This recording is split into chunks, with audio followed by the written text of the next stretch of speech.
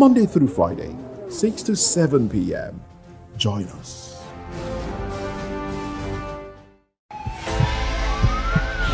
This is Health Check, your weekly guide to better living, smarter choices, and trusted answers. From everyday wellness to urgent health issues, we've got you covered. Health Check, only on Voice of the People television, where your health has a voice.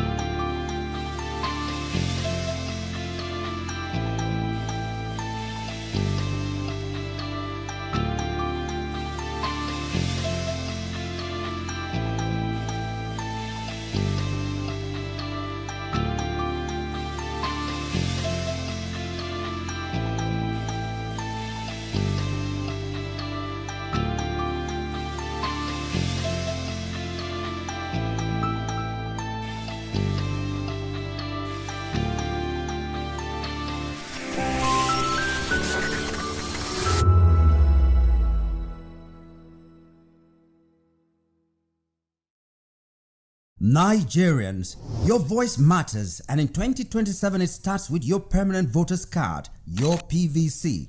If you're 18 and above and you're a Nigerian citizen, you have the right to choose who leads your community, your state, and your country. But that right only counts if you have your PVC and your name is on the voter register. Here's what to do.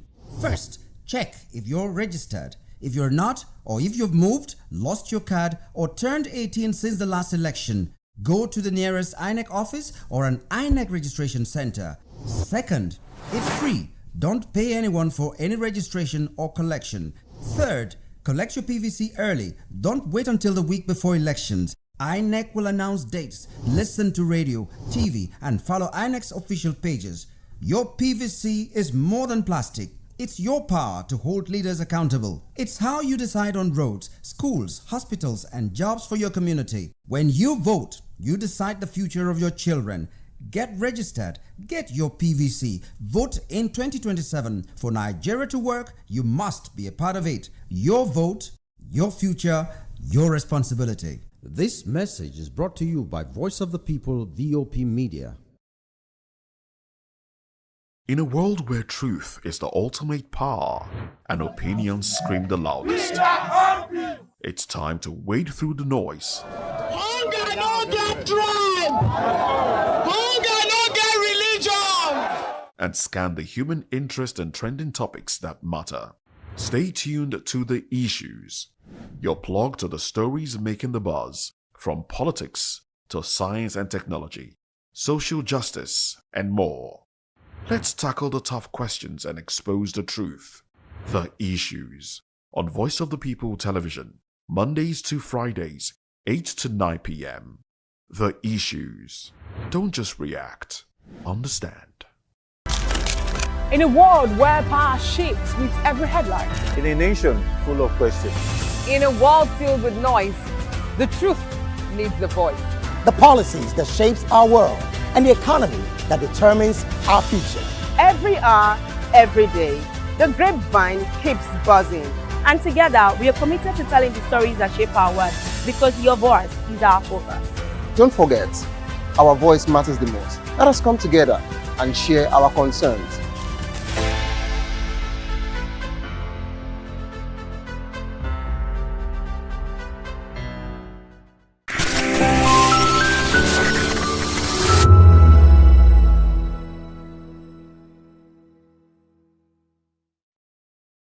Welcome to the locker room, the home of football talk that matters. I am Jerry Apelon.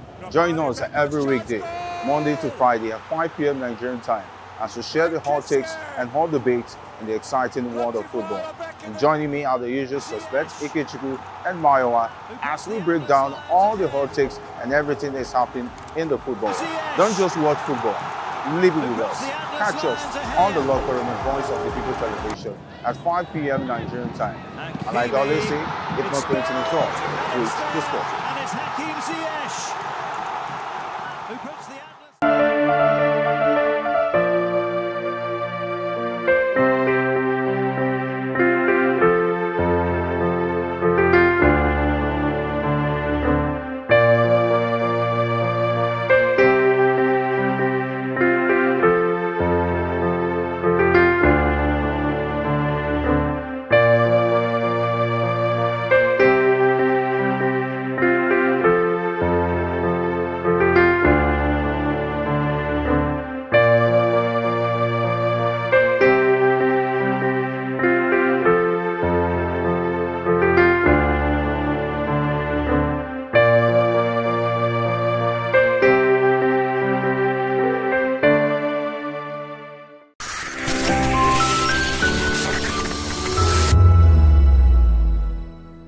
Behind every broken desk lies a broken promise. Education shapes the nations.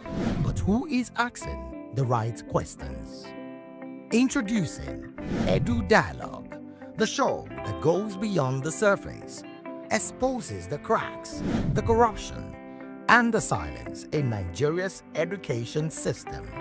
Edu Dialogue, Saturdays, 3 p.m., only on Voptv. We break the biggest stories, from missing funds to policy failures. We ask the tough questions and demand real answers. Edu Dialogue, this Saturday, 3 p.m. on Voice of the People television.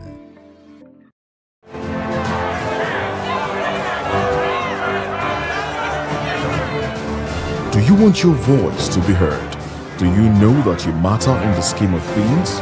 The People's Voice, the show where ordinary citizens take center stage as we discuss the biggest stories that affect you and I. With you in mind, we facilitate lively discussions, debates, and interviews on the topics that matter most to you and I, from social justice to economic empowerment, education to healthcare, governance, and more, tackling tough topics and amplifying your voice.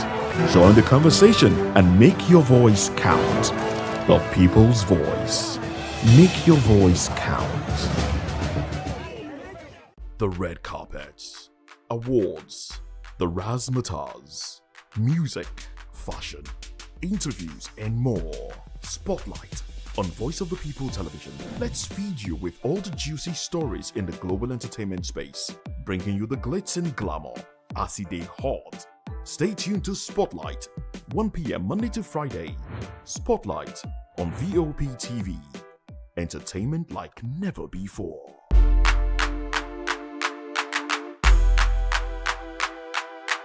If you've been drinking, don't drive. Hand over the keys to another driver. Call a friend or family member. Use a taxi or a ride-hailing service. Wait until you're completely sober before getting behind the wheel. A few minutes of inconvenience is far better than a lifetime of regret. Friends, don't stand by in silence. If someone who has been drinking insists on driving, speak up. Offer an alternative. Taking away their keys could save a life. Driving is our responsibility, not a right. Every time you take the wheel, you're responsible for the safety of everyone on the road. Today, make the choice that protects lives. Celebrate responsibly. Think before you drive. If you drink, don't drive. If you drive, don't drink. Because every life matters and every safe journey begins with the right decision. This message is brought to you by Voice of the People television.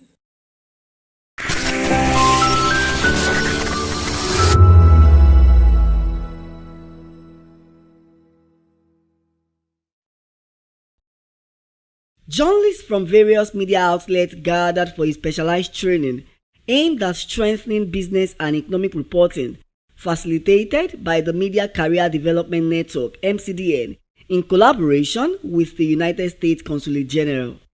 Speaking at the training, Executive Director Lekan Otufodunrin, alongside other facilitators, stressed the importance of journalists deepening their understanding of economic policies, data interpretation, and financial literacy to enhance accurate and impactful reporting. The idea is to ensure that there is a pass down of some of this knowledge and we can interact. So as much as possible, this is not a lecture. This is just some engagement, some reminders, some pointers, some things that can stimulate you to look at some of the things you are doing differently.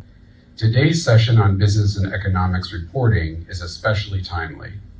Just 2 weeks ago, we convened the U.S.-Nigeria Commercial and Investment Partnership Ministerial Meeting here in Lagos, reaffirming our 5-year Memorandum of Understanding to expand trade, investment, and private sector-led economic growth.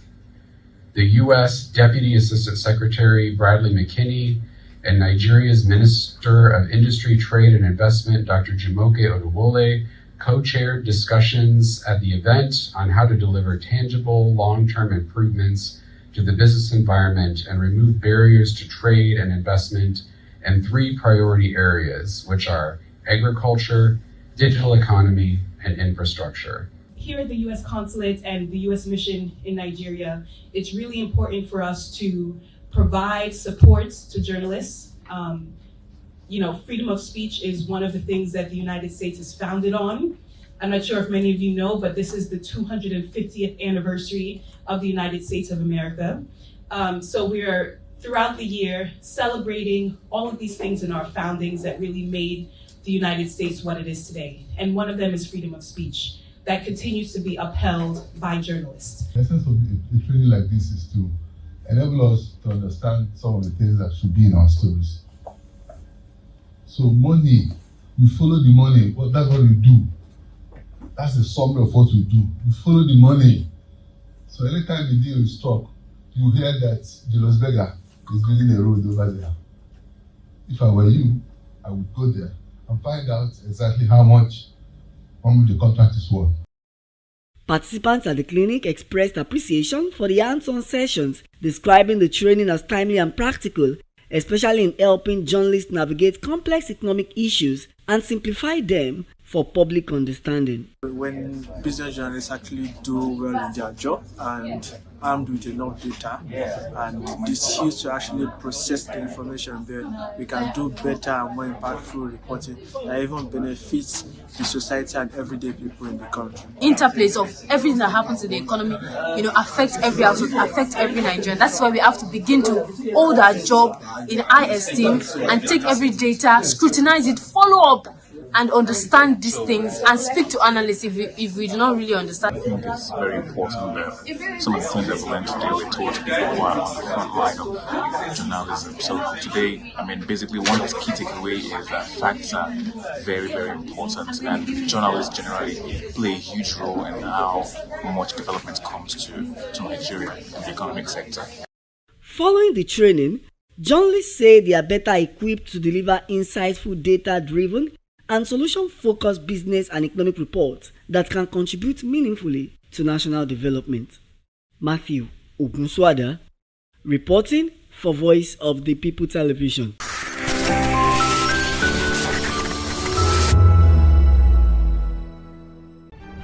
In a world where power shifts with every headlines, news breaks and events happens, we bring you unbiased and explicit information on politics, economy and state of the nation.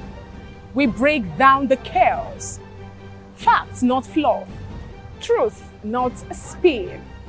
We discuss not just politics, but a glimpse into the future. Voice of the People Television. Now you have more than a voice. Africa is on the move, a continent of rising voices, untold stories, and powerful transformations. From the streets of Lagos to the heart of Nairobi, from the mines of Congo to the tech labs of Cape Town, the African story is being written every day.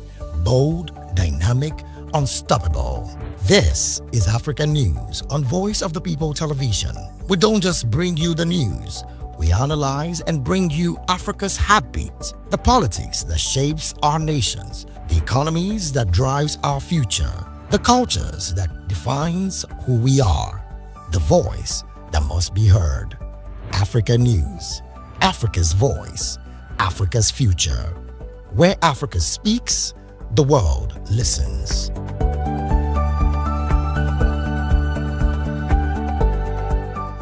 To know the happenings in the maritime sector, join us on the program Maritime Frontiers on Voptv as we discuss key areas in the maritime sector from aquaculture, maritime transportation, maritime labor regulation, oil and gas exploration, ferry and passenger insurance, marine pollution and prevention, port operations and lots more. Maritime Frontiers, exploring Nigeria's blue economy.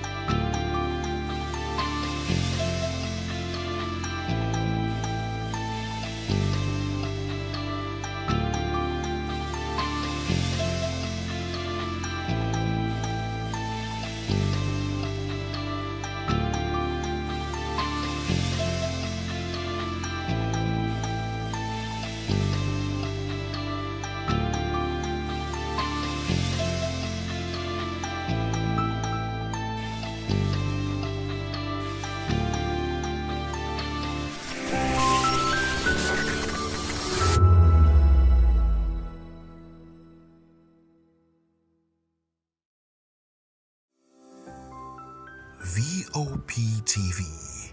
Now you have more than a voice. Nutrition experts are emphasizing the importance of healthy eating in preventing disease and improving overall well-being. At an event marking World Registered Dietitian Nutritionist Day in Lagos, stakeholders highlighted the role of balanced diets, proper portion control, and reduced consumption of processed foods in tackling rising cases of lifestyle-related illnesses. They say nutrition also plays a key role in energy levels, cognitive development, and productivity. Is when you get your diet right, you are physically and mentally alert, which you know that eating healthy is one of the master key of good health. Down to the hospital setting, they come in as clients. We have those on admission across board, from cradle to geriatric, which is the elderly people. So from the pregnant woman, for your child, for you to be healthy and the child to be healthy, and you come out having a bouncing and beautiful or handsome baby, you need the touch of a dietitian. That is in terms of a promotion of good health. Experts also stress the need for greater awareness and the integration of dietitians in healthcare institutions across the country. We need to improve on our policy. We need to improve on our policy. We need to make sure that food is one of the highest allocation is given to food in the policy. 1, 2, during the policy for nutritionists, dietitians should be included in this policy making table, because we are the ones that actually knows where the feet is pinching. We are with the grassroots. We know them. We see them. They come to us. Some of them, we know the reasons why some of this thing is happening. So with this, we can actually tackle this thing. The second thing is that we need to train more of nutritionists and dietitians in Nigeria. They add that promoting healthier food choices remains essential to building a healthier population. And the message we have out there is that nutrition is the bedrock of healthy living. If we talk about people being healthy to go about their businesses and being away from disease, out of disease, you have to make your nutrition a top priority in your life. So when you get the nutrition right, it takes care of every health condition as well as healthy living. With the growing concerns of lifestyle-related illnesses in Nigeria, The conversation is drawn towards the role of nutrition in our everyday lives and everyday habits as well. For many, the conversation is really about awareness and better living. I'm Praise Peters from Voice of the People Television.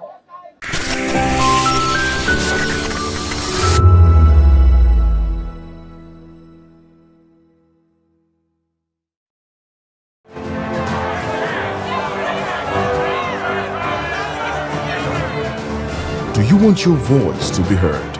Do you know that you matter in the scheme of things?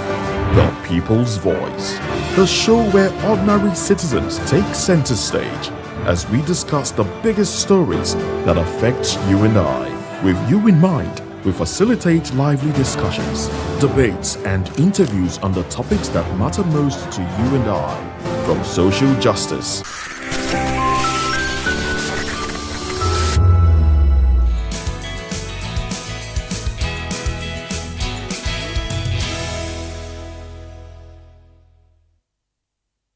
It's a beautiful Friday morning. Good morning and welcome to VOP this morning. We apologize profusely for starting the programs late. We had to deal with something here in the office. But we are here this morning to serve you hot and interesting news stories from in and around Nigeria. I am Chukwuma Okoro and I have my colleagues here, Moses Humphrey and Jane Ogoye, who have joined me so that we'll bring you very interesting news stories. Thanks for joining us. Now let's get straight into the stories. ADC to Tinubu, Nigerians elected you to fight terrorists, not to battle opposition. Away from that, 2027 elections heat up. NDC leadership talks tough while Abia slaps heavy fees on aspirants. And away from that, alleged money laundering. Court reduces Bodejo's bail to 1 billion naira. Now, these are the major topics of discussion.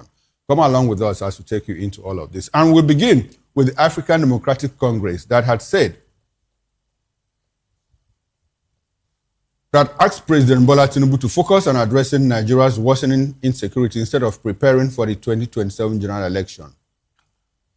In a statement issued by Bolaji Abdullahi, its National Publicity Secretary, the opposition party criticized Tinubu's recent declaration that he was prepared to fight to the finish politically, saying the president should be reflecting on his administration's security record instead. This rebuke comes just as the federal government announced the destruction of 2,809 illicit firearms seized from traffickers, vowing tougher crackdowns on gun-running networks that fuel violence nationwide. At the same time, Abuja is seeking urgent cooperation from Southeast leaders to tackle escalating insecurity in the region, where kidnapping, armed attacks, and separatist tensions continue to destabilize communities. While the government touts the arms reduction as proof of progress, critics argue that Tinubu's administration is more focused on silencing rivals than dismantling terror cells. We have in the studio here to help us make sense of this Dele Fanimo. Dele is a seasoned reporter, but he appears here in the capacity of a public affairs analyst. Good morning, Dele, and thanks for joining us. We appreciate your presence. My pleasure. ADC is asking the president to tackle Nigeria's economic woes and not to tackle opponents in the lead up to the 2027 general elections. How do you react to this? Well, it is normal for opposition to good incumbent to work harder, and that's the role of opposition. And so he's playing it the way he should, urging government to do more and focusing. But one thing that is clear here is that you don't call me to the ring and tie my hand behind my back for a bout. The question is, election is around the corner, and you won't expect the incumbent to be a late starter. You are busy mobilizing, you are busy throwing jabs, you are doing all sorts of things, and you want that man to keep quiet in Aso Rock. Of course, he has people who are supposed to deliver on their jobs.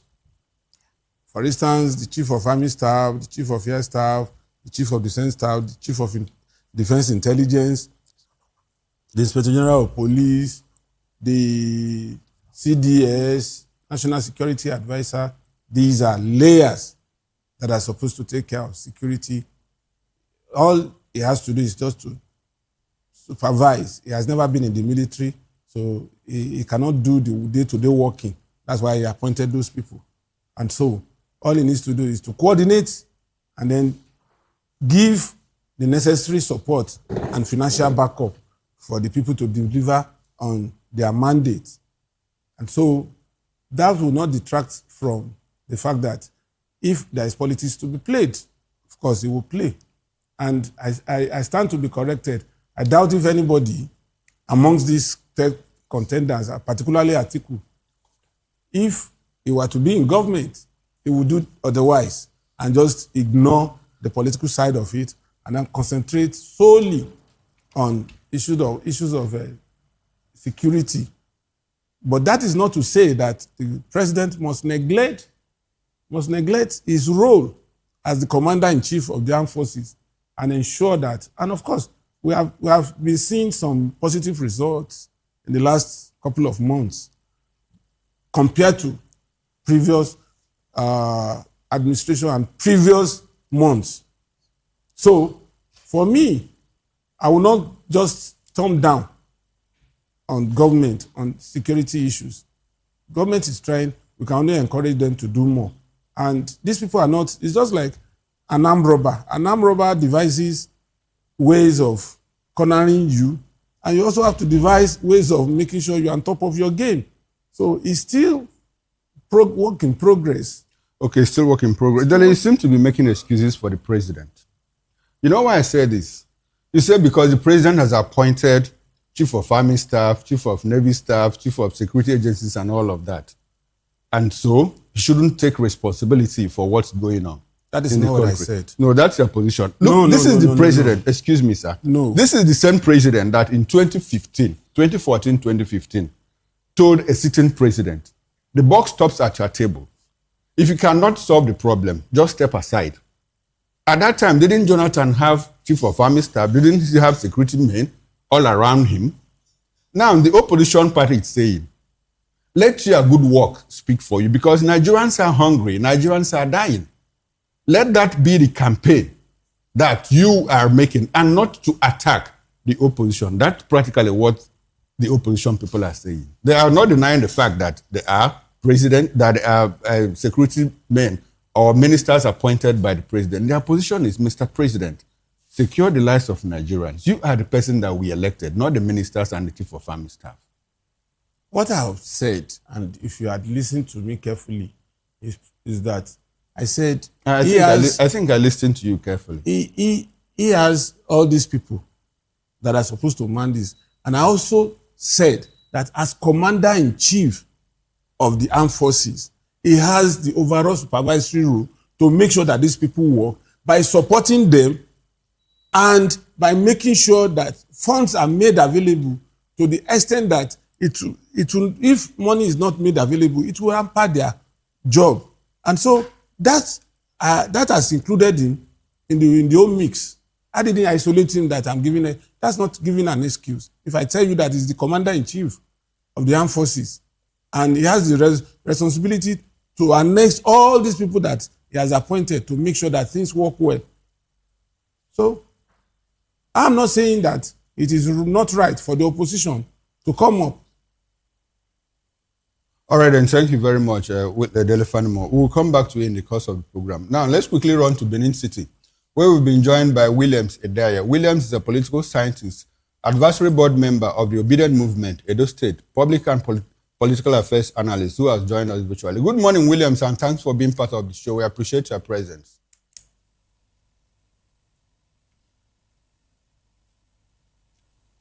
Hello, Williams, can you hear me? Yes, good morning. Can you hear me? I can hear you. Good morning. Good morning, Williams. Good to have you join us.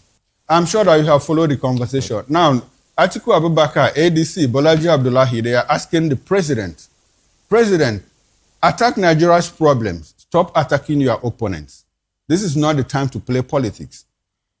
How do you react to that? Yes, just like you said earlier in the studio, the president is the number one man in this country, the chief security officer, the grand commander of the armed forces. So definitely he has a long role to play, no matter what excuse that is given to him. we can never exclude him from all the situation that is happening in this country. And the opposition party, Atiku Abubakar and the like, saying that he should focus on the issue of the country, means they know rightfully well that yes, he's the one that can call the shots, just like he said to Jonathan. If you cannot solve this insecurity issue, you should resign. And he said that everything's at his desk. Now, he's actually been fairly woefully in form of security. Nigeria has witnessed in this administration almost 17,000 people reported being killed by various forms of violence in this country. And just in the APC regime alone, we have almost 79,000 as reported individuals being killed by different forms of violence, violence, banditry, Boko Haram and all that. So it's clearly obvious that if somebody is not giving the order, clear marching order, a lot of people will continue to die. And that is the president, Tinubu, who's definitely supposed to give the order. But he's moving around, trying to criticize, trying to point accusing fingers to other politicians, previous and even present politicians. And even also mobilizing people to making sure that they run down the opposition. And that is not supposed to be fine. It's that you are in the position that you want to run. But there are more civilized, more appropriate manner that you can do it. And I think by showing your capacity, showing work, like in our local language, you show workings. Those are the things that make people know that yes, this man is actually doing his work. There's no need trying to push blame to other opposition parties. They come to the economy, Nigeria. Since 2023, 24, and 25, even now in 2026, we'll be running budgets concurrently. And even they said even out of the 2025 budget, only 20% has been implemented. And that is amount to like 4.99 trillion out of the 24 trillion. So you see, a lot of things that are going on. Ministries, agencies are not functioning because there's no money released, but we are borrowing, floating naira and all that. So you see that these are the real issues that the president is supposed to be tackling. And he's not doing it, and they are not forthcoming. So you don't expect the opposition to sit down, fold their hands, and allow you to oppress them because you are in power, you are the number one man of the country, and you have those apparatus to make sure that you frustrate them using the judiciary and all that. Different court case here and there. He definitely can push all these things down to him. All right, thank you very much, William Tajaye. Thanks for your thoughts there. Let's take this conversation to Eze Eluche Esquire, who joins the conversation this morning. Good morning to you. Welcome to the conversation. Good to have you join us. Yeah, thank you very much, buddy. All right, so we're talking statements from the ADC to the president himself as while he was addressing some bishops, the president did say that he will fight to the finish, addressing bishops and talking about fighting insecurity to the finish. Now, the ADC and Atiku Abubakar, of course, are saying, look, in fact, when you read the reports, the ADC is quoted as saying the president has become commentator-in-chief as against being a commander-in-chief. But we understand that political parties are basically do one thing to retain power when they get into power and also to govern, especially when they are in power. Is this administration mixing up? Would you say, sincerely, with what we've seen, there seem to be some pushback against the terrorists. There seem to be some, fight against terrorists. If just the other day we heard that ISWAP and Boko Haram terrorists were at each other's throats. Should we credit that to this administration? We've seen some releases of those that have been in captivity. There seems to be something being done. A letter from the United States saying that, look, President Donald Trump appreciates what President Tinubu is doing and, will like to continue working with him in the fight against insecurity, especially as it affects Christians. All of this put together, would you say this administration, how would you rate the administration at this time, seeing that elections are around the corner, there's fight against insecurity, there seem to be some people that have been kidnapped and released and the rest of them. Would you say this administration is doing fairly okay in the fight against insecurity? Or would you toe the line of the ADC that the president just comments each time there is killings, each time people are kidnapped and communities are sacked? He just issues comments as against doing something about it. Your thoughts, please. Thank you very much. Nigerians are not very difficult people. I mean, like people across the world, we have very basic needs: food, shelter, security, health. So these four pillars, you ask yourself, in what areas, in which of these four basics has this administration of Bola Tinubu performed, even done anything meaningful? Is it in the area of food? The price of foods has skyrocketed. Virtually all staples have skyrocketed beyond the reach of the average Nigerian.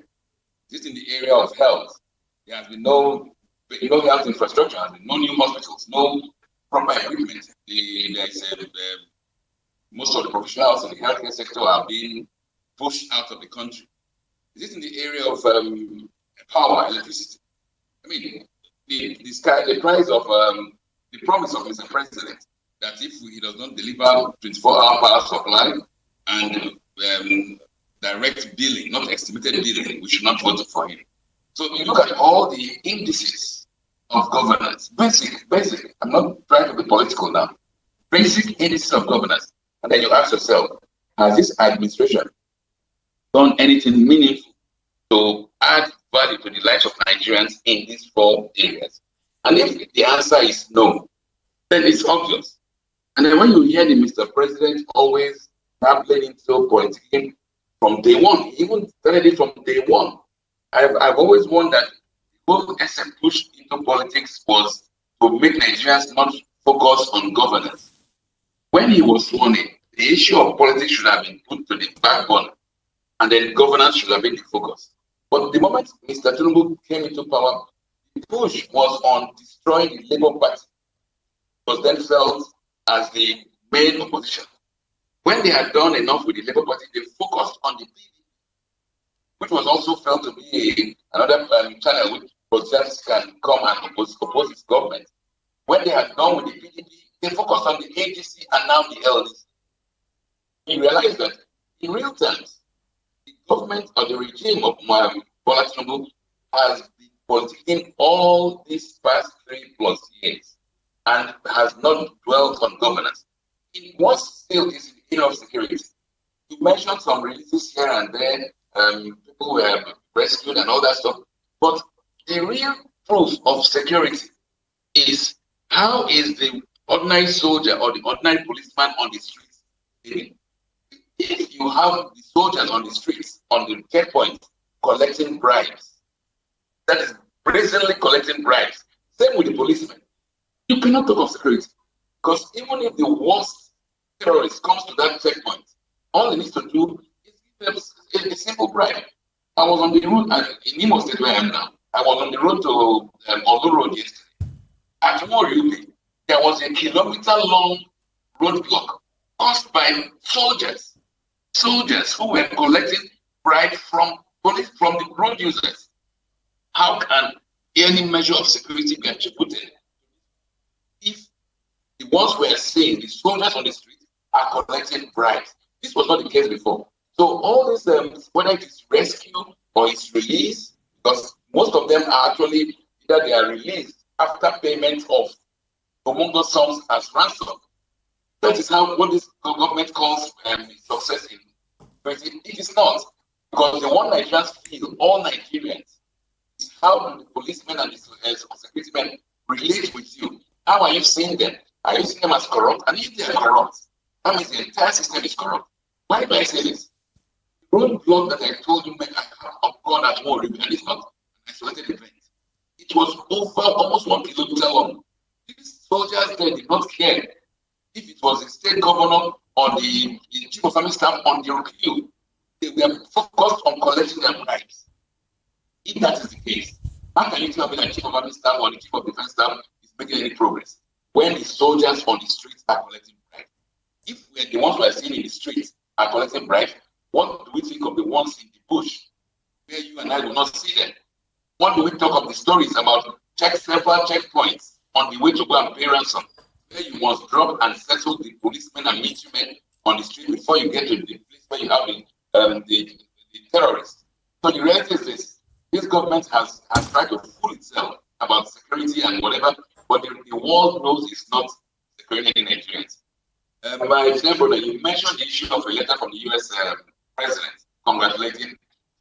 That letter has been debunked. I mean, it was a disgraceful stunt that Onanuga and his team were trying to play. Trump never wrote that letter this year to whoever, to Mr. Tinubu. Because what are you writing about? Things are still going on.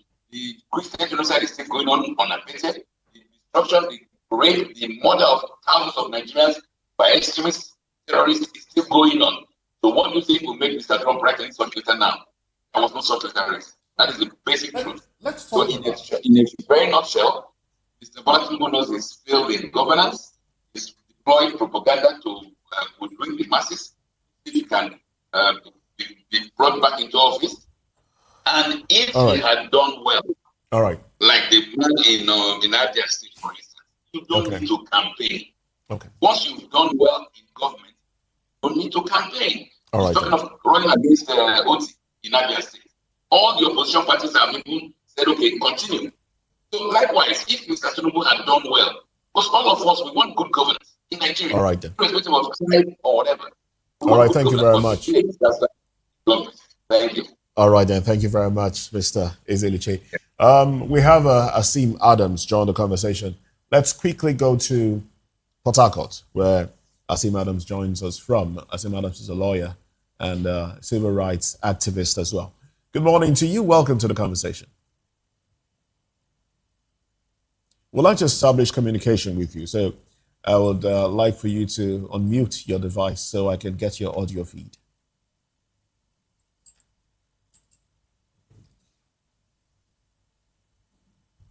All right, we seem to have a bit of a network problem there. We'll come back to you, Mr. Asim. Can you hear me? Yes, we can. Can you hear me? Thank you. Yes, we can now. All right, if you can hear me, I would like for you to respond to the news that over 2,000 weapons were destroyed. You know, these weapons, some of them were described as unserviceable, and you know they had to be destroyed. Now, all of this in the fight against insecurity. How do you react to the weapons being destroyed? And we know that a lot of these weapons have found their way into Nigeria through porous borders, Libya, you know, what happened in Libya, our borders, and also from our security cache of arms. Ammunitions have escaped, and I use that word loosely, into the arms of terrorists. But now we are destroying these arms as a way of, you know, curbing, preventing them from getting into the hands of unscrupulous elements. Is this something that you would say is a good move in the right direction, destroying arms? Or is there another way that these arms may have been handled? Because budgets will still come for the procurement of more arms next year. Thank you very much. The problem is that I want to ask a question. How are we sure that those arms have been destroyed or maybe liquidated by the army, the security agencies?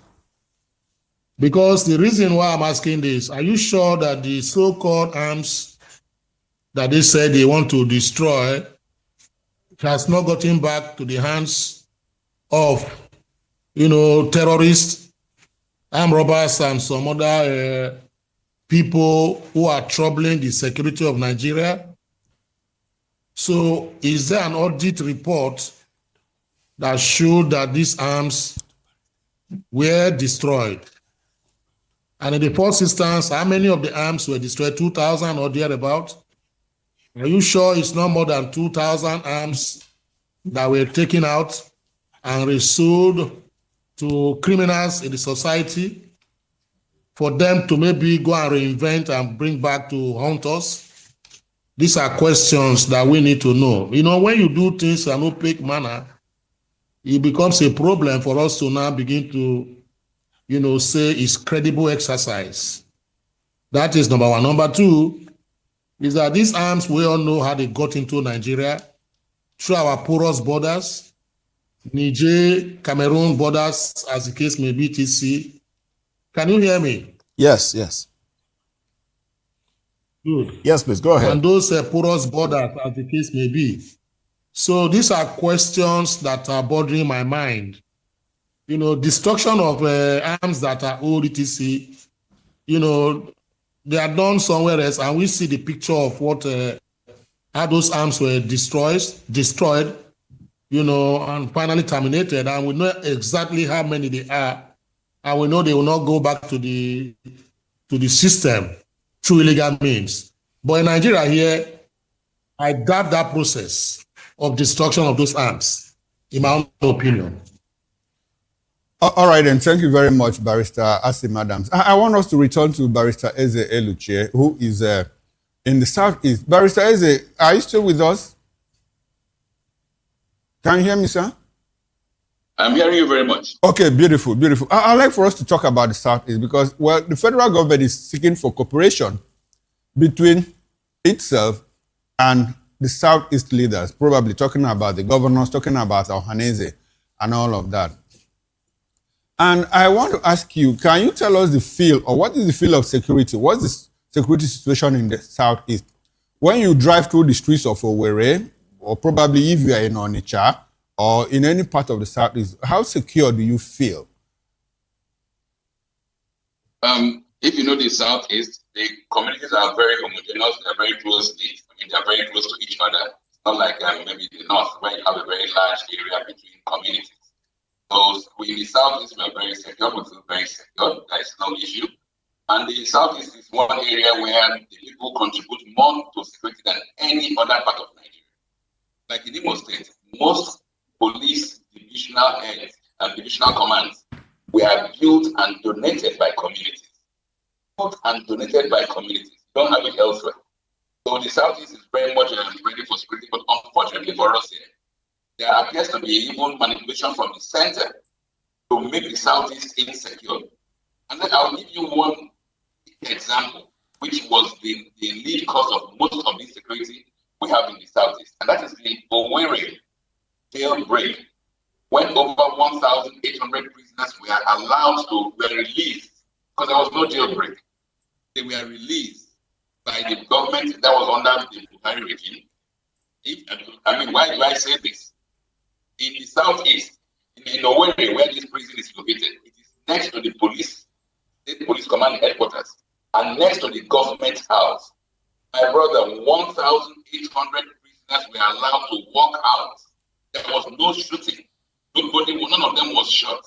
The only person who died in that process was an elderly inmate who was trampled to death by the rush of other prisoners to go out. And they even destroyed the state police command headquarters, and none of them was killed. So in the Southeast, that it was actually a government job.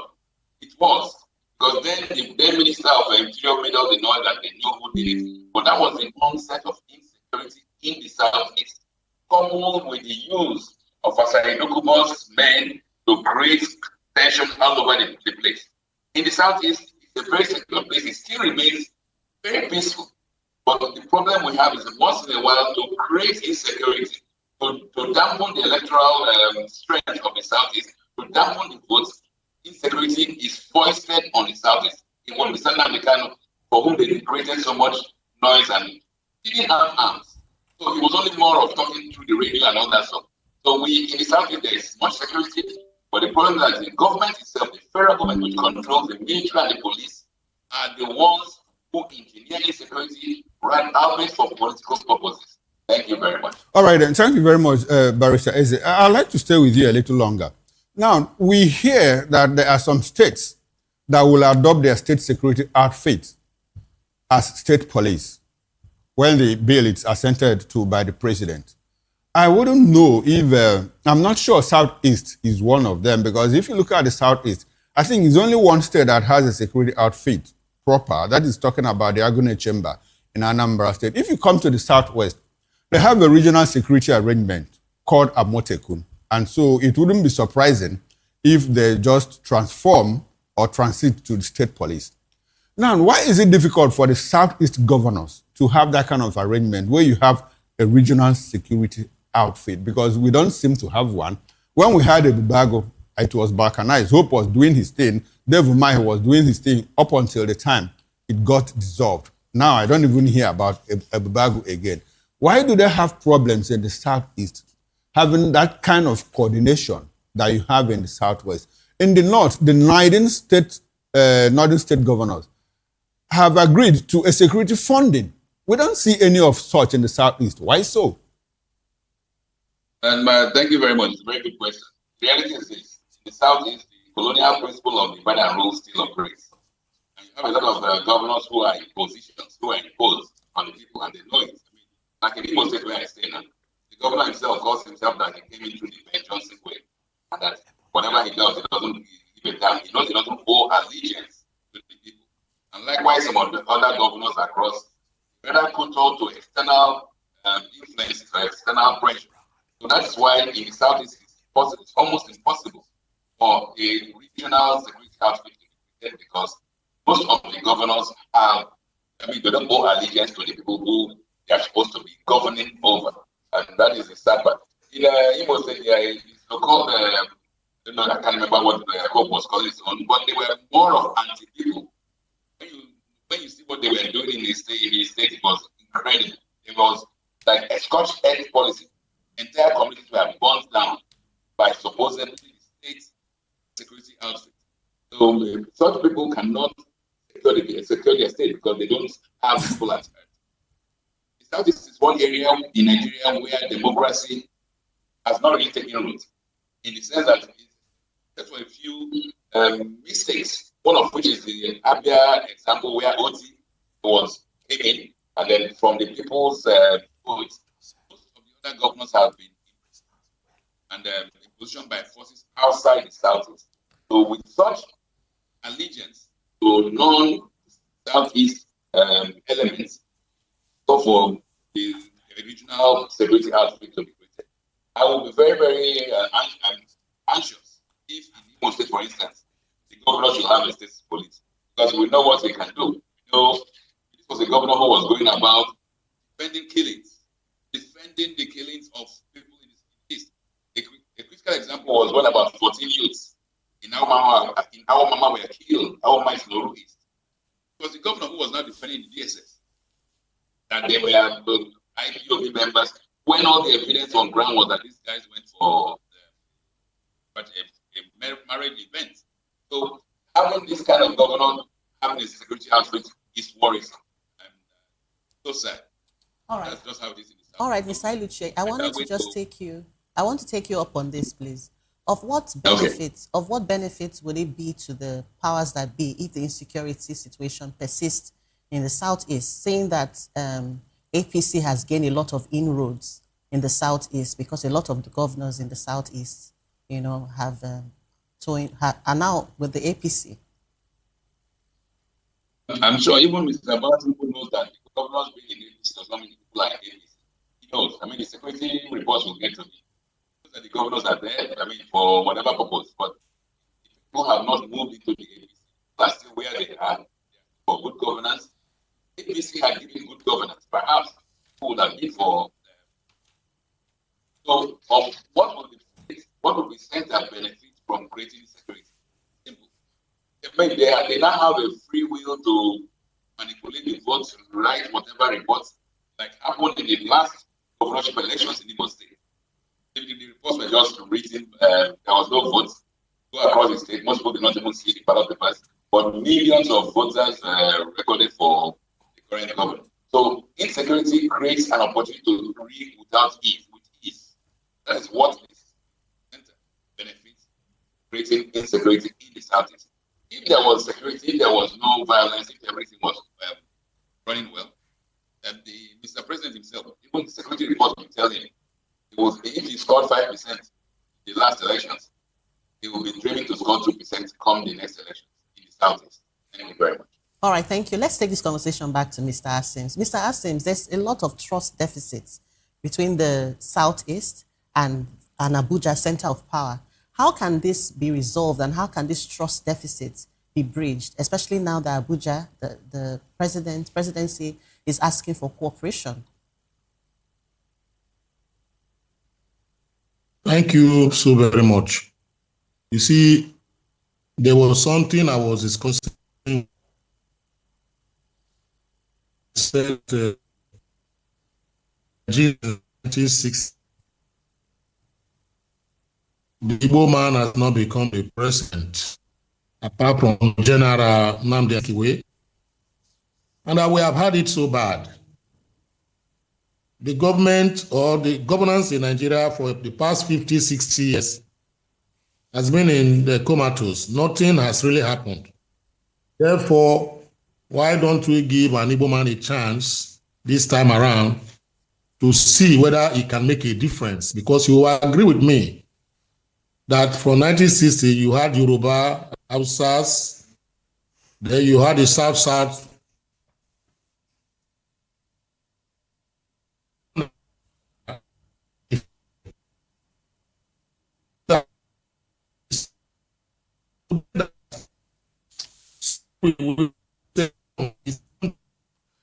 To become all right then, Barrister Adams. You know, bona fide, full-blooded Nigerians. Yes. Sorry, Barrister Hello? Adams, you are breaking off rapidly. We are having difficulties getting your audio feed. Can you hear me now? I can hear you. I can hear you. Land on your thoughts, sir.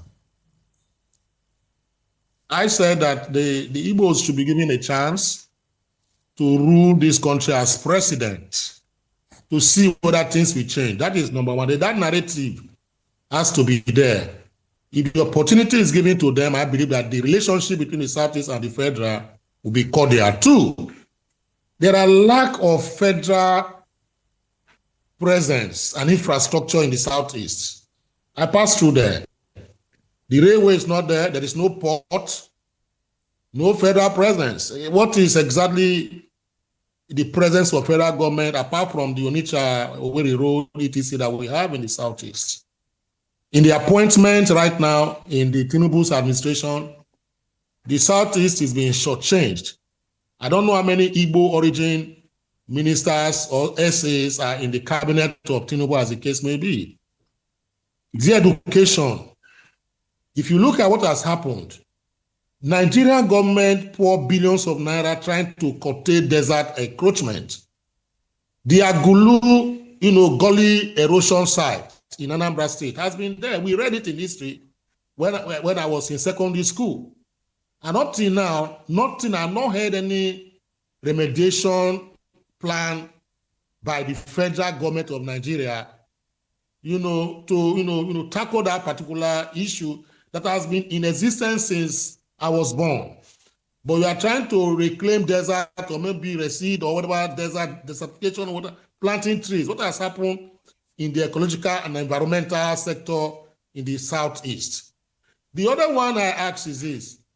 You took a refinery from the southern part of Nigeria. You cited one at Kaduna, but the Southeast, there's no refinery there because you will agree with me that Rivers people and the South side, they believe they are from the South side, they are not Southeasterners. We don't have such federal presence. Is it train or railway that we have there?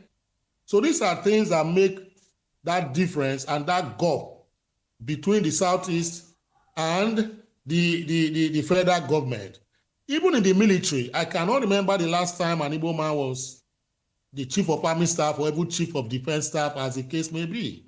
So when people begin to perceive these kind of things, and there's no way the federal government has sat down to say, let them see a way to rectify and readjust the situation, there's going to be apathy, between that region and the central government. It's not magic. You see, why you see the Southeastern, routing out for a man like P2B, it's not because of the fact that they hate the other part of Nigeria. No. But because they feel maybe this is the first time they could get somebody from the Southeast to be at that top level of governance in Nigeria in the federal level. That is why you see them clamoring for him. I bet you, if P2B wins election and becomes the president and serves for 4 years, The next election, the Southeasterners will not even begin to think about regional presidency. They will give themselves out. The other day, Abuja that you see today, there was a particular hotel. I don't know if I can mention the name. It's called Agura Hotel. That was the first biggest hotel, a big hotel that came to Abuja, a dry land. Even before Babangida moved the seat of power to Abuja, Agura Hotel has been there. It was built by his son. The man had his feet.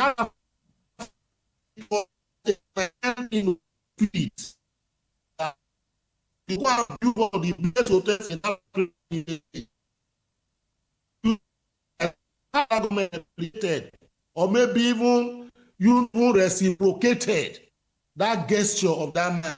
That's they are even closing down and shutting down some of the hotels and businesses of people from the state in all federations. So there'll be loss and mistrust, between the region and the center. Mind you, I'm not an religious irredentist. I'm saying the benefits of facts. So that this is my observations. I think by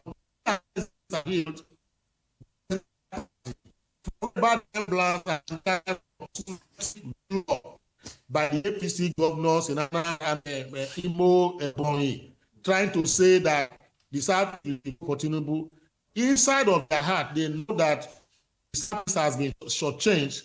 I don't know whether it's because of the war that they fought or something like that, but it's a sorry side. So the only way the government can do this today is for them to bring back the Southeast to the national body. And how do you do this? Very simple. What happens to the Onitsha port, even if it's not a main port like that of Lagos, you can make it a subsidiary or residual, whatever as the case may be, that will be active as the case may be. It took so many years, if not about 60 years, for the second Niger bridge to be built by the federal government. So if not because Buhari commissioned that particular bridge now, it is still the same old Niger bridge that you visit to go to the Southeast. I've been to the Southeast a number of times. I pass through there on road when I'm coming to Port Harcourt. I even go there do Christmas and times. All right, then. My brother, the Southeast is suffering a lot. Why can't you make Nnewi should be the hub of industrialization in Nigeria? Because in Nnewi, people come from Cameroon, as far as Cote d'Ivoire, even Tunisia, Egypt, to come and buy spare parts. Why has the federal government not fashioned out a Japan inside of Nnewi? Why has the federal government not giving loans to people to industrialize? In Nnewi, you have people who manufacture cars. Look at the Ibeto Group, etc. They are all in Nnewi. The man that produces vehicles, vehicles, they are all in Nnewi. So what has the federal government done to create an industrial hub that the whole the whole West Africa and Nigeria will benefit from? It takes nothing. It's just politics of malice they are playing against that particular region. All right, thank you very much. Thank you very much, Mr. Asim Adams. It's just my opinion, please. All right. People should not misconceive this. All right, thank you. Me be an religious irredentist. No, please. All right, it's just an observation. All right, then. Thank you for your thoughts there, Mr. Asim Adams. Let's get into another conversation now.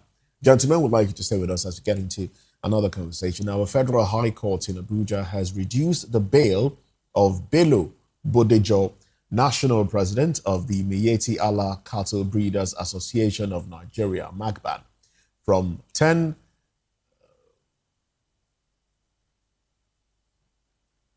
billion to 1 billion naira in his ongoing trial for alleged money laundering, intensifying public debate over the group's controversial reputation.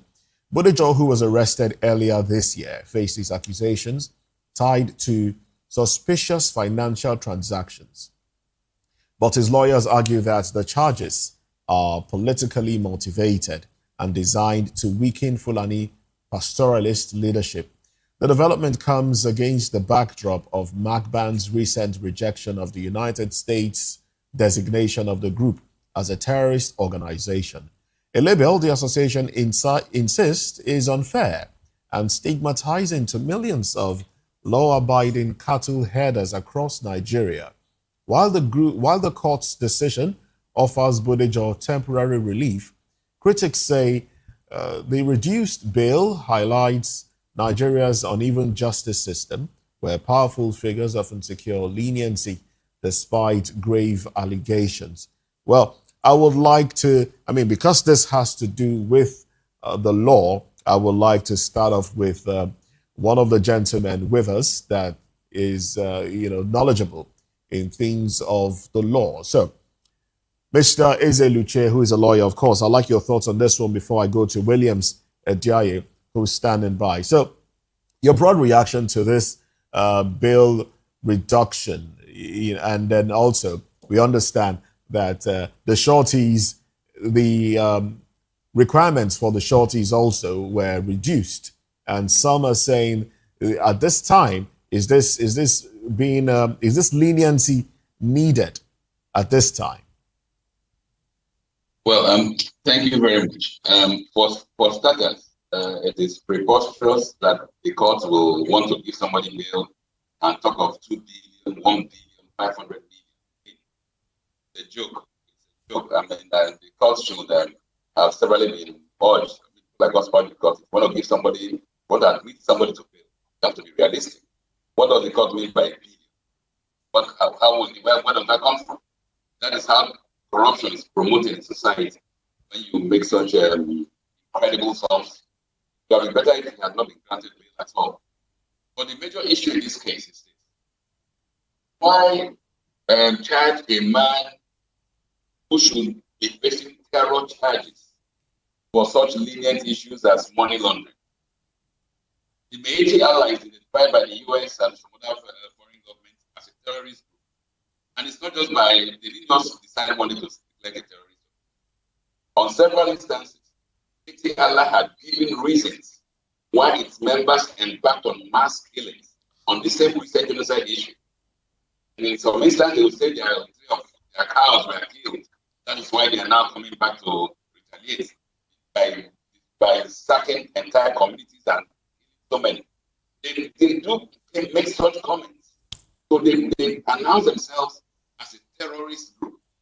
Why is the Attorney General signing off with such a man for money laundering when the real charge should have been terrorism or maybe even the murder of innocents? The same kind of thing was played out in the Orire community abduction issue, when instead of charging the 3 people who were arrested for murder or some kind of homicide and terrorism, government opted to charge them for ridiculous issues, for which they got what I consider a lenient life imprisonment. They will one day break out of jail and go home. So that should be the worry. The worry is not, it is wrong to have given a bail of 1 billion to anybody. So that sum is preposterous. But then, why is this man being charged for money laundering when the actual charge for the head of Meiji ally to be terrorism, murder, because they have in documents signed by him, by the same man, and this same man being charged, he has owned up for mass killings. That should be the charge. Thank you very much. All right, then. Thank you very much, Barrister Eze Eluche. Let's come back to the studio where we still have Mr. Dele Fanimo, a reporter who joined us. Dele, from 2 billion to 1 billion, a reduction in his bail bond and all of that. How do you react to this? Because you recall that when the bail bond was given, 2 billion naira, like some, by surety, we were like, well, isn't this too much? But we also, at that time, informal discussion said that probably Mieti Allah was going to mobilize to say, well, this is one of our own. This is what we need to do to help him. Now we see a reduction in that sum, 1 billion naira. What do you think might have informed this decision? Well, for me, it's like killing the fly with sledgehammer. 2 billion. 2 billion for money laundering of 2.65 million dollars. Yeah.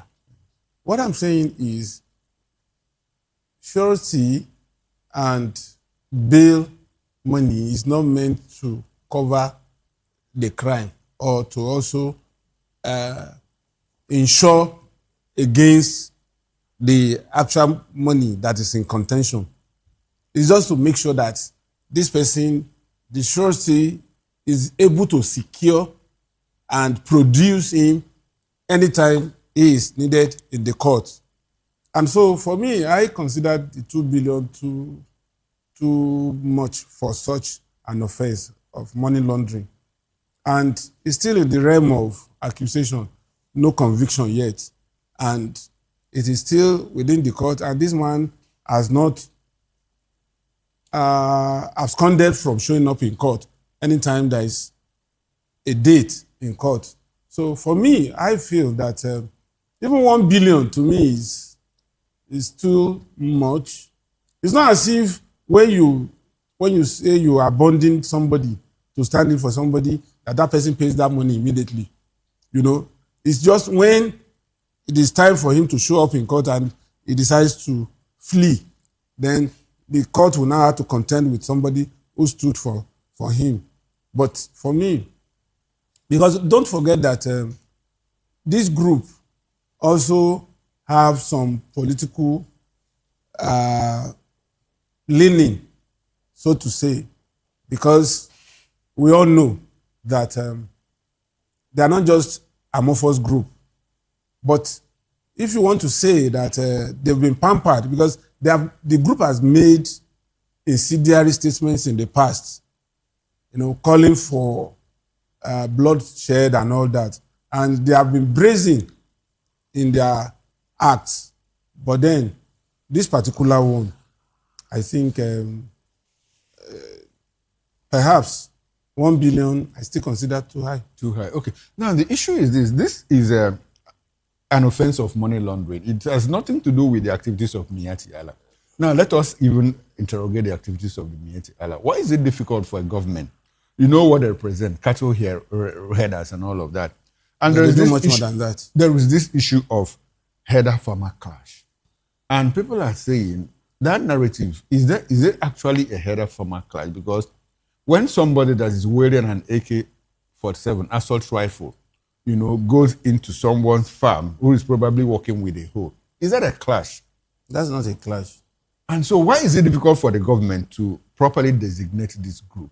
Meanwhile, international organizations have designated it as one of the deadliest terror organizations in the world. Why is it difficult for a government to do that? You see, a herder migrates from being a herder to a terrorist the moment he begins to wield assault rifle in the farm. And these people, we have seen them doing that in most cases. As a matter of fact, as far back as year 1996, 97, 98, even when the military was in government, these people had been doing all of this, but it was not really pronounced, and maybe because there was no social media at that time. Because I recall that they were killing, these herders were killing people in Okeogun area in Oyo State in droves. My wife happens to come from Shaki, where it is more pronounced. When you go to Okeo, Shaki, Igbeti, Iseyin, Igboho, because that name is actually a town, you see what level of devastation these people had wrought in those areas. To the extent that the former president came all the way from Katsina in tow with Marwa, the current NDLA chairman, and Ahmed Joda and the rest of them, to harass a sitting governor in Oyo State for just 2 killings as a result of reprisal, over 236 documented killings in that area.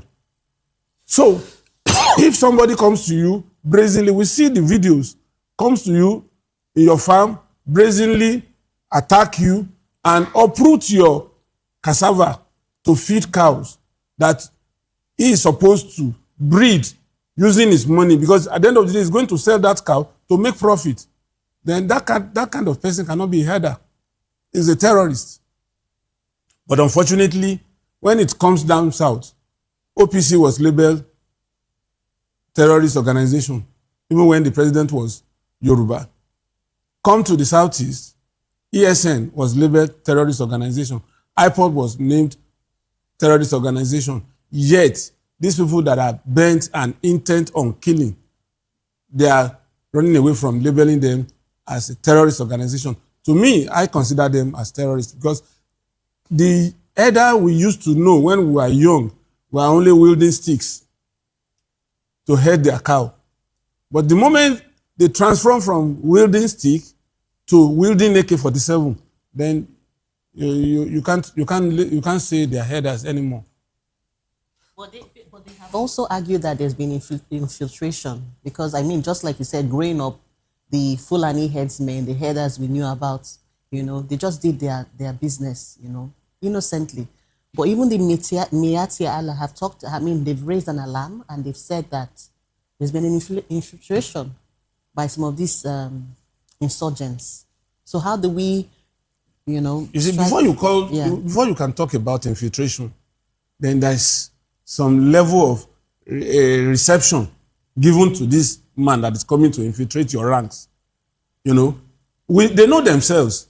As we speak, there are genuine headers in any part of this country that they do because they are known.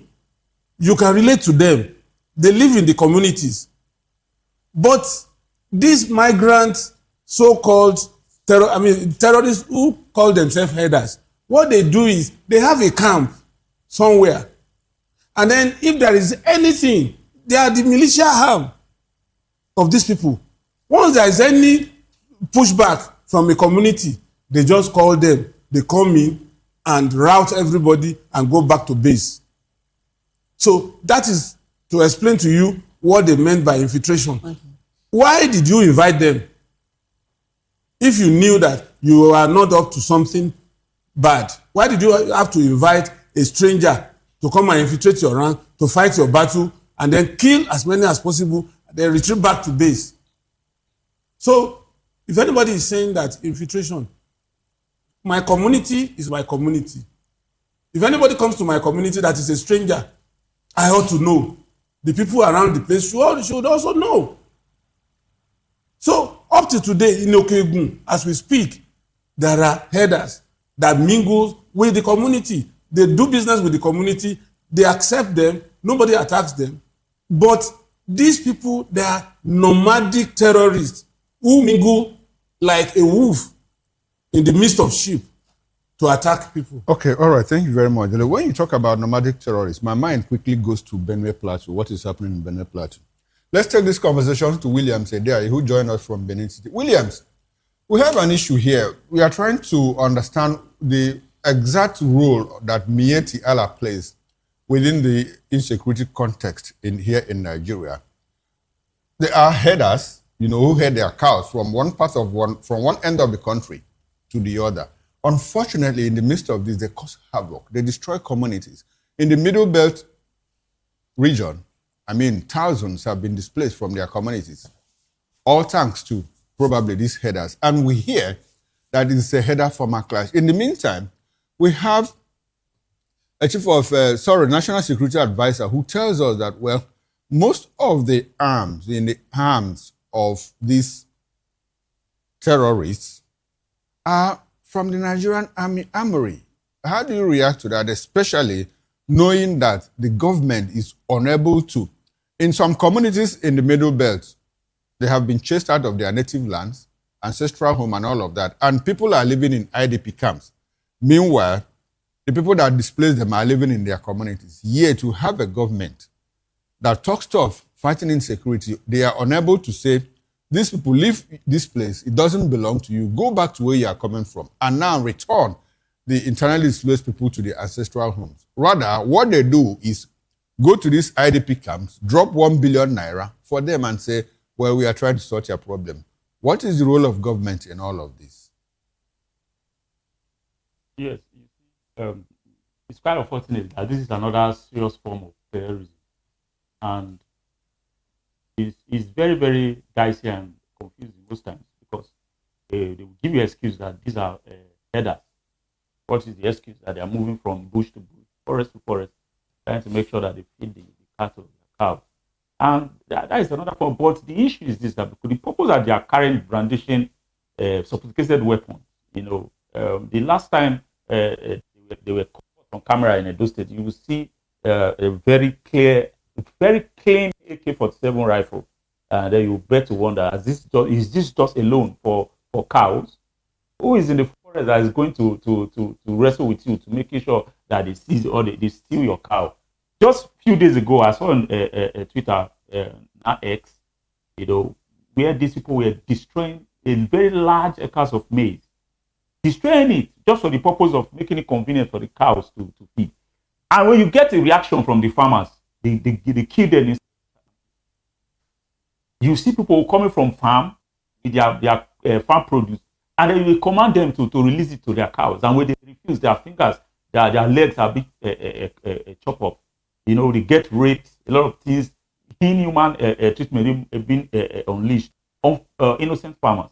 I mean, to some form of agriculture. And I will tell you that our seedlings are suffering there in our different lands. Reason because this issue of insecurity all over in the forest. No buyers anymore. They will tell you, we can't buy this product because the forest is no longer safe. Nobody is going to farm. Food is becoming expensive, and there is no even food reserve for the country. So these are the issues that are affecting Nigerians. In another form, terrorism. And these same people who are the perpetrator of this crime are working for it, giving very lenient fine. Imagine a court pronounce 2 billion on an individual, and then you go secure judgment in another court to counter the. You can see the way these people are using the same institution that is supposed to be protecting the people, using the same institution to their favor. Now you ask a question: how should the government react to this? Very simple. They've been saying ranching, pretty ranching for these people. What is the approach to the government? What is the follow-up to this issue? Why can't you just give a marching order that they should withdraw these people from the forest, withdraw these people from the bush, withdraw them from people's farmlands, tell them that they should be stationed in the places, which is the main purpose of that ranching. Now, if it's okay about the citizens, it's okay about their life, and it's okay about food surplus, these are the things that you should be doing. But there's clear no attention given to it. But this is the issue. If you go and take statistics of people who have been killed, who have been molested with this, you will not believe it. So the federal government must take decisive steps to making sure that these people are withdrawn from the forest. Now, which day? Just yesterday in Edo State, the commission close to 400 and something. I want to see what they are going to do. Because here in Edo State, farmers are still being terrorized by these people. So I'll put them in watch and see what they are going to do. All right. Thank you very much. It's no longer funny. The forests are no not longer safe. funny. Just in 2024, while we were campaigning, there was this woman that was dealt with in the forest. She was in a farm. They raped her and blinded her 2 eyes. Okay. Oh, you can see that inhuman treatment. Unfortunately, we tried looking for her to make sure that we bring her to the media, but the family were too scared. They don't want their wife be exposed to situations of to further threat.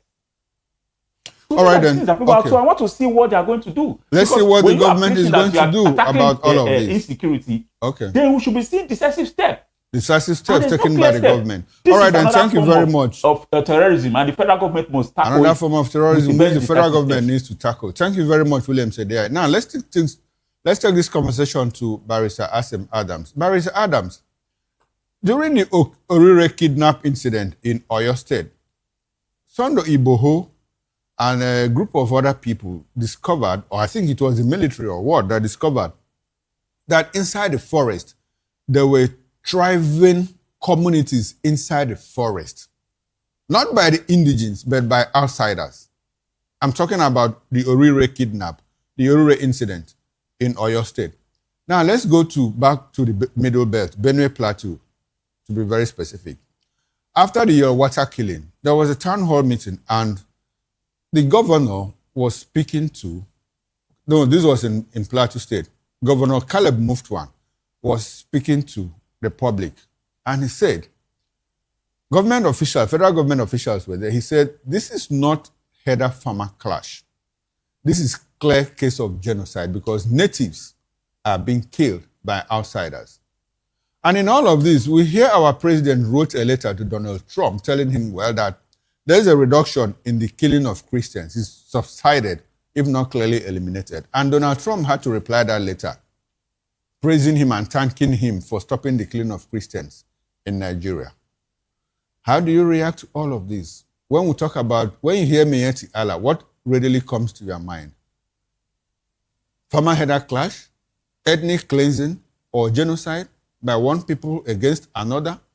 How do you react to that? Miyetti Allah,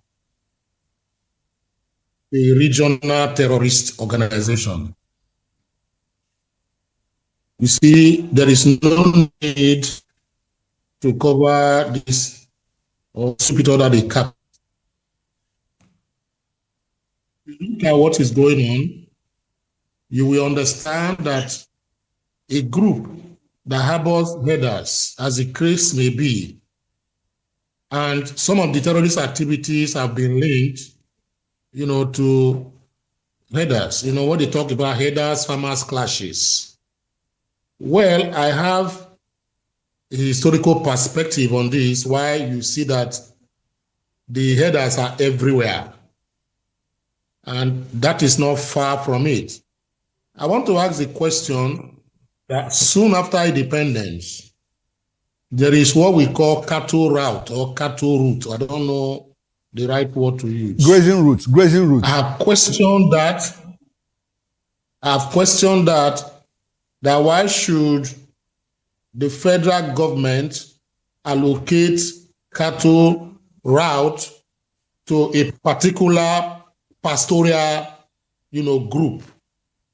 And if you look at what has happened now, the problem with that cattle route, which is still in existence today, is a major problem that is causing these header farmer clashes. Why?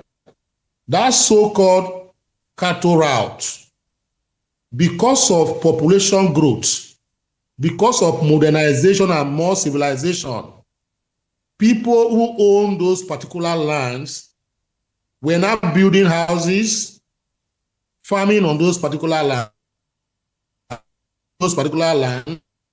which used to be known as cattle route.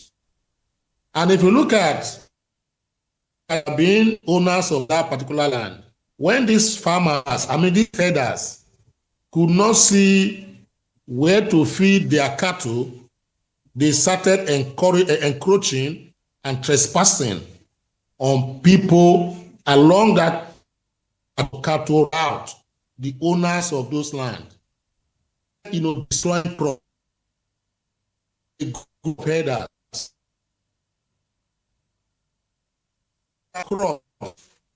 that were in their formative, stage, cutting them down to feed their heads.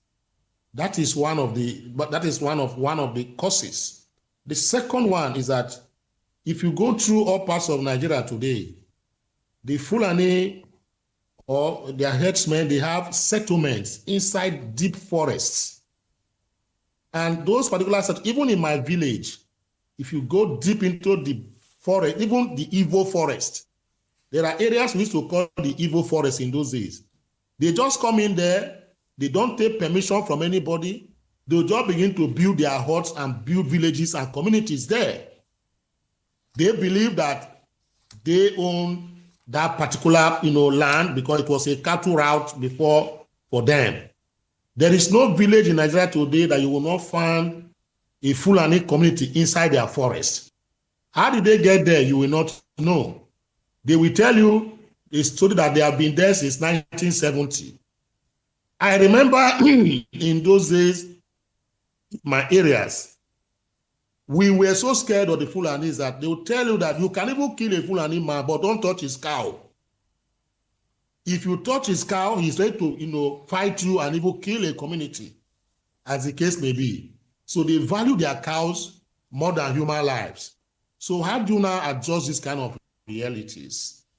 The third point is that government have been seeing this thing going on in I call it Jos Plateau, because that was the old name that we used to know that area. In Jos Plateau, in Taraba, in Adamawa,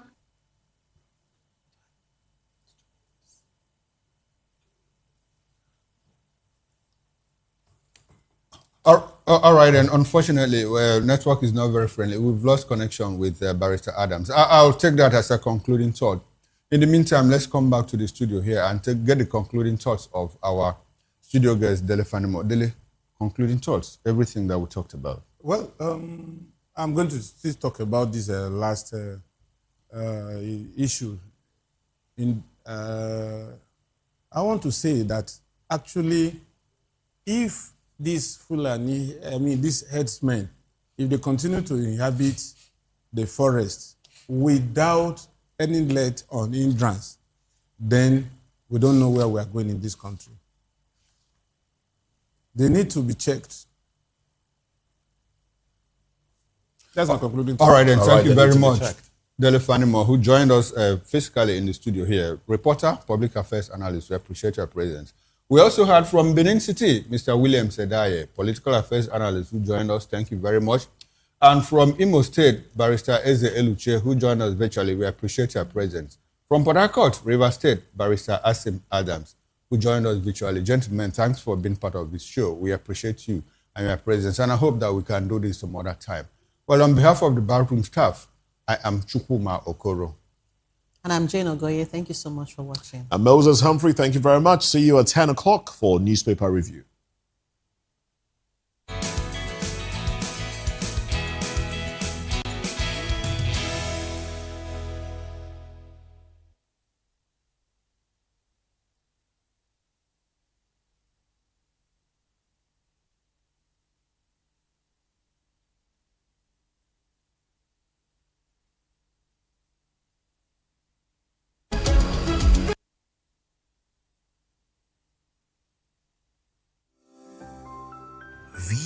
Voptv.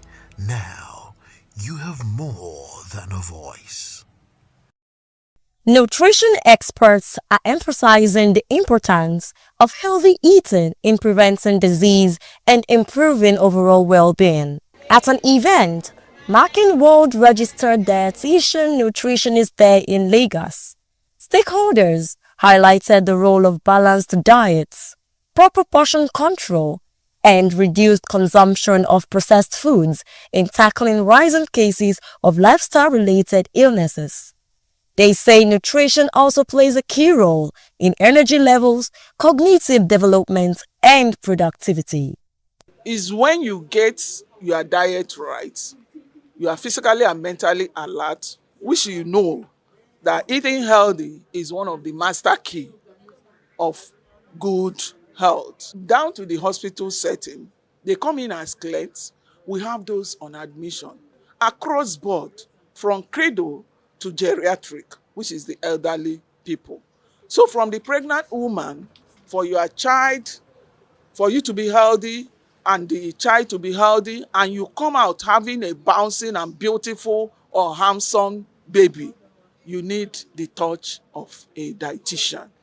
That is in terms of a promotion of good health. Experts also stress the need for greater awareness and the integration of dietitians in healthcare institutions across the country. We need to improve on our policy.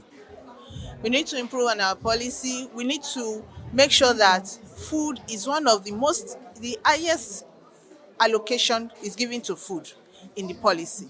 1, 2, during the policy for nutritionists, dietitians should be included in this policy making table, because we are the ones that actually knows where the feet is pinching. We are with the grassroots. We know them. We see them. They come to us. Some of them, we know the reasons why some of this thing is happening. So with this, we can actually tackle this thing. The second thing is that we need to train more of nutritionists and dietitians in Nigeria. They add that promoting healthier food choices remains essential to building a healthier population. And the message we have out there is that nutrition is the bedrock of healthy living. If we talk about people being healthy to go about their businesses and being away from disease, out of disease, you have to make your nutrition a top priority in your life. So when you get the nutrition right, it takes care of every health condition as well as healthy living. With the growing concerns of lifestyle-related illnesses in Nigeria, the conversation is drawn towards the role of nutrition in our everyday lives and everyday habits as well. For many, the conversation is really about awareness and better living. I'm Praise Peters from Voice of the People Television.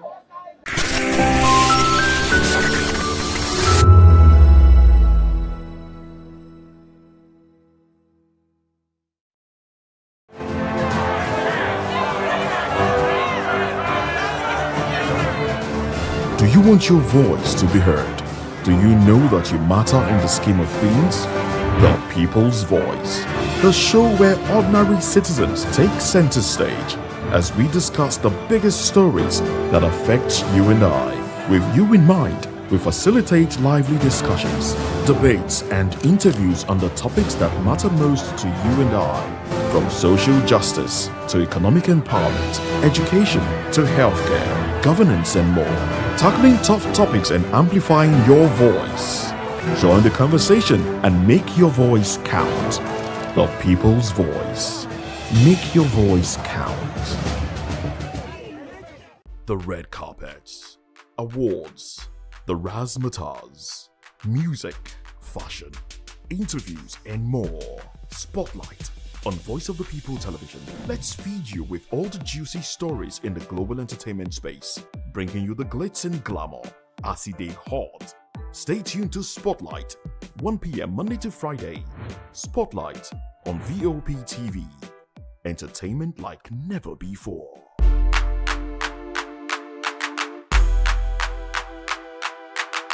Welcome to the locker room, the home of football talk that matters. I am Jerry Arpillon. Join us every weekday, Monday to Friday at 5 p.m. Nigerian time, as we share the hot takes and hot debates in the exciting world of football. And joining me are the usual suspects, Ikechukwu and Mayowa, as we break down all the hot takes and everything that's happening in the football. Don't just watch football, live it with us. Catch us on the locker room and Voice of the People Television at 5 p.m. Nigerian time. And like I always say, if not 20 minutes off, please discuss. This is African News on Voice of the People Television, where we don't just bring you the news, we bring you Africa's heartbeats, the policies that shapes our world, and the economy that determines our future. African News on Voice of the People Television. Stay with us. This is Health Check, your weekly guide to better living, smarter choices, and trusted answers. From everyday wellness to urgent health issues, we've got you covered. Health Check, only on Voice of the People Television, where your health has a voice.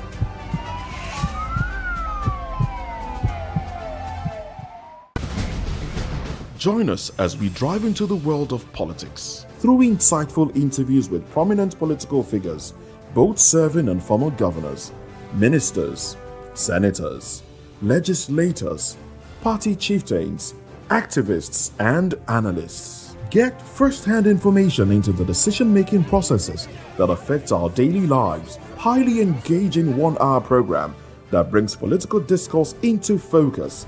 I am Chukwuma Okoro. Political Lens, Monday through Friday, 6 to 7 p.m. Join us. Nigerians, your voice matters, and in 2027 it starts with your permanent voter's card, your PVC.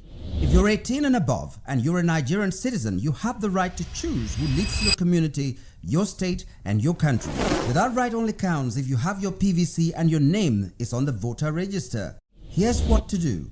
First, check if you're registered. If you're not, or if you've moved, lost your card, or turned 18 since the last election, go to the nearest INEC office or an INEC registration center. Second, it's free. Don't pay anyone for any registration or collection. Third, collect your PVC early. Don't wait until the week before elections. INEC will announce dates. Listen to radio, TV, and follow INEC's official pages. Your PVC is more than plastic. It's your power to hold leaders accountable. It's how you decide on roads, schools, hospitals, and jobs for your community. When you vote, you decide the future of your children. Get registered. Get your PVC. Vote in 2027. For Nigeria to work, you must be a part of it. Your vote, your future, your responsibility. This message is brought to you by Voice of the People, VOP Media.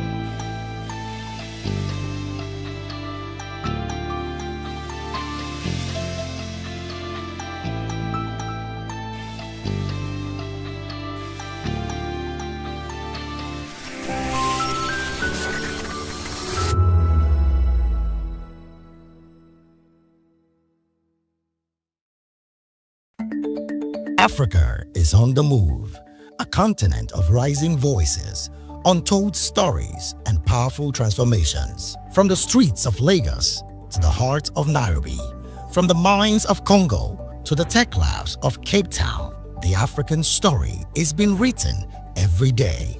Bold, dynamic, unstoppable. This is African News on Voice of the People Television. We don't just bring you the news. We analyze and bring you Africa's heartbeat, the politics that shapes our nations, the economies that drives our future, the cultures that defines who we are, the voice that must be heard. Africa News, Africa's voice, Africa's future. Where Africa speaks, the world listens.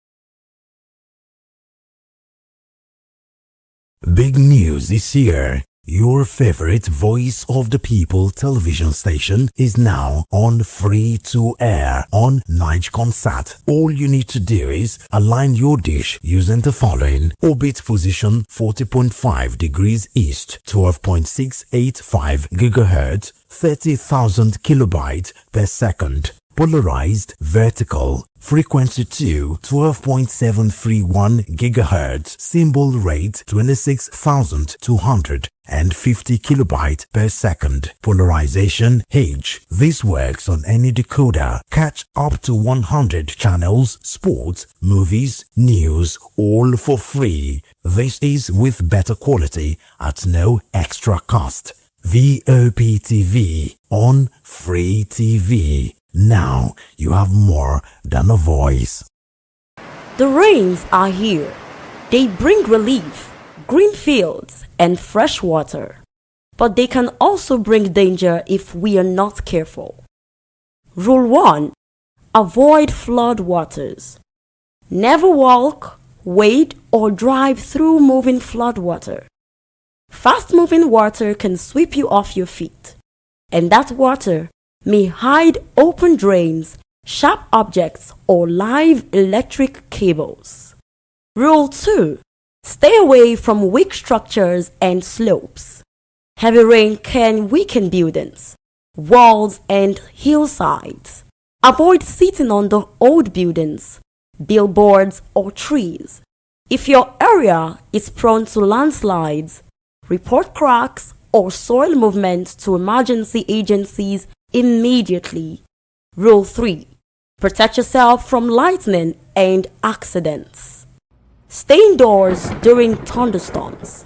Avoid open fields, tall trees, and metal objects. If you must travel, drive slowly.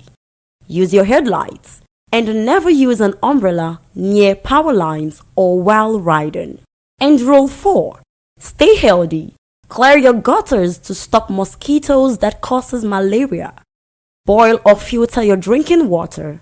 Keep food covered to avoid cholera and typhoid. And wash your hands often. This rainy season, stay alert, stay prepared, stay alive. This message is brought to you by Voice of the People Television. In a world where power shifts with every headline. In a nation full of questions. In a world filled with noise, the truth needs a voice. The policies that shapes our world and the economy that determines our future. Every hour, every day, the grapevine keeps buzzing. And together, we are committed to telling the stories that shape our world because your voice is our focus. Don't forget, our voice matters the most. Let us come together and share our concerns.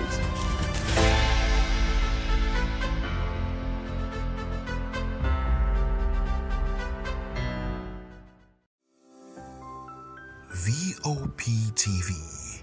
Now, you have more than a voice. Environmental sanitation has long been a key strategy used by authorities to control waste disposal, prevent flooding, and reduce the spread of diseases linked to poor.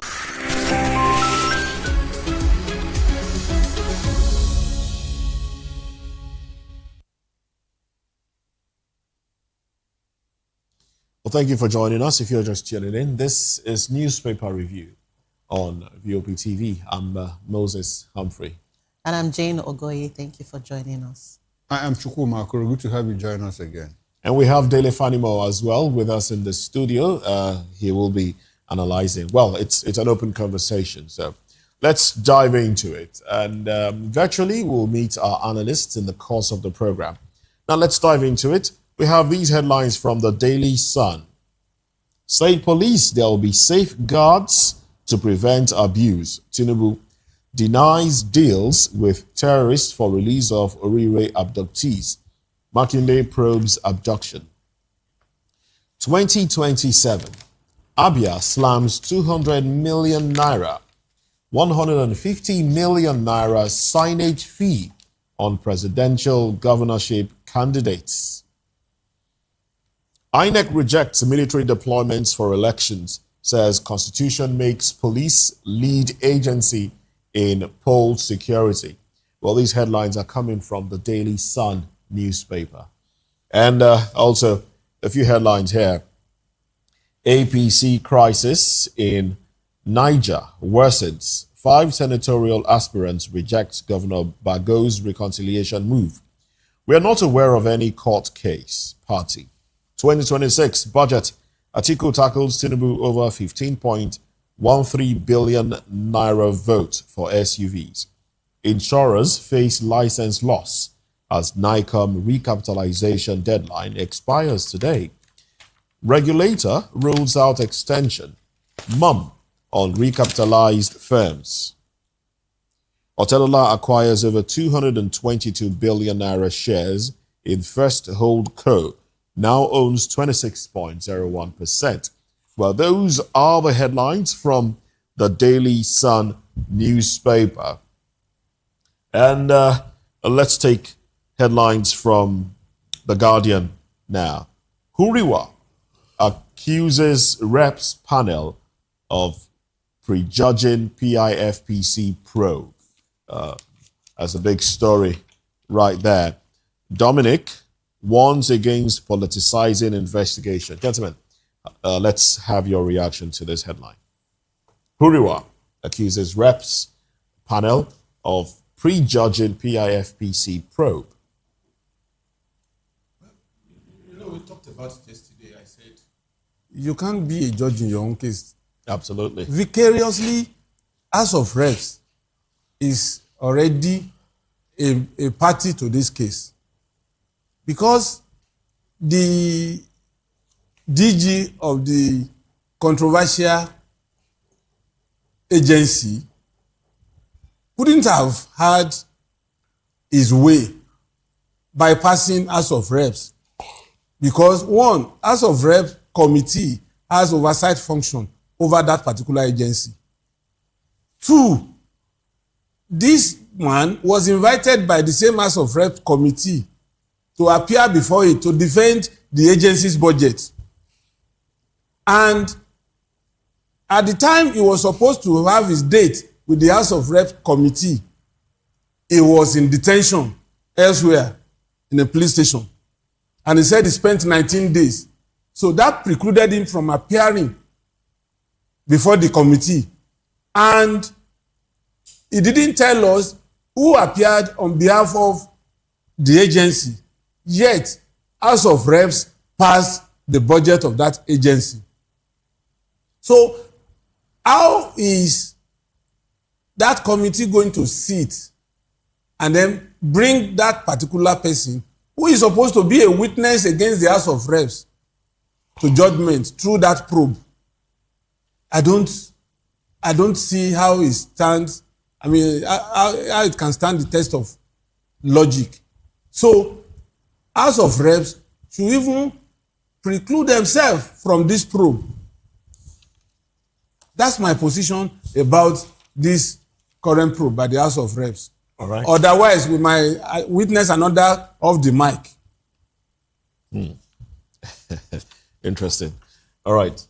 Chukwuma. Well, this is I align my thoughts with what Dele said. Why will you be a judge in your own case? And it's like the kind of media trial that we see happening around that disputed agency. But it's important to know that when Nigerians are on top of this conversation, Nigerians are not letting go, the media is not letting go. And I like the role the media is playing now, despite the fact, the only problem I have with them having to frame it as a fake agency, I prefer to use the word, as an editor, I prefer to use the word disputed, because it's an agency that had office in government at the Federal Secretariat. Everybody is trying to, wash his hands off whatever happened. But it's a good thing that Nigerians are on top of the situation, following step by step what happened. And talking about the role of the House of Representatives, how come, like Dele said, how come that budget scaled through? Because the man, according to him, was in detention for 23 days. Yeah, 23 days. 23 days. And for those 23 days, that was the period that nobody, from that agency went to defend the agency's budget before the House committee. But then it was defended. Then it was defended. So what happened? And so why is the House of Representatives conducting an investigation into this? In a case they are also party to. Part. I mean, it's like you being the judge, jury, and what in your own case. We should allow the ICPC and the police, to do the job. Yes. As simple as that. There's another headline that you mentioned. Let me just take it one off. Talking about the Abia State government slamming 220 million naira. For signage for presidential and governorship aspirants. Good thing if only the governor himself and his party will also pay the 220 million naira. But it makes it easier for him. Nobody can tell he has a security vote. He can just dip money inside his security vote, which he doesn't have to explain to anybody how he spent that money, and just pay off. The money still comes back to government, and he goes back to take that same security fee again. So it's like he's paid himself. No, giving out in one hand and collecting with the another hand. In Enugu State, it's causing a problem. The opposition parties are not letting down. They are saying, well, you cannot do this. In Enugu State, it's 150 million naira. I mean, if you have to put your billboards and signages and all of that, why in the first place? Are you not trying to, suppress the freedom of the people? 150 million naira is a lot of money. Why is Abia doing 200 or 220? There's 200 million, there's 150 million. There's 150 million in Abia State. Presidential and governorship. It's out of the roof if you ask me. Why don't you just allow a level playing field? Because they are trying to create entry barriers, for opposition parties. Assuming I was able to pick the presidential candidacy of one political party in Abia State, would you expect me to pay 220 million naira to be able to put on a billboard and sign? That's the law. That is the law. And so the law is just trying to create entry barriers for some people. For some people. And now favor others, especially those who have. And we are complaining that our politics is hugely monetized. And we are bringing this one again. We'll turn around to blame ourselves next time. I think it is one too many. The law itself is obnoxious if you ask me. And so it should be scrapped. One too many. You know, it's even curious that most of these things cut across party lines. And that's just to tell you the way of an average politician. What is Labour Party? And is doing this. And Labour Party is supposed to be pro-people. Yes.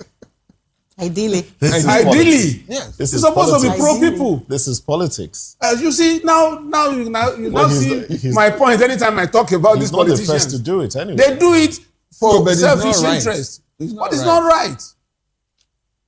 And don't be surprised that between now and November, you see party agents destroying opponents' billboard. Somebody who has paid 220 million naira to erect a billboard, and then you go back and destroy those billboards. How do we now come against that? Because it happens everywhere, even in Lagos, during the governorship election in 2023.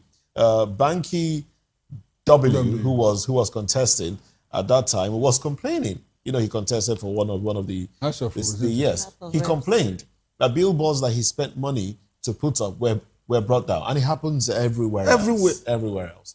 As a matter of fact, Wenga Daniel was in PDP. Iyabo Obasanjo was in BDP.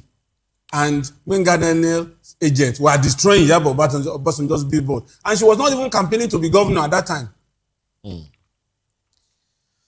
All right. Okay, let's get on to other conversations, but we're being joined by Mr. Asim Adams, a lawyer and public affairs commentator, and William Tediaye from the morning show, that's VOP This Morning, joins Newspaper Review. Thank you very much, gentlemen, for joining the program. I'll come to you right after this headline. So let's go to Osun State now. Okay, so here, these are the headlines. These are the headlines here from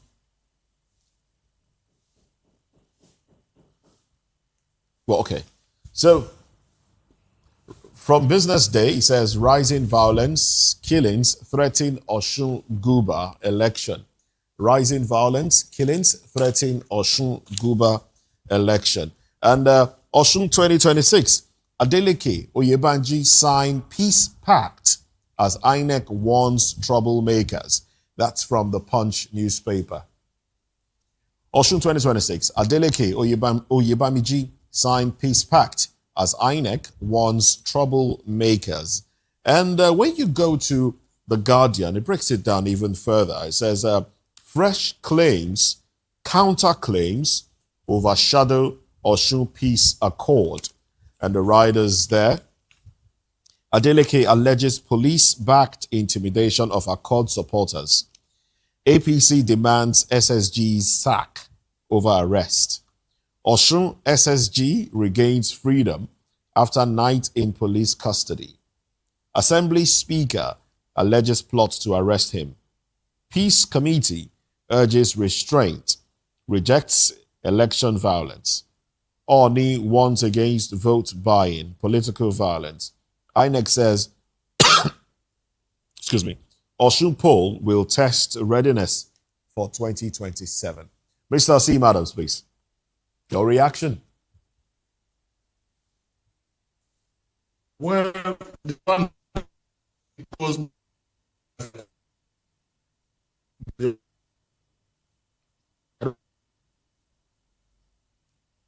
there is spreading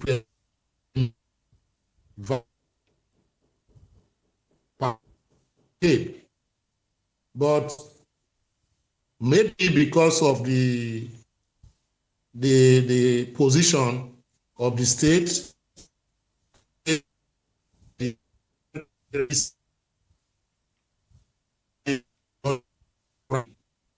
because I heard the president state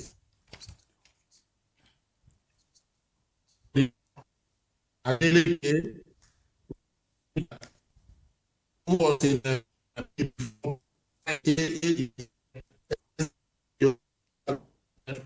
is gone to. So you now have candidates from ABC, NDC, APC, PDP facing him. Then the narrative now, the dangerous narrative that has taken or enveloped Osun State just now is that there are some supporters or some indigenes or whatever of Osun State who are claiming that the governor, Adeleke, is not a full-blooded Yoruba man. And that's a very dangerous one. They are alleging that Osun State should be governed by full-blooded Yoruba, man. I think this is one of the things that has heightened that fear of violence.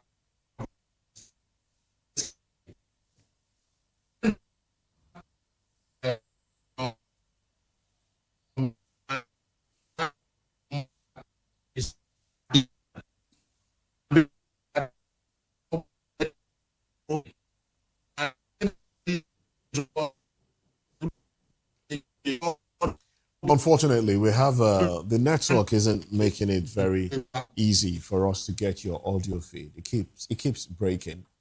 So I mean, we'd love to take your analysis of this, but we'll give you a minute and see how that can be rectified, and then we'll come back to you and get your thoughts on this one. You might need to do some rebooting of your system. But let me quickly go to Williams now while that is done. Williams, I hope we'll be able to get your reaction here. Williams, what's your reaction to the headline, please? Go ahead. Yes, the Osun's a Guba election. Adeleke, who is the candidate of Accord, and I would say that there's definitely a very vested key interest in that state as against 2027. I know that he's definitely going against the federal government. I would say the might of the federal government, the APC. And whatever is happening there, because they said I wrote some riders as against this issue. I would tell you that those are things being sponsored to cause distraction. And then it's also a litmus test for INEC as against 2027, saying that as an opposition state, let's see how they are going to handle the situation. It is definitely going to prove a major test if results will be transmitted, if a result will be called according to how it is done in the polling units. Because I would tell you for sure that the people, for what I've seen so far, they are definitely in the back of backing the government to continue. And they're saying that he's not a full, but I think I'm just saying that for the first time. That is not a full-blooded Yoruba man. That is also another issue that they may want to use against him. But I think that should not be an issue. That should not be an issue at all. That is just my take on this topic. All right. Endline. Mr. Fanimo, let me come to you. That shouldn't be an issue, but in Lagos, it's been an issue for some people. Badeba Road survivor, you've heard, he's not a true Lagosian. We've had issues like that. So now, let me tell you, the case of Osun, I don't know where this is coming from. I'm in touch with them. There is nothing like that in Osun State as far as this election is concerned. Adeleke has done very well in Osun State compared to other governors, his predecessors. At least when you want to do peer review between Aregbesola, Oyetola, and Adeleke, an average Osun resident will tell you that Adeleke has the best in terms of scorecard. Secondly, well, that's what you are saying. I said that is what is general in Osun State. Sorry, because I watched an interview involving the chairman of APC, Nentawe Ayiwata. He said in that interview that the governor had done nothing. I mean, the governor had not done anything. What would they expect? And regardless of the fact that the governor had pledged his support for the president, yes, the president, they will still get him out. So if you are saying, oh, he has done so much, there's also the school of thought that he hasn't done anything. That's not even a school of thought in my own reckoning. That's the job of the chairman of a political party. A political party chairman will not come and sell another candidate apart from his own candidate in an election like this. So Yewada is doing what he's supposed to do. But the general consensus in Osun State today, I'm not from Osun, but I have friends, I have a lot of people that are, and even colleagues in Osun State. So I know that guy had done well against expectations. When he came newly, we were just thinking that he was just going to be all about dancing again alone. But this man, did you know what they were calling Aregbesola in Osun State when he was governor? They call him Afsat. Afsat is a female name. But what that means to Osun people is half salary. For the period of Aregbesola, for the greater part of Aregbesola's stay in Osun State, he was not paying a dime to pensioners. He was not paying gratuity. And salaries were owed. In some cases, he pays maybe 35%, sometimes 50%, depending on his convenience. Whereas this same governor, was collecting his security votes without reducing it. Oyetola came, he didn't do much. It's like he was consolidating on what he met on ground. But this guy came, and from day one, he started paying salaries as and when due, and was paying pension, he was paying gratuity. I know a number of pensioners that were in the throes of death. Some of them had died before their gratuity came. So, the issue of if he's not a full-blooded Osun person or whatever, this is a patrilineal environment. Where your father is where you claim. You cannot claim your mother's state. So, and is it now? Of course, naturally, APC will want to use that against him. In Oyo State, you see people coming up with Muslim name when it's about election time. That's when you hear Rilwan. That's when you hear Moshood. But all his life, his certificate, nothing like Moshood. Because he wants to curry the favor of the Muslims. Because in Oyo State, Muslims and Christians are almost at par in terms of population. And in some cases, in some areas, Muslims outnumber Christians. So you must adopt that. So if it's now coming up to say it is because, for instance, former governor of Ondo State, Akeredolu, the wife was from Imo, but he did very well. Everybody clapped for him. Nobody bothered about if he was, even if his mother had come from Imo or Abia, it doesn't matter to us. So this one that Mr. Asim, I'm sure that a lot of people that are watching from Osun State will say, no. It didn't come up and it has not come up. And Adeleke family has a rich history of politics in Osun State. Don't forget that his elder brother, late Sherubawon, was governor of Osun State. And in fact, this election is going to be very dicey because Deji Adeleke, the patriarch of that family, and Tinubu, they are very close friends. And so the deciding factor may not be all these extraneous things that we're talking about here. Okay, well, then I'm happy with your position. Is it happy or I like your position, but you might have adopted this position because you might have attained a certain level of education. A lot of people may not be able to reason the way you have reasoned now. I'm sure that Barrister Asim Adam didn't just make that up. He must have heard it somewhere. And so when you say that people in Osun State will disregard this, I'm sure that also he heard it from people that know about or people that are in Osun State. This is real. Moses cited the issue of Lagos here, where we have GRV, you know. They say he can't become governor of Lagos because his mother is Igbo. And when I thought about all of those things, I'm happy that you brought in Akeredolu, whose wife, Betty, is also from Imo State. There was a certain other man, Olushola Oke, yes, who has an Igbo wife. Yes. And they said because of that, he can't be governor of where? Ondo State. Why did they not stop Akeredolu?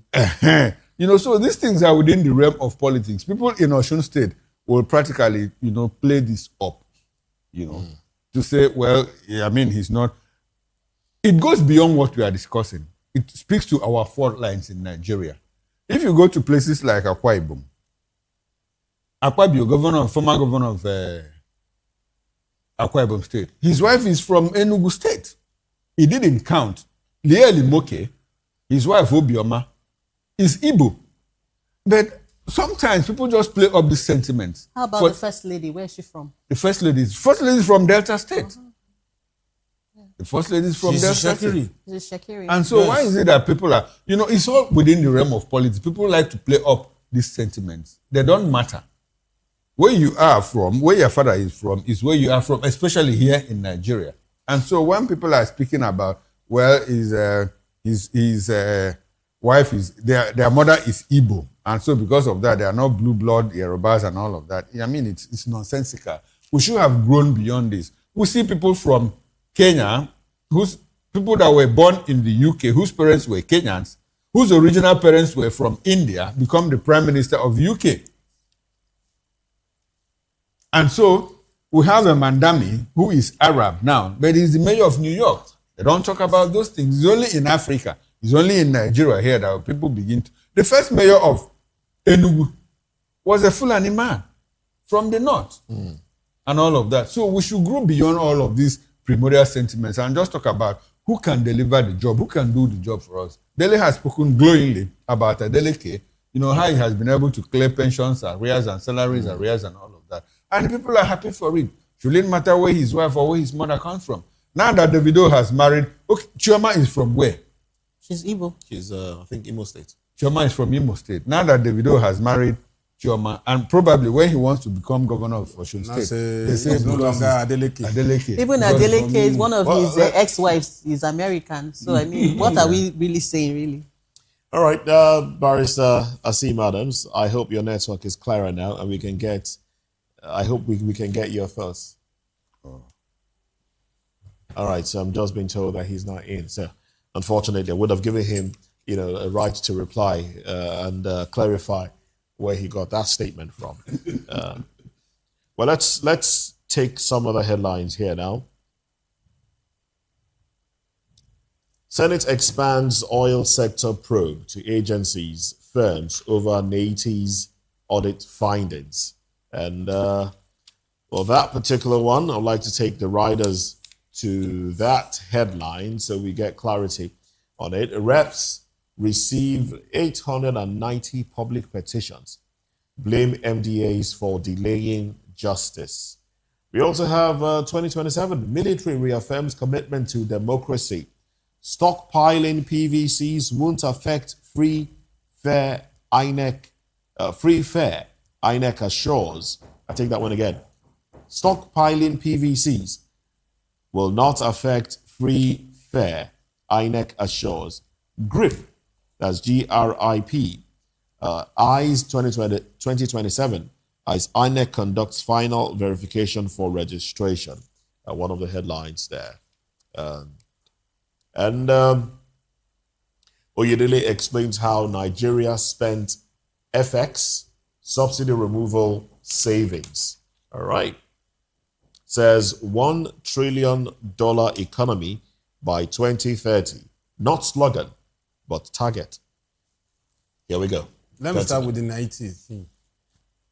You see, for 8 whole years, 90 had been shouting throughout the reign of former President Buhari that the oil sector needs forensic auditing, and nobody paid attention.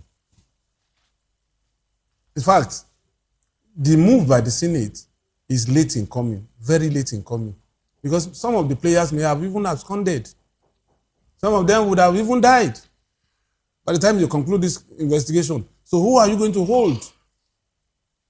This is something that should be an annual thing in the oil sector, because that's our cash cow. If you are not paying attention to that particular sector, then it's like you are opening your doors to marauders, and you are crying. It's a sensitive area, and IETI,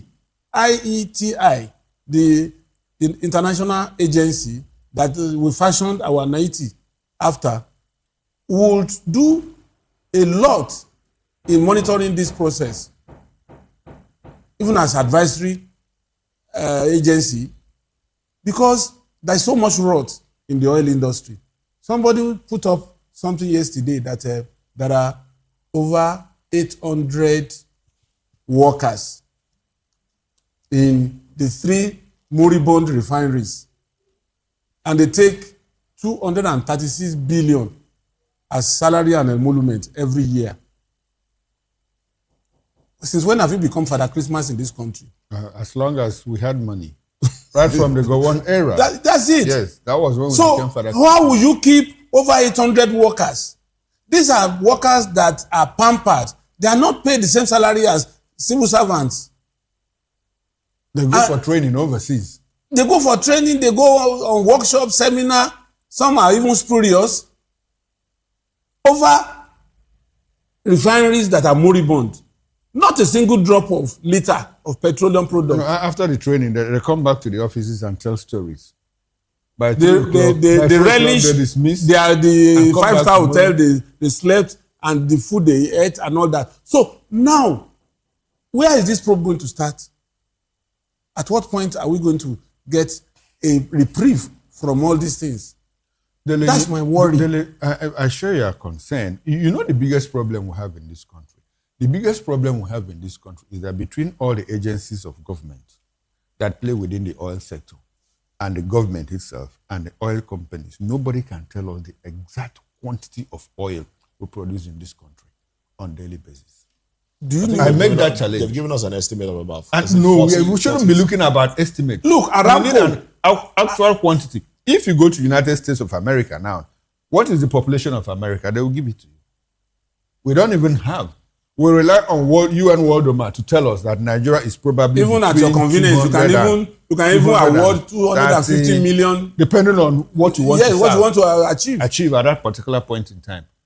So nobody in this country, between the government, the agencies, even the oil companies, can tell us the exact quantity of oil that extracted from our soil in this country on a daily basis. Did you know? If they go to Niger Delta, you hear that 35 refineries, illegal refineries, were destroyed. Where did they get the oil from?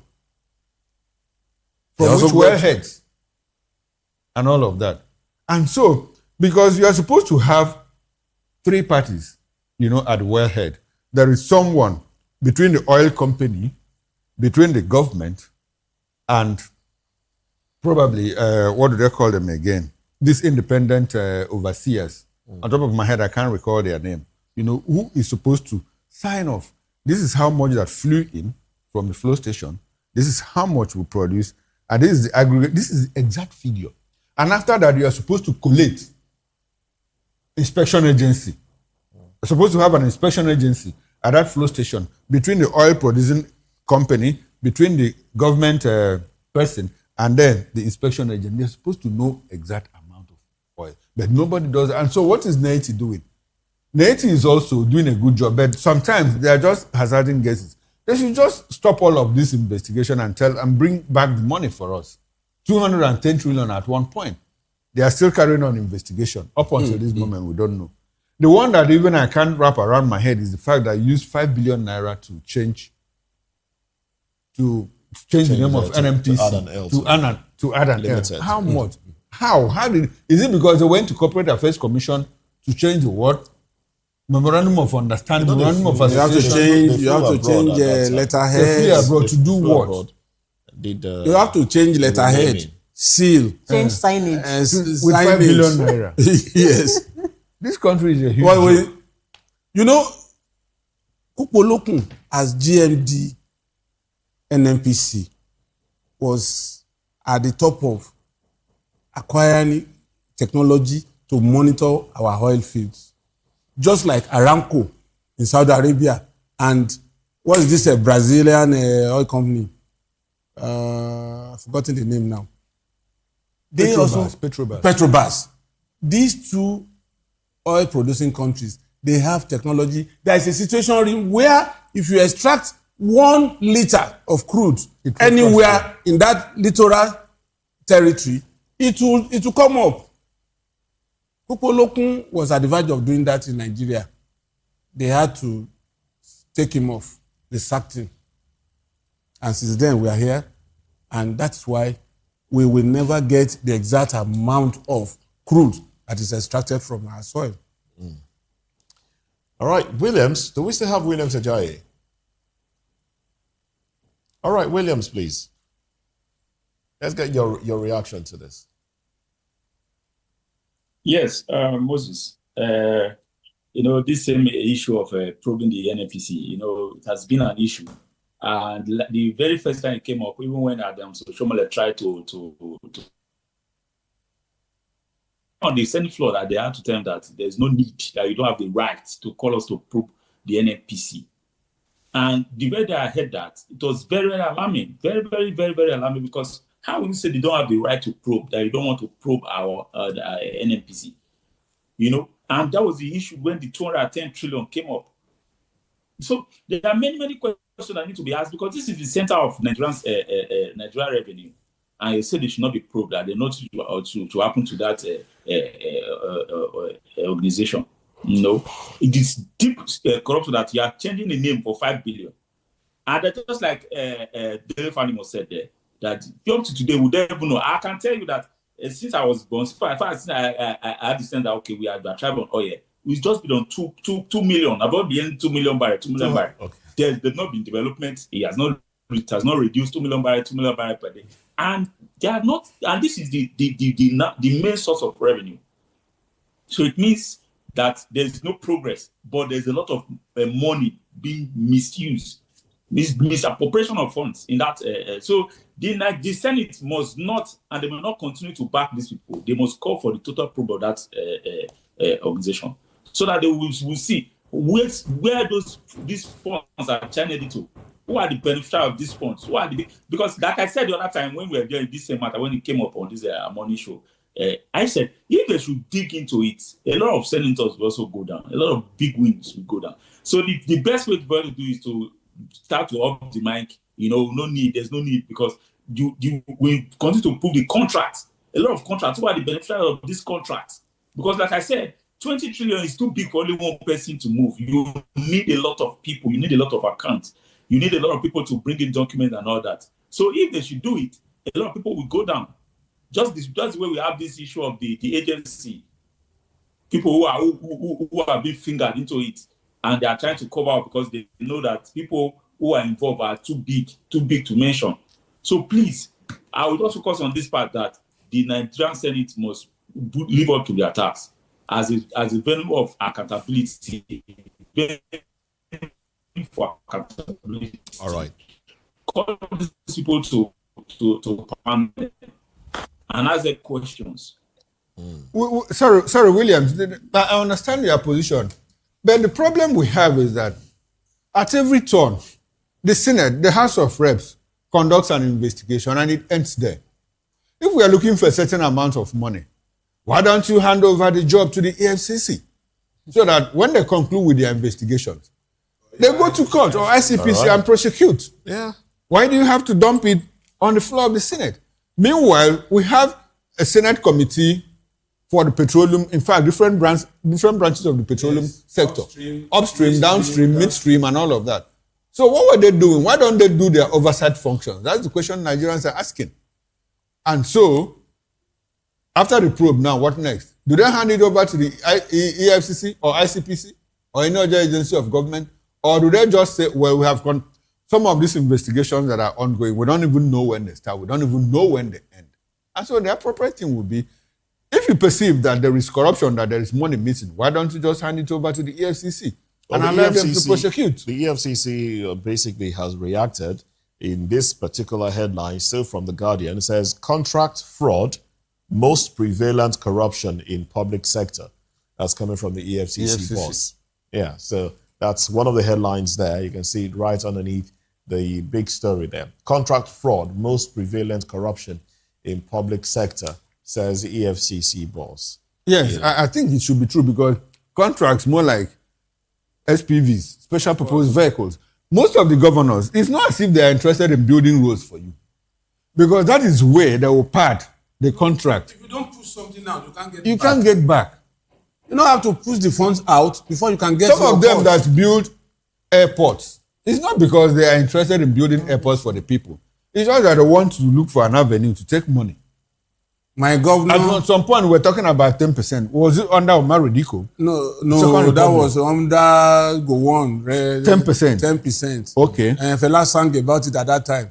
But I think it's more like a 40-50% Now, talking about government agencies, let me tell you something. A certain group managing director was appointed for the NDDC. And so he conducted forensic audit when he got into office. What happened? He discovered that 75% of NDDC jobs were given to members of the National Assembly. Out of those 75% contracts, 85% of those jobs had been mobilized and fully paid for. Without mobilizing to site. 100% of those jobs had not mobilized to site, but had been fully paid for. Fully paid for. And so at that time, in excess of 30 trillion naira had been sent to the NDDC. Little wonder they shouted off your mic. Off your mic at that point. The records are there, very well detailed by this day investigation. And so contracts, people in government are the problem, not even Nigerians. You know, there was a time they alleged that why can the EFCC go after? You recall that there was a time they alleged that just issuing a warning. Instead of just issuing a warning. Why don't you just go after them? You don't have immunity today. You don't have immunity. Public servants don't have immunity. All right. Well, let's get into other issues as we coast home now. Let's talk about health, and I particularly like the way the Guardian breaks it down. It says high cost of hepatitis care stressed facilities, exposed 20 million to liver damage. All right, that's on page 6 of the Guardian newspaper. So let's flip the pages, and these are the riders to that one. I take the headline again and then the riders. It says high cost of hepatitis care, stressed facilities, exposed 20 million to liver damage. Cost of test care records over 100% spike in 5 years. Less than 200 gastroenterologists actively practicing nationwide. Less than 200 of them. Nigeria ranks 3rd on global viral hepatitis burden. Highest in Africa. Country, 9 other, accounts for 69% of global hepatitis B deaths in 2024. Experts demand subsidies, wider screening to improve outcomes. Treatment interruption may fuel drug resistance, worsen liver disease burden. Gentlemen. Moses, you see, when you talk about health sector generally is bleeding. Hepatitis B is just one out of many ailments. If malaria could kill, then you can imagine hepatitis B. Hepatitis B kills faster once you are infected than malaria, than HIV. You can manage HIV for the rest of one's life without getting full-blown AIDS. But hepatitis B, it affects the liver. And one of the reasons why it is not being talked about is that because it kills faster and we don't do postmortem in this part of the world. Once anybody dies, it's either the village people were the one that killed him and they quickly go for burial. Nobody finds out why that person died. Somebody who was okay. I recall a friend of mine, when Obasanjo came into government, he was a Punch correspondent attached to the government house. The first trip he went with Atiku Abubakar as vice president, he came back down with hepatitis B, and within 4 days, he died. Yes. His name was Ajuwon from Ogun State. Now, what I'm saying is that how many people even go for tests? Some people are grown-ups. They don't even go for ordinary tests, like blood pressure tests, like blood sugar test, which is the minimum requirement for you to know, especially when you have crossed 35, 40. Not to talk of hepatitis B. If you are not down with it, nobody goes there. And you now link it up with this sachet drink. Drinks. Yeah. Drug abuse. Abuse. Yeah. When you abuse ethanol consistently, it goes to that person's liver, and that person will be down with liver cirrhosis. The only advantage that liver has that kidney does not have is once kidney packs up, it packs up. But liver, if you detect early, you can still do certain things to remediate it. Okay.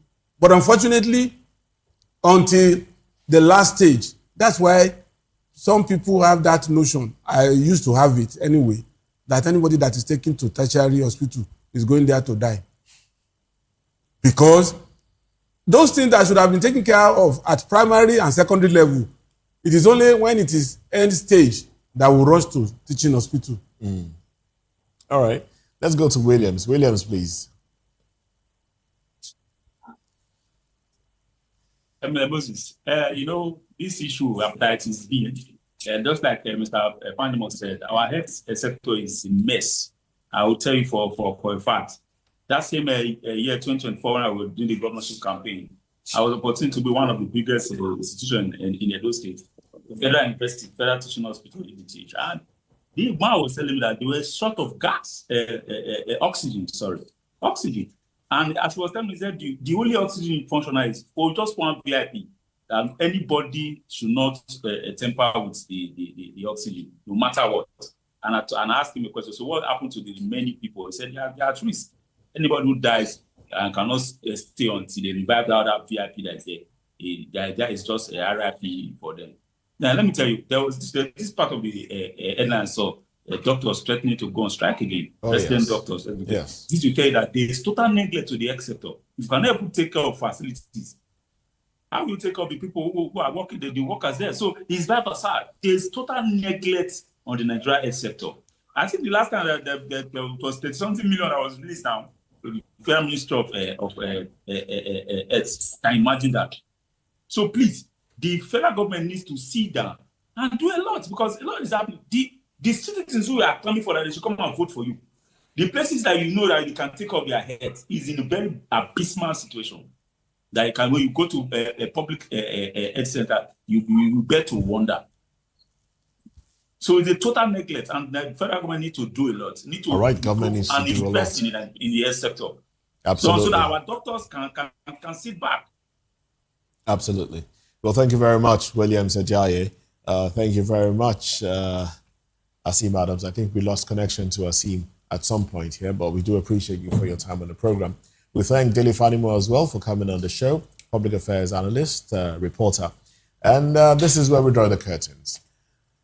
From me, it is a goodbye, a lovely weekend, as the weekend starts for me. But Chukwuma Okoro will be back here later tonight, 6 p.m. Political Lens. Well, I am Moses Humphrey. Bye for now. I'm Jane Ogoye. See you on Monday. I am Chukwuma Okoro. See you again 6 o'clock. Political Lens. It promises to be quite interesting. Please do join me then.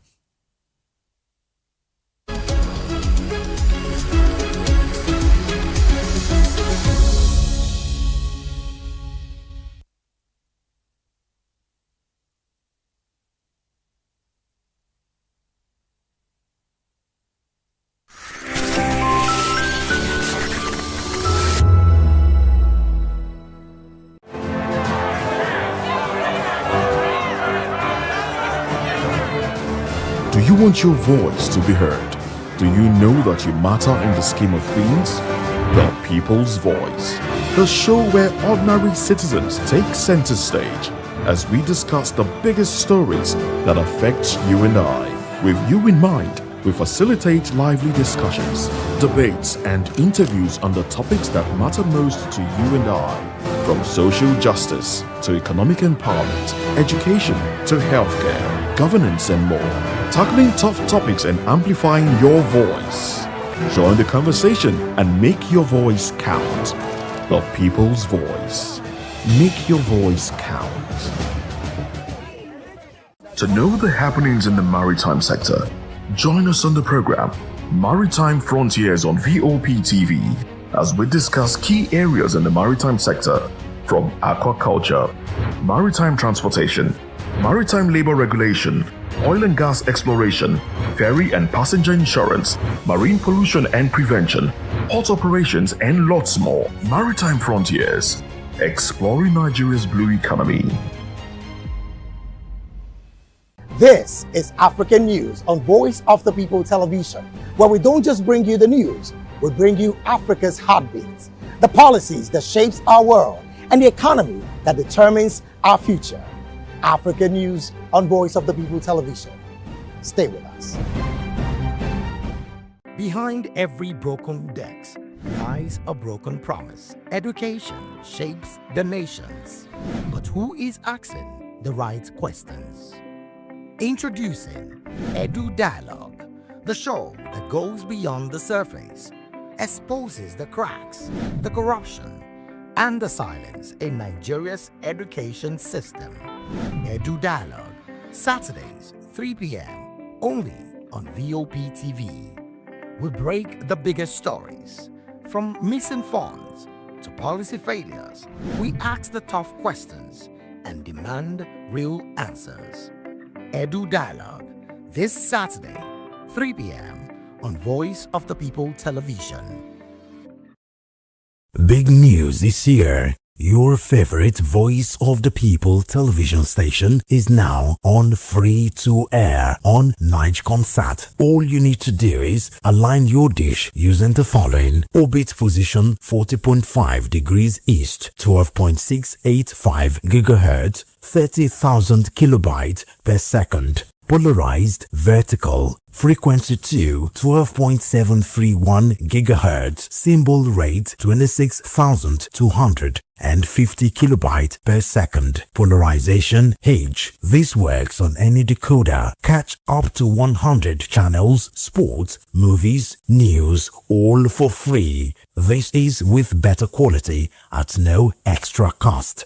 Voptv on Free TV. Now you have more than a voice. The rains are here. They bring relief, green fields, and fresh water. But they can also bring danger if we are not careful. Rule 1. Avoid flood waters. Never walk, wade, or drive through moving flood water. Fast-moving water can sweep you off your feet, and that water may hide open drains, sharp objects, or live electric cables. Rule 2. Stay away from weak structures and slopes. Heavy rain can weaken buildings, walls, and hillsides. Avoid sitting on the old buildings, billboards, or trees. If your area is prone to landslides, report cracks or soil movement to emergency agencies immediately. Rule 3. Protect yourself from lightning and accidents. Stay indoors during thunderstorms. Avoid open fields, tall trees, and metal objects. If you must travel, drive slowly. Use your headlights and never use an umbrella near power lines or while riding. And Rule 4. Stay healthy. Clear your gutters to stop mosquitoes that causes malaria. Boil or filter your drinking water. Keep food covered to avoid cholera and typhoid. And wash your hands often. This rainy season, stay alert, stay prepared, stay alive. This message is brought to you by Voice of the People Television. In a world where power shifts with every headline. In a nation full of questions. In a world filled with noise, the truth needs a voice. The policies that shapes our world and the economy that determines our future. Every hour, every day, the grapevine keeps buzzing. And together, we are committed to telling the stories that shape our world, because your voice is our focus. Don't forget, our voice matters the most. Let us come together and share our concerns.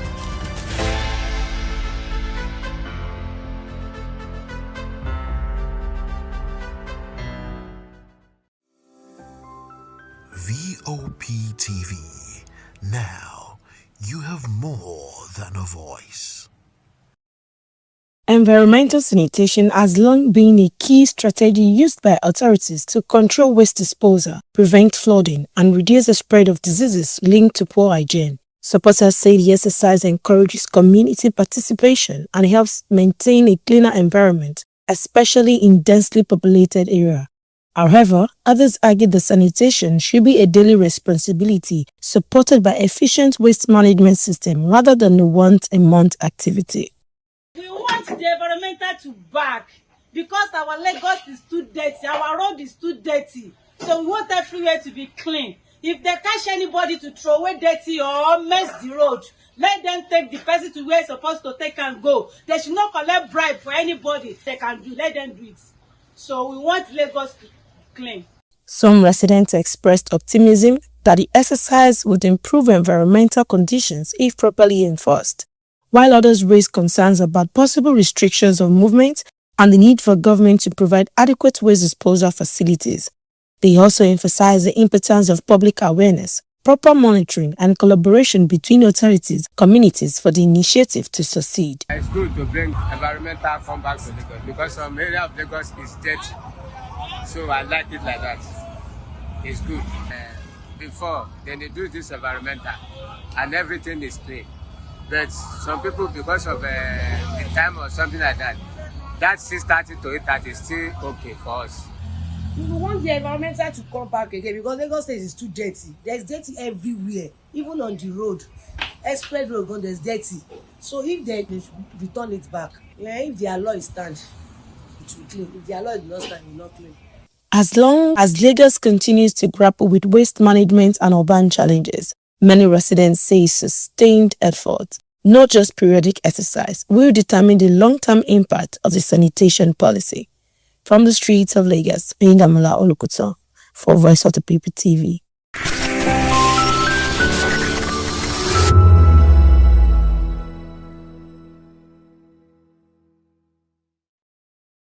In a world where truth is the ultimate power and opinions scream the loudest, it's time to wade through the noise. Hunger no get tribe! Hunger no get religion! And scan the human interest and trending topics that matter. Stay tuned to The Issues, your plug to the stories making the buzz, from politics to science and technology, social justice, and more. Let's tackle the tough questions and expose the truth. The Issues, on Voice of the People Television, Mondays to Fridays, 8 to 9 p.m. The Issues. Don't just react, understand. This is Health Check, your weekly guide to better living, smarter choices, and trusted answers. From everyday wellness to urgent health issues, we've got you covered. Health Check, only on Voice of the People Television, where your health has a voice.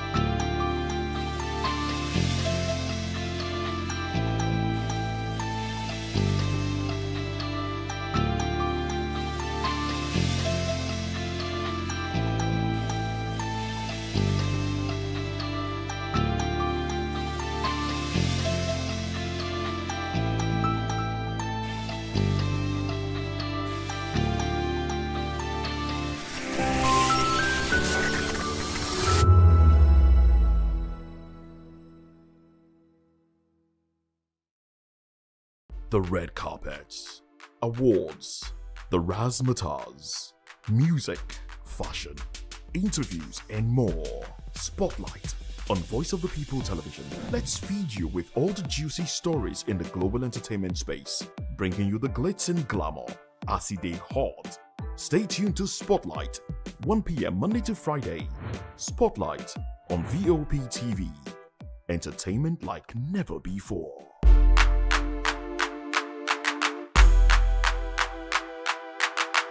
The rains are here. They bring relief, green fields, and fresh water. But they can also bring danger if we are not careful. Rule 1. Avoid flood waters. Never walk, wade, or drive through moving flood water. Fast-moving water can sweep you off your feet, and that water may hide open drains, sharp objects, or live electric cables. Rule 2. Stay away from weak structures and slopes. Heavy rain can weaken buildings, walls, and hillsides. Avoid sitting on the old buildings, billboards, or trees. If your area is prone to landslides, report cracks or soil movement to emergency agencies immediately. Rule 3. Protect yourself from lightning and accidents. Stay indoors during thunderstorms. Avoid open fields, tall trees, and metal objects. If you must travel, drive slowly. Use your headlights and never use an umbrella near power lines or while riding. And Rule 4. Stay healthy. Clear your gutters to stop mosquitoes that causes malaria. Boil or filter your drinking water. Keep food covered to avoid cholera and typhoid. And wash your hands often.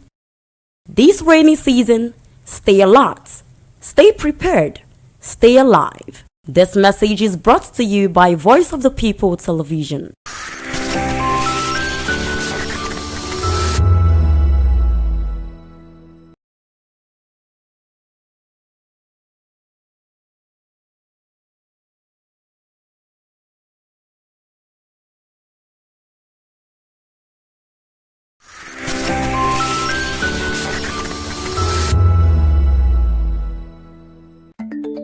Africa is on the move, a continent of rising voices, untold stories, and powerful transformations. From the streets of Lagos to the heart of Nairobi, from the mines of Congo to the tech labs of Cape Town, the African story is being written every day. Bold, dynamic, unstoppable. This is African News on Voice of the People Television. We don't just bring you the news. We analyze and bring you Africa's heartbeat, the politics that shapes our nations, the economies that drives our future, the cultures that defines who we are, the voice that must be heard. Africa News, Africa's voice, Africa's future. Where Africa speaks, the world listens.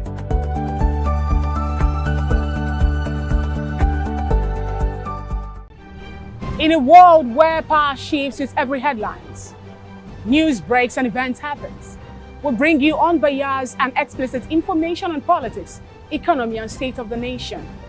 We break down the chaos. Facts, not fluff. Truth, not a spin. We discuss not just politics, but a glimpse into the future. Voice of the People Television. Now you have more than a voice. The red carpets, awards, the razzmatazz, music, fashion, interviews, and more. Spotlight on Voice of the People Television. Let's feed you with all the juicy stories in the global entertainment space, bringing you the glitz and glamour as it is hot. Stay tuned to Spotlight, 1 p.m. Monday to Friday. Spotlight on Voptv. Entertainment like never before.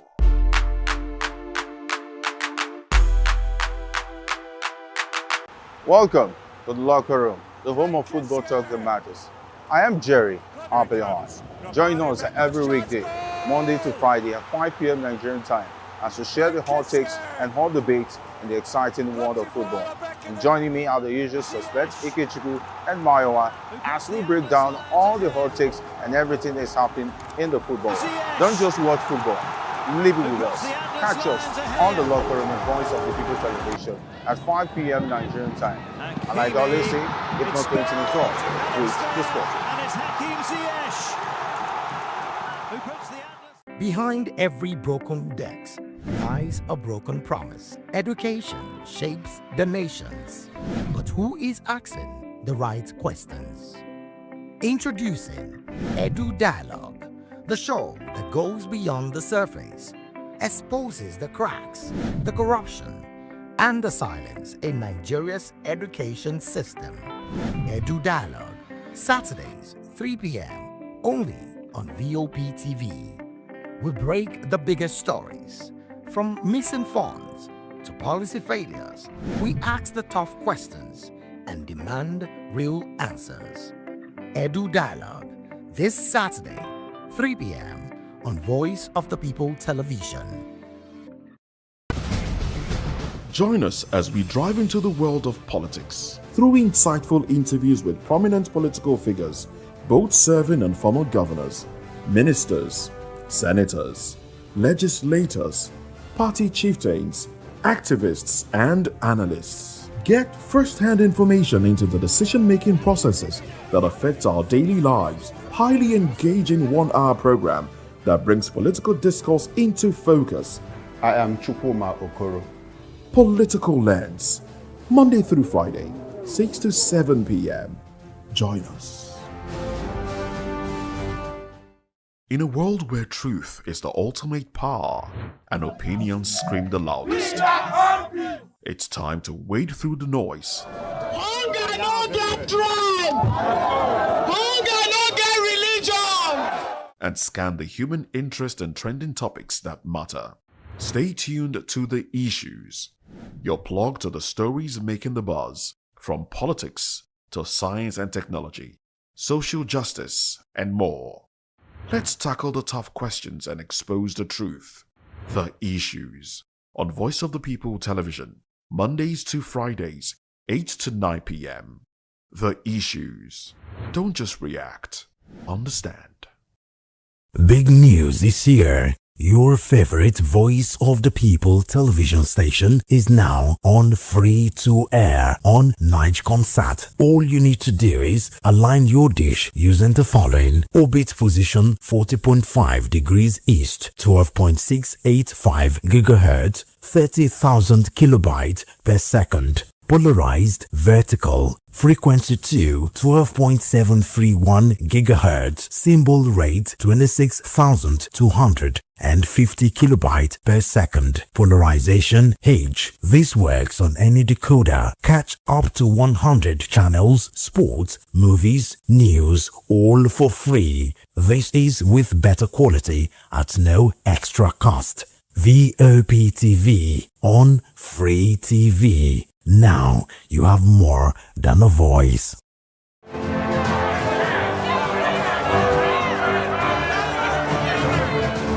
Do you want your voice to be heard? Do you know that you matter in the scheme of things? The People's Voice, the show where ordinary citizens take center stage as we discuss the biggest stories that affect you and I. With you in mind, we facilitate lively discussions, debates, and interviews on the topics that matter most to you and I, from social justice to economic empowerment, education to healthcare, governance, and more, tackling tough topics and amplifying your voice. Join the conversation and make your voice count. The People's Voice. Make your voice count. Voptv. Now you have more than a voice.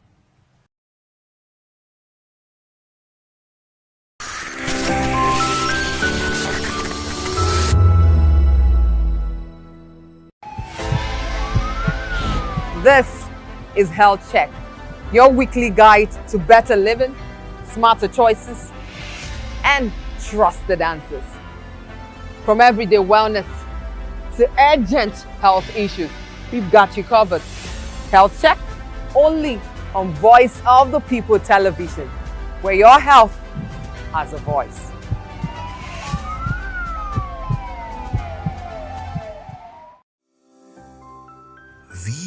Voptv.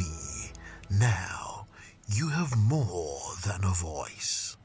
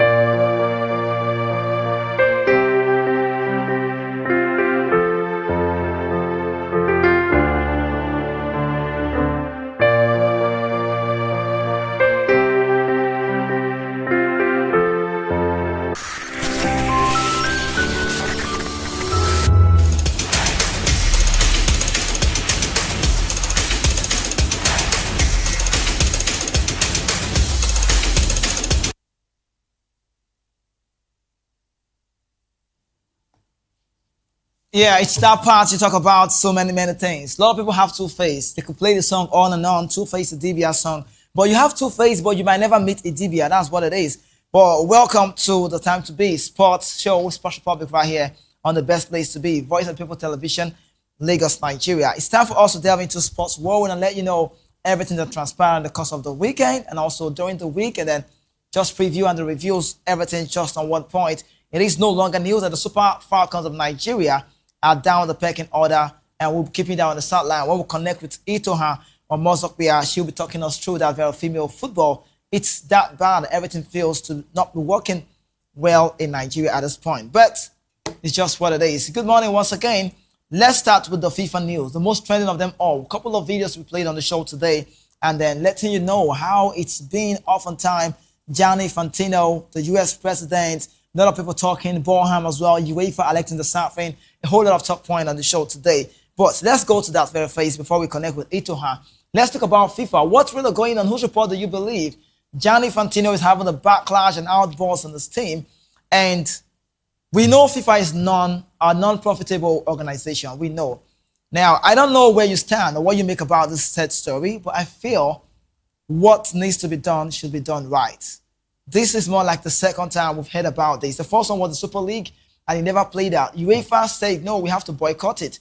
But now it's more like football is being run with politics, and politics is taking about the game of football, and that doesn't say it right. Now, let's just start up with some of the posts out there, and we'll read to you so you can see on the screen what message has been saying out there. It's been passed, and it's clear. Now, this one is very clear. I'll read to you. For this reason, CONCACAF and 41 members association have then rejected the proposal from Gianni Infantino. The message is clear. Tasked their FIFA Council members with engaging FIFA to determine how existing fast FIFA reserves could be used to increase FIFA forward funding for football development across our region, and tasked their FIFA Council members with instructing the FIFA president to ensure that any matter follows the proper governance processes via staff and FIFA Council in accordance with the FIFA statutes. Now, through these actions, CONCACAF reaffirms that football's future and its greatest asset must remain in the hands of our football family. This is a message from CONCACAF. Now, what's more? 41 members are saying no. Let's have more on the screen so you can see. It's out there. It's stated. What or whose report do you believe? Now, this is coming from Andy Bonham. Response to proposal to sell stakes in FIFA private sector. They are saying no. They are not a fan of this. Football belongs to the supporters. It always has, and it will always be. That's the message to Gianni Infantino. Now, what more can be said about messages out there and posted? We also have our own man. He said a lot about this. Now, let's have more on your screen. This is what. Why are there threats? You can say you want to say threats. Why are there threats to boycott after FIFA reveal plans to sell to investors? And this is a major role is broken out between football governing bodies over FIFA plans to seek private investment in the World Cup. Okay, this is what it is. Now let's go more. Watch this. Now this is another one. You can see the report. Sky reports in UK. What are FIFA proposing? We tell you this is dated 28th Tuesday, July 2026. As at 5 minutes, you could say running to 4. Now FIFA announced that, or 5 minutes are gone past 3. FIFA announced that it was seeking to launch FIFA Forward Enterprise (FFE), which would bring together the sale of FIFA's commercial rights, including ticketing, broadcasting, sponsorship, and licensing, with the operational delivery of its tournament. Under the proposal, FIFA would raise up to 3.1 billion pounds from external investors through the sale of minority, non-controlling stakes in FFE, which it says would be valued at around 15 billion pounds. The governing body says its plans, which need approval from member associations, could deliver more than 10 billion US dollar in football development funding over the next 4 years. Well, what a funny message out here. So this is what FIFA is really proposing. What more? Now, this is it. This is the president of UEFA, Alexander Safin. He's saying this crosses a line that football's governing institution shouldn't ever cross. This man was the man that said no to Super League when it was that time. And now he's saying, we will not take this. We will have to boycott this. This would not work in football. These people don't care about the players. They don't care about the supporters. They don't care about anybody. This crosses the line that football governing institutions shouldn't ever cross. Okay, what more can be said? So a statement. Now, this is the statement clearly by UEFA on the proposal from FIFA. UEFA takes it extremely seriously. So should every national football association. So should every stakeholders, leagues, clubs, players, supporters, government, and everyone who cares about the future of the game. The soul and governance of football are not assets to trade, especially with zero transparency as to who gains financially. None of us are the owners of football. It's not FIFA's to sell. Okay, clearly stated. Okay, what more? They don't want to sell. It's not a one-man thing. No one owns FIFA. It's the body, right? Now, what more can be said out by the messages? And this one is, FIFA also came out to clarify what they want. Now, the one we just showed you previously was about 28th of July. That was Tuesday. And this happened to be on Wednesday. This message came out and saying, FIFA later moved to clarify the proposed new structure with a spokesperson saying it was beginning a consultation process after receiving a proposal that is currently under review. FIFA confirmed to Sky Sports News that JP Morgan is acting as financial advisor of the project. On the project with Thrive Capital, whose chief executive is Josh Kushner, brother of Donald Trump's son-in-law, Jared, expected to lead the proposed investor group. Now, FIFA insists it will retain sole control of football, governance, competitions, the international match calendar, and all sporting and regulatory decisions, with any outside investment in the FIFA subsidiary rather than FIFA itself. You can see, does it still sound like it's making sense? Well, let's go on to keep showing you what is really going on in the FIFA world. The body that governs the game, a lot is being said. We'll bring you footages very soon, but let's just go with this one now. This message, our sister station, Arouse News, have this one out, where they had former NFF president Amacho Pinnick, and then he is standing strong for Gianni Infantino's FFE proposal, with saying he is right to make the choice. We'll bring it to you so it doesn't sound like we are exaggerating it. I'm talking about no other name but Amacho Pinnick, Deputy Chairperson, FIFA Men's National Teams Competition Committee. He said, as FIFA President, Gianni Infantino has the right to propose changes, and it's up to stakeholders to accept or reject them. One of the major characteristics of the FIFA president is his ability to consult widely, and is doing so with the FFE proposal. Under this proposal, FIFA would sell minority stakes in new for-profit commercial subsidiary, FIFA Forward Enterprise FFE, to external investors. The beneficiaries of the proposal will still be the members or the member associations, including the Nigerian FA, Ghana FA, South African FA, and all other FAs. This proposal should be celebrated in the wake of the most successful World Cup. Amacho Pinnick says so in Arise TV. Now, what more? Let's see. If we have them more, let's just bring it on the screen. Because right now, it's a whole lot of talk points. Whose report do you believe? Do you stand with Gianni Infantino, the FIFA president? Do you think he has a connection with the Americans? Do you think he's trying to take a lot of stakes, getting investors investing in this space? If there are more, yes, let's go with those ones now. Let's bring you footages about what it is like. Those video clips that you have. Now, this is it. The table is boycotting the World Cup. That is the strength of feeling of concern, particularly about the lack of transparency from FIFA about this whole new strategy that would transform football as we know it. A bit like those Super League plans that UEFA crushed a few years ago. Now, FIFA plans this new venture to be called FIFA Forward Enterprise, and they say it could be worth $20 billion, around £15 billion, and that they're looking to raise $4.2 billion from private investors.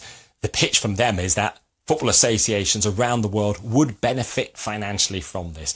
Currently, they're in line to have access to $8 million up until 2030. If these plans go through, FIFA says they could have access to $20 million up to 2030. Money they can spend on infrastructure, grassroots football and national teams. This is one of it. You already heard it. And the message is clear. They are trying to make a whole lot of money. And then this lady, she's not really cool with it. Well, we have to bring you that lady. She said a lot. She was very, very, very pissed at what this says. And then we have to bring this to you now. restriction. So they are restricted in terms of how they can actually pull in funds, how they can raise funds. So their solution now is to come up with another company that will not a lie you. FIFA just completed their World Cup cycle where they pulled in about $15 billion. That is even higher than the projected revenue of between 11 and $13 billion. Everybody saw it. FIFA, you try. FIFA saw it and said, we need more. And that is why they have just proposed one of the biggest, most controversial structural changes in the history of football. FIFA wants to create a new commercial company that will be called the FIFA Forward Enterprise.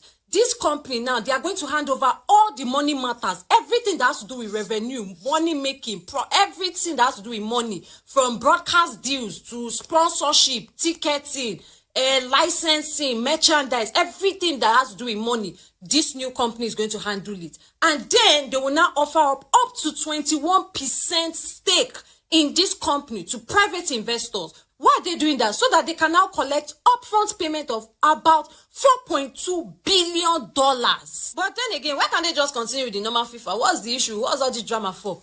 Because FIFA is a non-profit organization. So they are restricted in terms of how they can actually pull in funds, how they can raise funds. So their solution now is to come up with another company that will be able to offer up shares to private investors. So when they can actually pull in funds, how they can raise funds. So their solution now is to come up with another company that will be able to offer up shares to private investors. So when the investors give them money, they will not give them shares in return. But if you've already generated $15 billion, why are you looking for another $4.2 billion? According to Infantino, he needs more money. He needs urgent money so that he can distribute the money to the lesser developed and underdeveloped footballing nations so that they can also develop their own infrastructure. They can develop their football so that 2030 like this go hot. Such a generous man, right? But some sporting stakeholders are against it though. Even UEFA has come out, body they shake. The soul of football is not yours to sell, FIFA. They're even looking to organize an emergency meeting to address this issue. Even Sepp Blatter came out to say that, this thing is bad though. If Sepp Blatter can tell you that something is bad, no further comments. Away from the cash, look at the specific people that are involved in this deal. One of them is Greg Maffei. He was the former CEO of Liberty Media. Liberty Media are the people that bought Formula.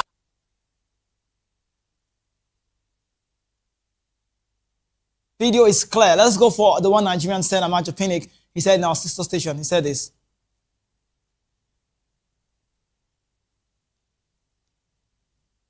So if, for example, you have $40 million, trust me, you don't need the government to run football.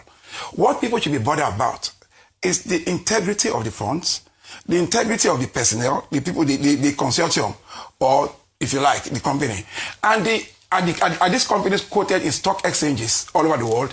These are things more people should be bothered about. And the disbursement and the use of the funds. And I know FIFA also has their control mechanism.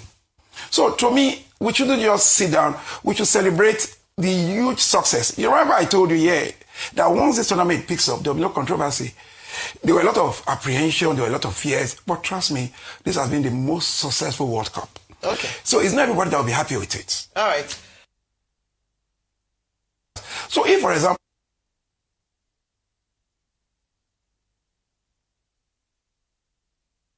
has more to say. He has more to say. Amajo Pinnick. He just said a lot about that very well. He has more to say. We'll still bring that to you. I think a couple of videos out there on social media. Amajo Pinnick is not. Okay, we have it now. Cool. So Africa did not vote for him. So when you don't vote for somebody, you be running away from the person. He tapped me and said, Pinnick, I want to see you in Mexico. So we went somewhere in the penthouse, we sat together and said, I wanted to apologize. I said, no, forget about it. Nigeria is a big country. I want to work with you. I said, but you have the president of CAF. He's downstairs. He said, the president does not believe in me. So I want young people with like minds, and I believe we have like minds. Let's work together. And I said, you have to come to Nigeria. And he said, yes, I'll come to Nigeria. That's the second one. The last one was, when I picked him up from the airport, when he landed in Abuja, the first time he came to Abuja, as we were driving, I was looking at two sides of the road. They would go to Transcorp, and he said, Pinnick, I counted 9 places by the roadside where kids are playing football. So just imagine if you have pitches. To Gianni, it's all about the collective. It's all about people. I'm not here defending him. It's what I know. Now, what are they talking about this? Gianni is making a proposal. As president of FIFA, or as a head of organization, you can bring out a proposal. It behoves on you to accept or no. Don't call everything controversy. He has a right to bring out a proposal. Your college brought out a proposal years ago and it passed. International Sports and League, or ISL, which was inherited by Sir Blatter, who was the General Secretary and later the President. Which was inherited by Sir Blatter, who was the General Secretary and later the President. And today the rest is history about that. So the world is evolving. And as the world is evolving, you look at things. If you look at churches today in Nigeria, they own banks, they own airlines, they own, and it's all turning money. And what they do, it trickles or it cascades down to the downtrodden in the churches. So football is evolving. Jenny has said, this is my proposal. We want the MAs, that is the member association. Okay, when you are saying there's a controversy, who will be the main beneficiary? Who are the shareholders? The shareholders are the member associations. Nigeria FA, Niger FA, Ghana FA, South African FA. These are the main beneficiaries. And he said clearly, once this is done, the MAs will receive $20 million. Because I know, when I was president, personally, I know I funded some countries, personally from my phone, some countries, some small countries, $20,000, $30,000, $40,000 that couldn't play football, that couldn't go out to honor their matches. Right. President Pinnick, I'm coming. So each MA, we have about $20 million. And they've also called the FIFA Fast Forward Program. You can also access another $20 million. So if, for example, you have $40 million, trust me, you don't need the government to run football. What people should be bothered about is the integrity of the funds, the integrity of the personnel, the people, the consortium, or, if you like, the company. This very clearly. Football does not belong to investors. It belongs to the people who fill the stands, who stand on the touchlines week in, week out, rain or shine. The World Cup is not a product. It is the greatest competition in the world, and it was never anyone's to sell. Dress the deal up however you like. Once you have sold a piece of it, you have sold out. Football belongs to the supporters. It always has, and it always will. Just really a lot to talk about. Amadio Pinnick. It's just so much to talk about that. Looking at what has been here, Amadio Pinnick knows he has said it wrong. In his own opinion, he's saying it right. Because for me, well, I don't want to say he's saying it wrong. His opinion, that's okay, apology, and the one saying it wrong. But my opinion, I feel, Amadio Pinnick is on the side of FIFA. We know the story. And because he's a member of the association, but the UEFA body is saying, no, we have to boycott this move. We are not interested in this. I don't know if Itoha is already here, so we can talk. Because it's a whole lot to talk about FIFA stock. Itoha, great to have you. Good morning. Yes, good morning, KZK. Yeah, let's talk about, you heard Amadio Pinnick talking. Where do you believe, whose support do you believe in that? If FIFA wants to get some more money to develop all the underdeveloped footballing nations, I think it's a good deal, you know, it's a good vision. I don't know who is fighting who. Can you hear me? I think the network is... No, don't worry, go on, I can hear you, Toha. I am finding it difficult to hear you clearly. Oh, how about now? Can you hear me now? Oh, maybe she just cannot hear me, but she's got a lot to say about Amadio Pinnick and also the women's football. Her basic reason for being here on the show today is to talk us through the women's football and what's really going on. Hopefully, Itoha can reconnect with us and then we can have a chit-chat and say it right. If Nigeria will still qualify, but I just would like to have a feel of the Amadio Pinnick talk if she feels FIFA is doing it right. Now, just remember, on the body that governs the game, not just about FIFA, there are other stakeholders in between. And then, Itoha, if you can hear me well, how about now? Yes, I can hear you, but it's still breaking. Okay, all right, just go on. Go on. Okay, I was saying if FIFA president Gianni Infantino wants to see how he can bring in some investors to get some more monies into football for the underdeveloped footballing nations. Why not? Why not? It's a good, brilliant idea for me. I don't know who is having issues with that. Okay, you don't know. So you're supporting that, but the UEFA bodies are saying, no, we don't like this one. And even if it's a proposal, he has the right to propose. Yes, everybody knows. But you don't think he needs to have a meeting with his own team before this proposal will be out?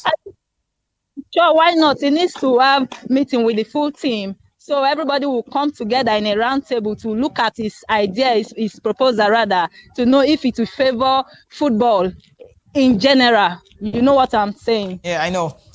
But let's leave the FIFA talk and talk about Nigeria. A lot of nations have played in the WAFCON 2026, but as it stands now, okay. Before we talk about the women's category, shout out to Arise TV for that very footage. And we just needed to get that one. Imagine Pinnick had that interview in our sister station as well, and then one of our sister stations to say, and then he was clear to say this is what it is and this is what it is. His opinion. A lot of people are saying no, that opinion doesn't count. But big thanks to them for bringing that very well and also having that name in that interview. But quickly, Ito, Nigeria is struggling just somewhere the pecking order. We are third on the Group C, where we've seen Zambia looking like a team that is strong and doing what they love to do so well. I know the lady who scored a lot of goals, and also Temba Chiwinga. I don't know if I got the name right. Those ladies from the Malawian side, debutants getting it right against Nigeria. One would have thought maybe the Super Falcons would have clinched in that very game, more like a walkover, because they were the winners of the game. They were debutants, and then what happened was different. Same manager who was the best coach in the last edition, Madugo, was on this game, and then we lost woefully to a Malawian side, even though we got consolation goal from Uchenna Kanu, but then it doesn't say it right. They have the 3 points. We are third, and we are 10th-time champion of the WAFCON. What changed in the squad? What is going on with the WAFCON and the ladies category for female Super Falcons? Kizike, you see, in a group that has Nigeria, Zambia, Malawi, and Egypt, and Nigeria is struggling on Group D, in third position in that particular group. It's not a nice thing at all. And yeah, you were talking about the Chawinga sisters, the Tenwa Chawinga, the Junior Chawinga, and the Tabitha Chawinga. I talked about them. I have been talking about them, and they proved me right after all. And when you are in a group that has Malawi and you are struggling, you are in third position, I don't know. The coach got his tactics wrong, and the players also didn't play professionally like I would have expected them to. Individually, Malawi has, as a country, has some players in their fold that we can say, okay, these players are also top class players. But then again, we can't, if we look at Malawi as a team and Malawi as individual players, we cannot compare them to Nigeria at all. We have the likes of Ajibade Rashidat, our captain, who plays for Paris Saint-Germain. And we also have other players. Asisat Oshola is there, 6 times African champion. And now, 6 times African best. Yeah. And we are struggling, although that game on Tuesday was our first game. And now we are looking at, we have, I think we have to put that behind, and we have to start looking at our game tomorrow, August 1st, against the Shipolopolo of Zambia. Okay, so Itoma, sorry, I know you want to say something. Where the Malawians, were they underrated? Let's even get it right. Where was the fault from? You know, some of the players resumed camp very late, and then they joined the team. But if you look at the majority of the players in this set of girls or ladies, anyone could go, you will find out that they were in the last edition. So maybe I would have also feel that Madugo, maybe he missed out on tactical approach. I don't know if it was about to be blamed or you blame the players, because when you look at that game, you will see that they never had a star. I think the Malawians were underrated. You know, I think the Super Falcons of Nigeria looked at them like the underdogs in that group, you know, being that they are coming into the WAFCON for the first time. Now, of course, the Super Falcons underrated them, but my plight in that particular game is this. When we saw that the game plan had changed, then the Super Falcons saw the coach, Justin Madugu, was also supposed to change his tactics as well, but he didn't do that. We underrated the girls going into the game.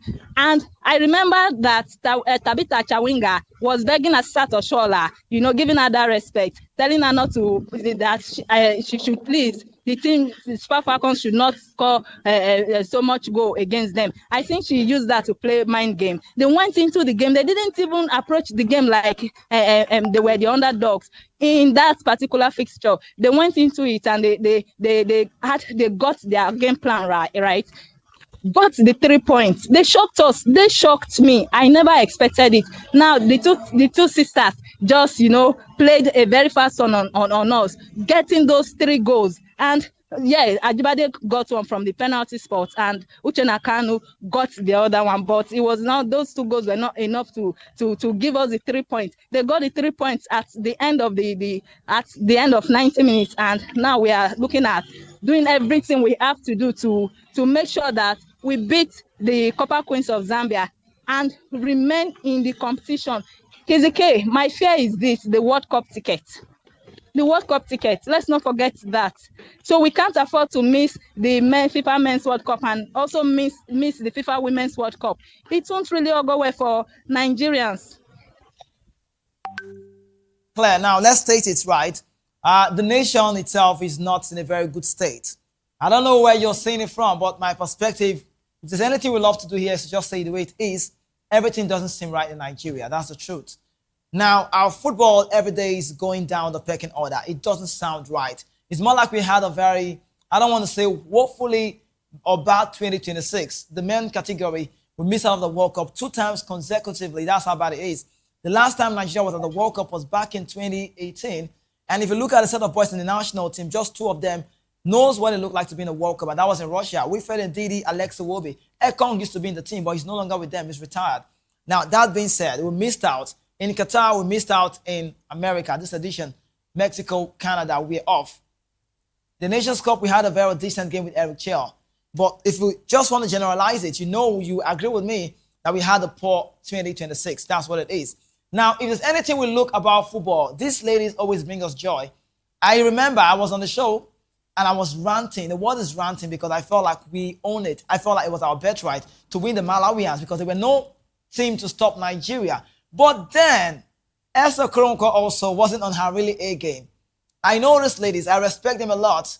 Talk about Michelle Alozie, Rashida Achibade, the quality player she has, Echegini in the team, Mohale in the team, Abiodu, Ayinde, keep calling the names of the Tonal Payne.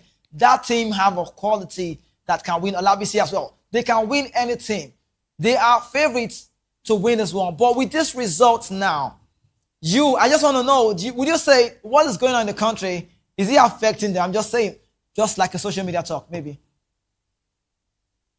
Think what is going on in the country is affecting them. Yes, I am not taking the facts away from them that they are Nigerians, but nothing like I don't want to go with that those social media talks that what's going on in the country is affecting them. I believe that the players would have upped their game. So I wouldn't be that person, that football fan who will come and start blaming the coach. Yes, even though to me, the coach should get his own part of the blame. The players should also get their own part of the blame. And some people are saying that the NFF didn't prepare the girls well. Prior to the game, Nigeria played just a friendly against Tanzania that would beat them 2-1. And then prior to the game, Malawi played 2 friendlies against Ghana and Morocco. Morocco first, and Morocco beat them 2-1, and they played against Ghana. Ghana beat them 4-0. So you see, going into the game, they lost their 2 friendly games, and we won our 1 friendly game. And we went into the game, we got defeated. So are we not trying to say that because we have some economic situation in the country, insecurity situation that affected those affected the Super Falcons players? I do not think so. These are the same players that are visible on social media. They are happy on social media. They do TikTok, other social media activities. So at what point did our situation in Nigeria now affected them? Okay. In the all right. It's how you're picking it very, very strong, and I'm liking the fact that you're saying that's not the reason. So it's situation, economical, whatever happening in Nigeria, the state of the country is not a problem to the Falcons. We know Madugo possibly will have to go back to the drawing board and make sure everything comes all right when they play tomorrow. But just let's talk you through quickly some of the results that happened yesterday. We did see Kenya losing to Senegal, well-deserved victory from the Senegalese.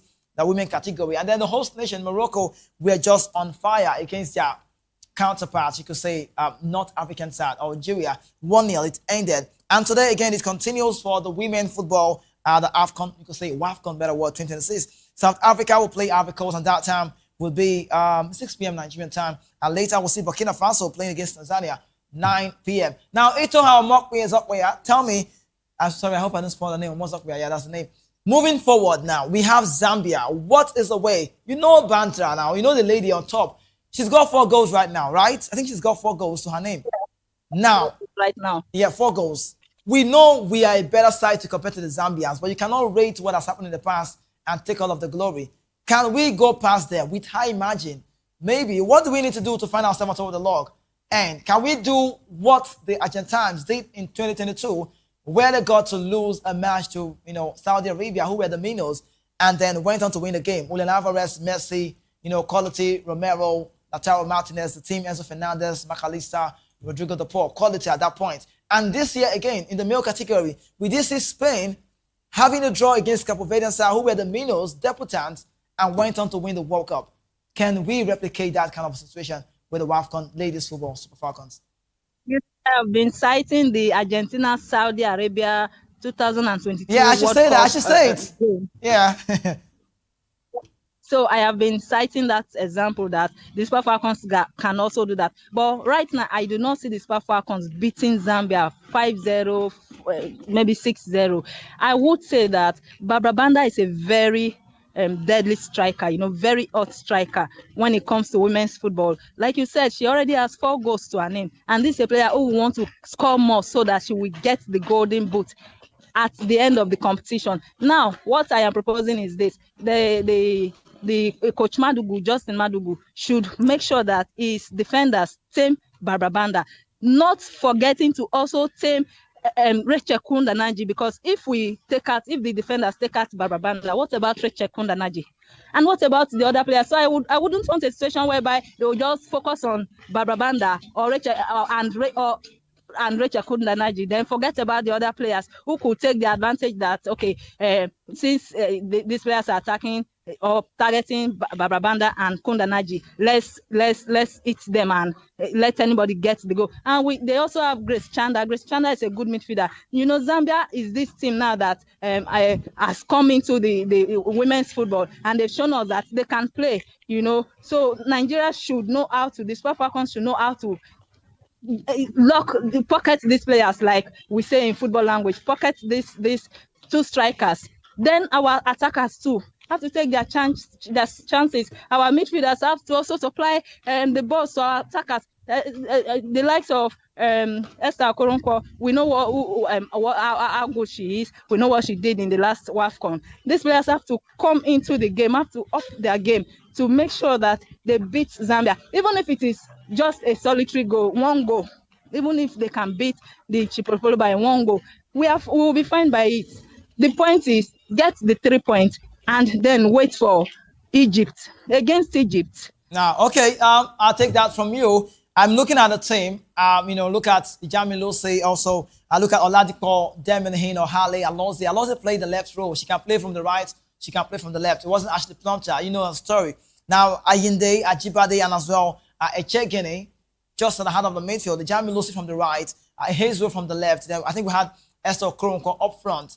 Looking at that stats in that game, would you want to say Madugo should go back and pick some of the players? I don't know, because Uchebi's on the bench, Tony Penny's on the bench. Some players, if you are one of the representatives, just the backroom staff of Madugo, is there any player you want to say integrated the first team against the Zambians? Tell coach, I would advise Coach Madugu to try Joy Omenwa. What about Abiodun? Abiodun is also there.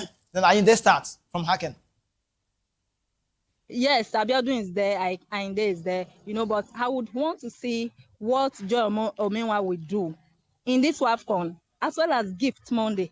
So if he's going to start any of the either Joy Omenwa or Gift Monday, these are forward players, I just want to see what they can do. I want to be sure that Joy Omenwa will be ready to give all in this WAFCON if given the opportunity to start against Zambia. this player has been scoring goals. She is a player who has been doing well for our club side. So let her come to the game and just anyhow Coach Madugu wants to get the 3 points for Nigeria. Okay. All right. Itoha, you said so well. Joy and Mewa, hopefully, maybe just maybe the manager looks into the Nottingham Forest player, her situation, and then maybe give another opportunity to, the former Tenerife Spanish player now plays for Washington Spirit in America, Gift Monday. She's quality, but she's not really had the time with that team. She missed out of the other one. We know the story. Everybody was saying a lot about Gift Monday, Okay, but I think Gift Monday is this kind of I want to liken her to Victor Boniface. When they are in their club size, they do well. When they get to the national team, they don't really. I won't say they don't really do well. Has she been given the opportunity, enough opportunity? That's what I want to say now. Unlike Boniface, who has been given time, Gift Monday, to me personally, this is my personal opinion, I think Gift Monday hasn't really been given that time to prove herself with the Super Falcons. I know how quality a player she is. So I think this particular WAFCON, she should be given that time to prove herself again to Coach Madugu so that we'll know how we'll get the 3 points. That is all that matters right now, 3 points or nothing. Okay, Itoha, thank you so much for being on the show with me today. You've really said a lot about the Falcons, and hopefully maybe tomorrow they come alive and get the result against the Zambian side. Just maybe, you never can tell. You want to leave me with a scoreline or result? And okay, Nigeria 3, Zambia 1. I am seeing Zambia getting a goal. I am seeing that goal coming from Barbara Banda. So Nigeria 3, Zambia 1. That is my prediction. Yeah. And take it to the bank. Okay, I'll take it. We just hope, and we'll see the Malawi game and Egypt first of all. But Itoha, our time is gone. But I'd like to ask you, you have a message to Chiamaka Nnadozie. She's been on social media. Everybody's saying a lot about her. What's going on? Yeah, everybody is crucifying her. They are saying this time around, let Coach Justin Madugu try comfort her. But I think Chiamaka is a good goalkeeper, African best goalkeeper, back to back. Right now, she's still the African best goalkeeper. I would tell her that she should keep her head up high. Things happen in football, like I've been saying. She should keep her head up high, and just like Victor Stanley Wambali, these are quality goalkeepers. But when they make an error, then Nigerians score for their head. Chiamaka to me is a quality goalkeeper. Yeah, I have said it and I will not get tired of saying it. She should just forget about what has happened. I feel she's sorry about it. Forget about it and go into the next game. Itoha, thank you so much. Super Falcons finest. You like to say about this, ladies. Thank you so much for being on the show with me. You made it a worthwhile moment. I appreciate you. Thank you. Yeah. Okay, so that's Itoha Mozokwe. If you give her the time on the show, she wants to say a lot about the Falcons. She loves women football. Of course, NWFL analyst, finest. And then we have to go. Our time is up. We have the media news coming up next. But behind the scene, David said, yes, it's my time. I need to go for the news. But we would love to continue, but we have to stop here. Tomorrow will be Saturday, and the weekend kickoff will come your way, 11 a.m. Nigerian time. I remain your host. My name is Kizzy on the Sports Public Show. You already know. I rep the number 10 jersey, and I'll see you tomorrow.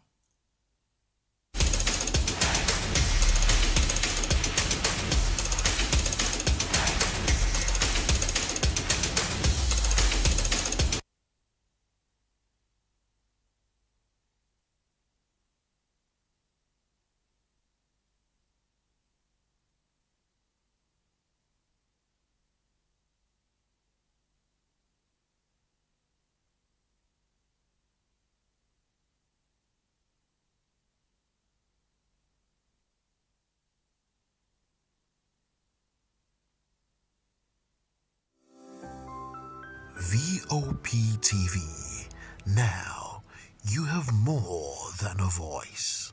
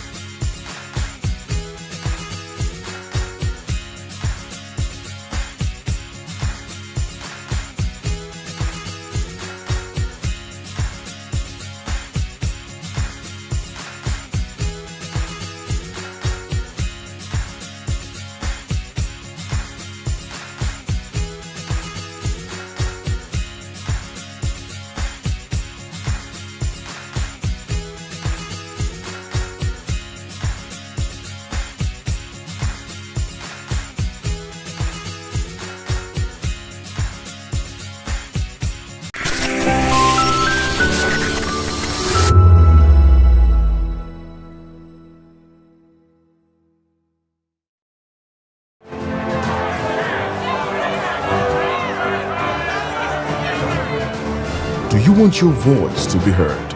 Do you know that you matter in the scheme of things?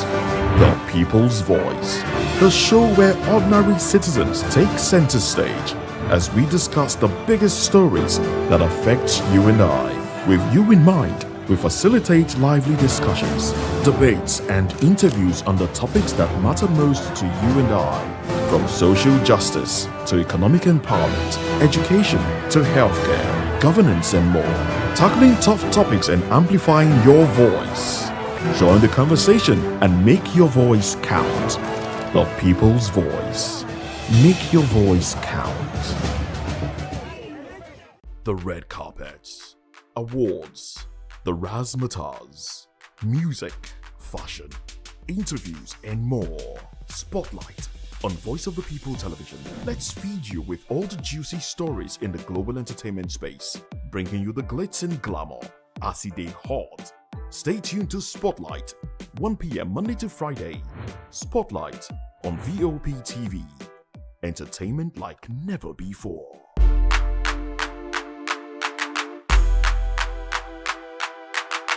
Welcome to the locker room, the home of football talk that matters. I am Jerry Arpillon. Join us every weekday, Monday to Friday at 5 p.m. Nigerian time, as we share the hot takes and hot debates in the exciting world of football. And joining me are the usual suspects, Ikechukwu and Mayowa, as we break down all the hot takes and everything that's happening in the football. Don't just watch football, live it with us. Catch us on the locker room and Voice of the People Television at 5 p.m. Nigerian time. And like I always say, if not going to the talk, please discuss. This is African News on Voice of the People Television, where we don't just bring you the news, we bring you Africa's heartbeats, the policies that shapes our world, and the economy that determines our future. African News on Voice of the People Television. Stay with us. This is Health Check, your weekly guide to better living, smarter choices, and trusted answers. From everyday wellness to urgent health issues, we've got you covered. Health Check, only on Voice of the People Television, where your health has a voice.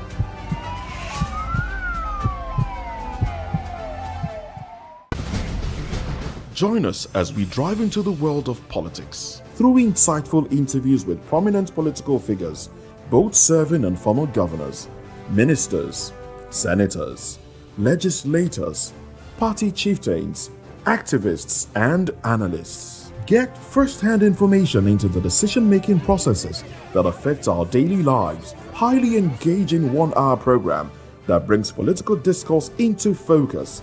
I am Chukwuma Okoro. Political Lens, Monday through Friday, 6 to 7 p.m. Join us. Nigerians, your voice matters, and in 2027 it starts with your permanent voter's card, your PVC. If you're 18 and above and you're a Nigerian citizen, you have the right to choose who leads your community, your state, and your country. But that right only counts if you have your PVC and your name is on the voter register. Here's what to do. First, check if you're registered. If you're not, or if you've moved, lost your card, or turned 18 since the last election, go to the nearest INEC office or an INEC registration center. Second, it's free. Don't pay anyone for any registration or collection. Third, collect your PVC early. Don't wait until the week before elections. INEC will announce dates. Listen to radio, TV, and follow INEC's official pages.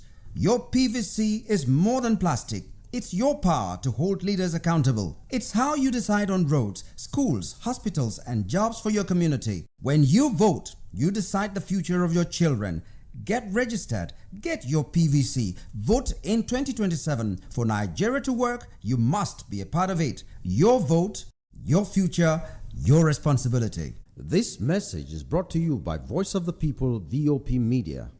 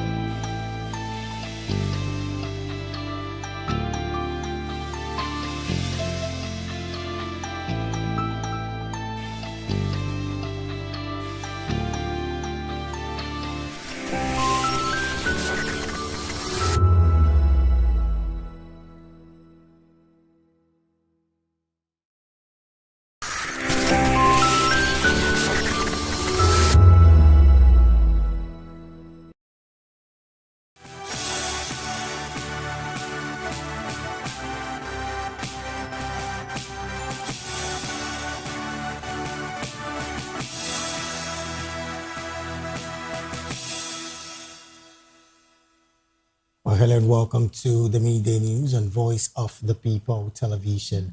I am David Edwin. First, the headlines. Ironsi's family seeks apology compensation. Federal government to release fuel subsidy savings report. Tinubu explains no negotiation stance. Federal government destroys 2,809 illicit weapons. Federal government to train military, doctors, and nurses. Police operation restores calm in Edo communities. And in business, Nigeria's foreign reserve drops $114 million in 7 days. In sports, FIFA defends World Cup plan, dismisses UEFA's threat. And in entertainment, Tyler drops Lagos from a pop world tour.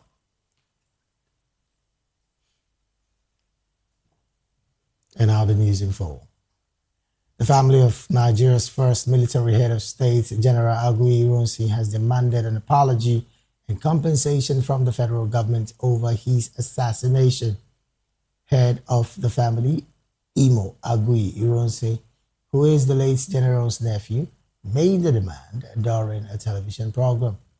He described Ironsi as a detribalized leader with vision, lamenting that he spent only 6 months in office before his death. Aguiyi Ironsi said the government had not offered a sincere apology for the assassination. General Aguiyi Ironsi became head of state after the 1966 military coup, which ended Nigeria's parliamentary system of government. The coup led to the killing of Prime Minister Abubakar Tafawa Balewa and other senior military officers. In another development, the federal government says it will soon publish a detailed analysis of savings from the removal of fuel and foreign exchange subsidies, including how the funds have been utilized. The Minister of Finance and Coordinated Minister of the Economy, Taiwo Oyedele, disclosed this at the 7th Africa Emerging Market Forum in Abuja, saying the report is part of efforts to explain the impact of economic reforms to Nigerians. Oyedele said the reforms were aimed at removing economic distortions and corruption, adding that the savings have helped the government meet financial obligations and fund key interventions. He said the combined cost of the former fuel and foreign exchange subsidies was about 5% of the GDP, but stressed that the main objective was to address inefficiencies in the economy. The minister added that the part of the savings has been used to offset the government's ways and means obligations, while efforts are ongoing to reduce the cost of capital without introducing new subsidies. He noted that the government had previously relied heavily on money creation to finance spending at a time when interest rates were lower and the national minimum wage stood at 30,000 naira.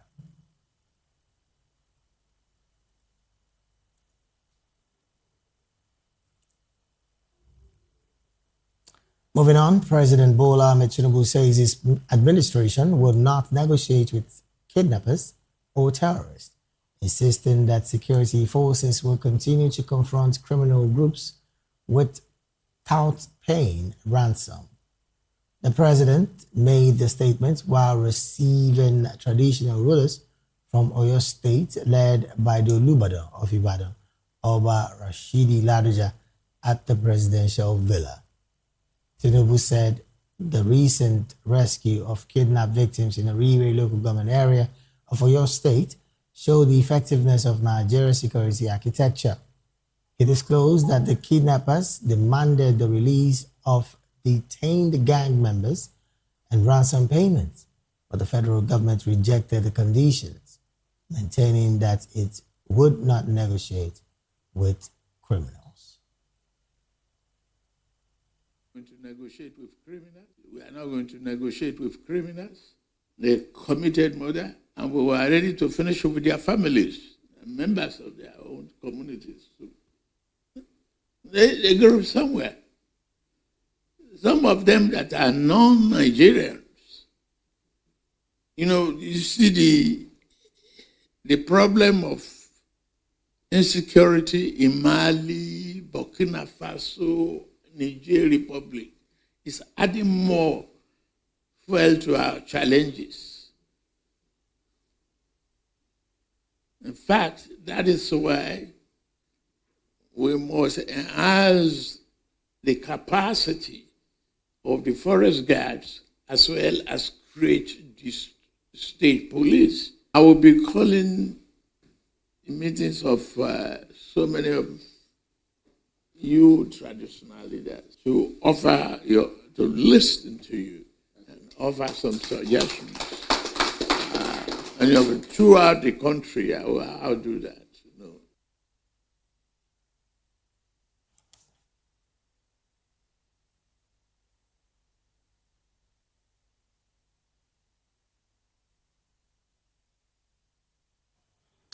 The Olubado thanked the president for the successful rescue operations in Orire and commended his administration for ongoing infrastructural projects.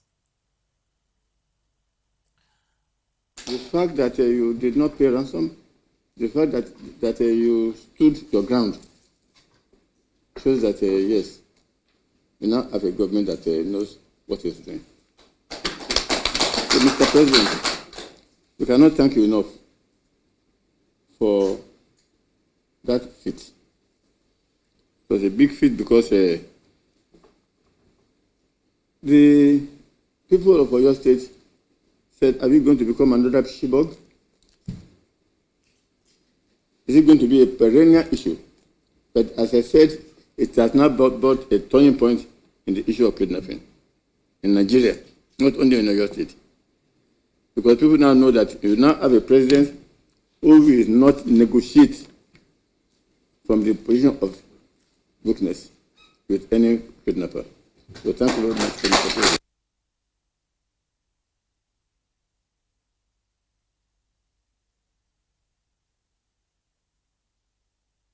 Meanwhile, the federal government has destroyed 2,809 illicit, decommissioned and unserviceable small arms and light weapons, reaffirming its commitment to curbing the spread of illegal arms, fueling insecurity across the country.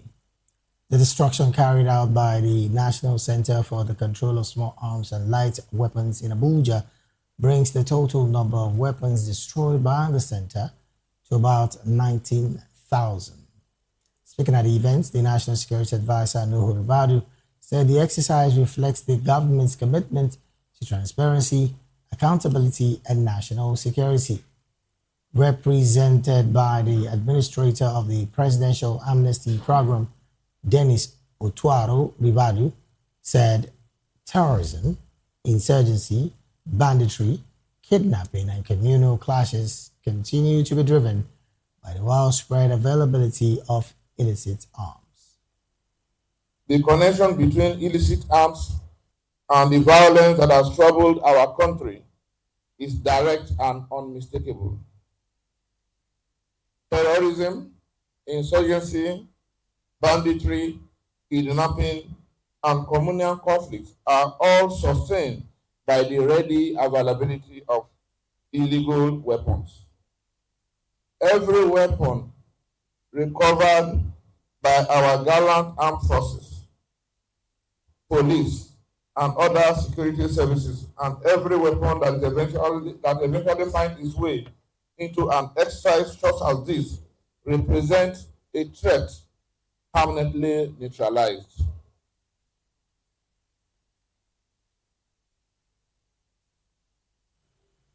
Earlier, the Director General of the National Center for the Control of Small Arms and Light Weapons, retired DIG Johnson Kokumo, described the exercise as a deliberate, transparent, and irreversible step towards strengthening national security. Every weapon that goes into these flames today is a weapon that can never again be used to threaten a community, disrupt a market, waylay a traveler, or harm a criminal or terrorist enterprise. The National Center for the Control of Small Arms and Light Weapons was established as the institutional platform through which Nigeria coordinates national response to the proliferation of illicit arms. Our mandate draws its strength from the Control of Small Arms and Light Weapons Act 2024. It is exercised in fulfillment of Nigeria's obligations under Article 17 of the ECOWAS Convention on Small Arms and Light Weapons.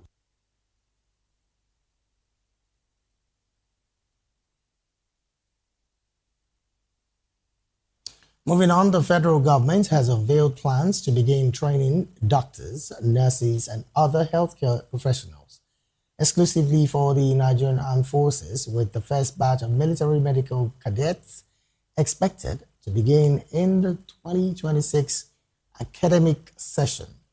The Minister of Education, Olatunji Alausa, disclosed this in Abuja while inaugurating a technical working group to fast-track the establishment of the Armed Forces College of Medicine and Health Sciences. In a statement by the Minister Special Advisor on Media and Communication, Iharo Atta, the proposed institution is expected to end the military's reliance on civilian universities for training medical personnel.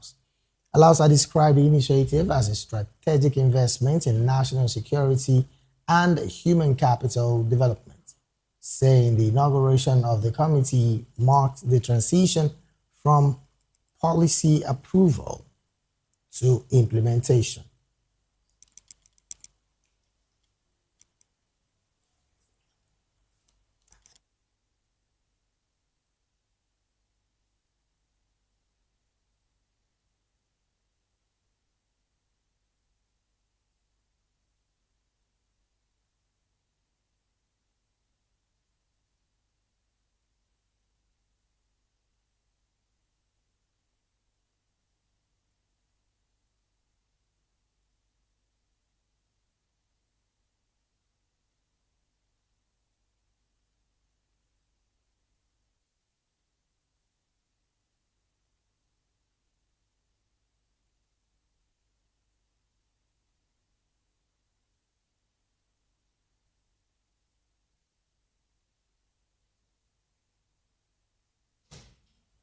Elsewhere, residents of some Edo communities say security has improved as police continue clearance operations targeting criminal hideouts across the state.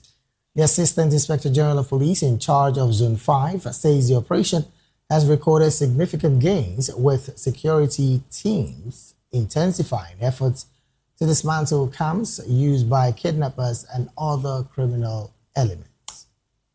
Our correspondent in Edo State, Rhoda Johnny, has more in this report.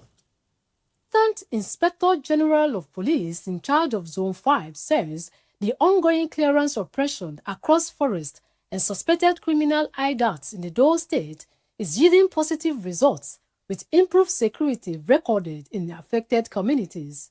The operation, ordered by the Inspector General of Police, targets kidnappers and other criminal elements operating in forest corridors across Edo and Delta states. The AIG says tactical teams, supported by gun trucks and police mobile force personnel, have searched several forest and remote communities, adding that the operation will continue until all identified criminal hideouts are dismantled. The Inspector General of Police of the Federal Republic of Nigeria, IGP Olatunji Disu, PSC Daga, MPM, directed the commencement of a 2 weeks intensive clearance operation across vulnerable forest corridors and remote communities within Zone 5, comprising Edo and Delta states. The objective is straightforward: to identify kidnappers and other violent criminals hiding in our bushes. the opportunity, who are trying to use the opportunity of our forests as operational basis. This operation is preventive rather than reactive. As a result, Edo State has witnessed a remarkable improvement in its security situation in recent weeks, and we are determined to sustain that momentum. Some residents have commended the police for the sustained operation, saying the increased security presence has restored calm and boosted confidence among community members. And so many persons have even relocated from this area. They were no longer staying in this area because it was now a day-to-day business whereby kidnappers come, break into our houses, adopt our people, and even kill them. I want to actually thank the police, the DPO, and the other Air Force and all. So they came to our rescue, and as now, everywhere is calm. The police have also urged residents to continue providing credible information to support efforts at sustaining peace and security across the states. Rhoda Johnny, Voptv News. Thank you so very much, Rhoda, for that report. Still in Edo State, the police command says it has dismantled a criminal syndicate allegedly involving 7 and dismissed police officers accused of abducting and extorting residents in Benin City. The police public relations officer, ASP Eno Ekoidem, disclosed this while addressing journalists, saying investigations led to the arrest of the suspects and disciplinary action against officers found culpable. Our correspondent in Benin City, Rhoda Johnny, has more in this report. State Police Command has dismantled a syndicate involving 7 and dismissed officers accused of abducting and extorting residents in Benin City. Police spokesperson ASP Eno Ekoiden said arrests followed intelligence-led investigations into complaints of harassment, unlawful arrest, and extortion. We have invited you here today to brief the nation on the outcome of an extensive investigation into a criminal syndicate that has been operating in Edo State under the guise of law enforcement. This case speaks directly to the policy direction of the Inspector General of Police, IGP Olatunji Riwan Disu, PSC Daga, NPM, that the era of impunity is over. ASP Ekoidem said over 11 victims have identified suspects. 1 inspector was demoted, 5 corporals dismissed and will be prosecuted. Another inspector has been declared a deserter and is being tracked. The following officers who were found culpable of misconduct on warranting disciplinary action was reduced in rank. AP number 324688, Inspector Ehubareme Wisdom, attached to the State Criminal Investigation Department, State CID Benin City, has been reduced in rank from inspector to the rank of a sergeant. In addition, the following officers have been dismissed from the Nigeria Police Force and will be charged before a court of competent jurisdiction. The police also warned POS operators and the public against aiding crime, reaffirming its commitment to accountability and professionalism. Rhoda Jolie, Voptv News. Thank you so very much, Rhoda, for that report. Moving on, the Oyo State Police Command has dismantled a syndicate allegedly involved in diverting and illegally converting goods in transit, arresting 2 suspects and recovering goods worth 32 million naira. Police said operatives of the Command Monitoring Unit or your operational base carried out the operation following credible intelligence that led them to the syndicate's hideout in the Irepo area of Oyo town. Officers also recovered a truck loaded with 570 bags of guinea corn, allegedly diverted while being transported from Kaduna State. go cover in truck so that people will not disturb him. I gave him. Then I now told him to go and start his truck. Let's go to the loading company. To my great surprise, we went there and I went there and packed him that very day. We didn't load him because I was trying to get the full details of who gave me, who is that person that sent him to me. I couldn't get him. So my boss idea, before I know, they have already loaded him.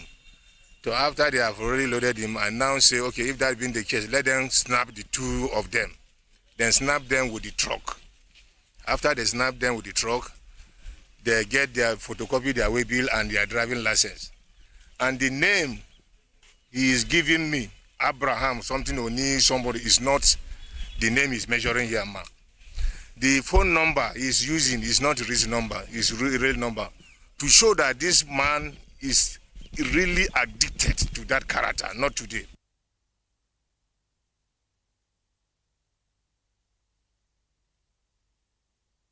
Led to the arrest of the two suspects identified as Olawale Karim and Ogunbiyi Monday. Moving on, the Assistant Inspector General of Police in charge of Zone 2 Command, Onikan Olorundare Jimo, has been named the most outstanding anti-crime police chief in West and Central Africa for 2025. Our correspondent, Oindamola Lokota, has more in this report. The award was presented by the Chief Executive Officer and International Coordinator of the Security Watch Africa Initiative Network, Patrick Agbambo, who commended the AIG's leadership and commitment to tackling crime. Recognition celebrates his contribution to policing and efforts at enhancing security across the region. I want to say that this award, like I said earlier, is dedicated to all officers and men of these two commands, because how many can I do as an AIG? It is what the personnel are doing, though under my supervision, that has culminated into this award being given to me. So like I said, this is the 19th award. I get to know about the award in 2008. I think I'm the most happiest person today, even among the awardees, to be so awarded, because I know when it began 2004, 2008, while we were lieutenant then to those who are being given the award. So I want to let you know that it is a thing of joy for us as Zone2 headquarters to be so awarded around this time, where people are peddling a lot of rumor, a lot of outright misinformation to the members of the public about my person and about the office of the Assistant Inspector General of Police. Oyindamola Olukoto, Voice of the People TV. Well, thank you so very much, Oyindamola, for that report. From there, almost straight to the analysis segment of the news. And joining us now to make sense of these stories and more, in the studio with us is Mr. Dele Fanimo. Mr. Fanimo is a seasoned reporter right here in Nigeria and also a public and political affairs analyst and commentator. A very good afternoon to you, sir, and thank you for joining the conversation. Good afternoon, David. My pleasure. All right. Also joined us virtually to make sense of these stories and more is Mazi Amobi Inegburu. He is a public and political affairs analyst and commentator. Mazi, a very good afternoon to you again, and thank you for joining the conversation this afternoon. Good afternoon, Dave. All right, then let me start off with you, Mazi. Now, you've been following the news, and one that comes to mind is the consistent recovery by the police force, particularly on syndicates, dismantling syndicates, going to comb the forest, and of course, getting back illicit, converted goods in transit, and of course, rescuing some other Nigerians. Now, looking at these developments, one would say, to a very large extent, the Nigerian police force is doing their best, but there are still some very interesting individuals among them. What's your take about this level of, I want to call it sanitation within the Nigerian police force, as led by the current IGP, Tunji, of course, the new IGP in Nigeria? Thank you very much. You know, when you have inaction and all of a sudden the tempo of action start increasing. You will start beating your chest that, one is doing well. There has been some high degree of inaction before now, but it's like the Nigerian police are gearing up. And that is why we are seeing some of the things that we are seeing presently. Every society has some modicum of criminality. And that is why the police is there to do the needful. So if they have decided to up their ante as far as policing is concerned, so be it. There has been in the past few days, like you said, some of disquieting revelations, around. And I think we should also encourage them. If they were doing this before now, then the public condemnation of the police force wouldn't have been so much, Right. I think if they are doing this, they should up the ante, increase in their ability and capacity to do more, because that is why they are there. It is not Uhuru yet, but they need to also, the IGP need to galvanize his people. I like the aspect of sanction. If you have an erring police officers, you sanction them. Right. It will make it difficult for deviants in the police force to begin to have their way. So any attempt to increase sanctions and as against what it was previously, what we have previously is welcomed. I think the police force, what they are doing now is commendable. That is not to say that we should go to sleep. There is a lot of issues out there to be, handled by the Nigerian police. So if they have woken up from their slumber, thank God. Oh, well, again, I like the fact that you said at this point we should commend them once they're doing the right thing. But another conversation that comes to mind is the part of demotion. Now, you would also recall that the alleged criminal syndicate involving 7 and dismissed police officers in Benin City that were accused of abduction and extorting residents in the city were brought to book. Some were dismissed, some were demoted from inspector to sergeant. Do you think by that particular act, there will be a major deterrent of such acts by these officers of the law in the near future? Because some are saying demoting them is not even helping the situation so fully. But we've heard the police public relations officer in Edo clearly said, and I'm talking about ASP Eno Ikoidem, saying that some of these individuals that have been arrested will be taken to a competent court of jurisdiction. But then again, the question would be, would that bring a total halt, or would it even in any way mitigate this act by some security operatives in Nigeria? Yeah, what is relevant here is that something is being done. I'm not privy to the degree of culpability of these officers. If they have asked somebody, if they have demoted somebody from inspector to sergeant, and the other person, dismissed, and some other people are going to court, it depends on their level of involvement. I think they are also reasonable. If you are marginally involved or tangentially involved in a crime, there is a way you determine the people that are spearheading the crime, and probably, some such other people that are bystanders that heard about it and did nothing and all that. So what I'm saying in effect is that the variation in sanction is proportional to the degree of involvement of these officers. So unless I have the full details of their level of culpability, it will become difficult for me to begin to say whether it is commensurate with the crime committed and what have you. But the important thing for me is that they have taken the gun to and started, dishing out sanctions as quickly as they can.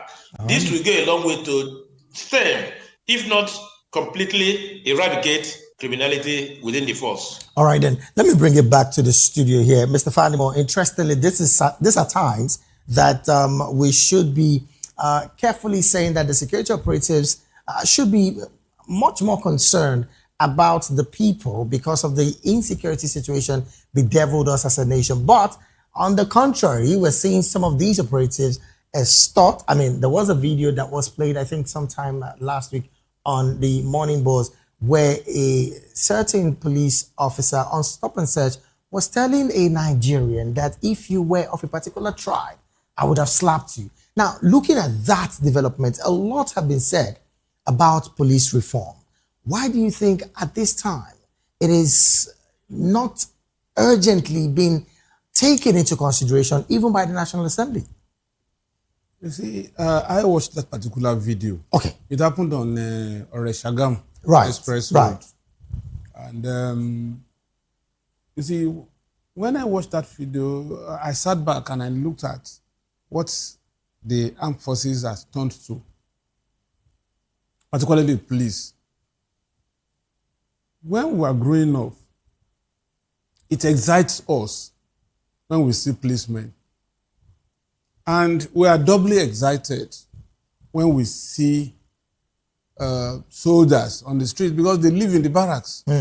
So occasionally when they come outside, you rarely see them. You rarely see them except when they are doing parade, you know, on National Day and so on and so forth, or when they do Remembrance Day.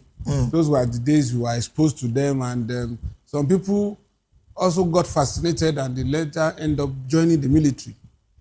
But today, we've been told that federal government had approved a number of people to join the military. Up to now, we couldn't get those figures. Nobody wants to join. Talk about the police. How many people want to join? You know? So what really changed? You see, when mistakes are made, sometimes mistakes are made that turn out to be generational consequence. Okay. I was not surprised when that man was dismissed, the corporal. Yeah. Then the inspector that was demoted.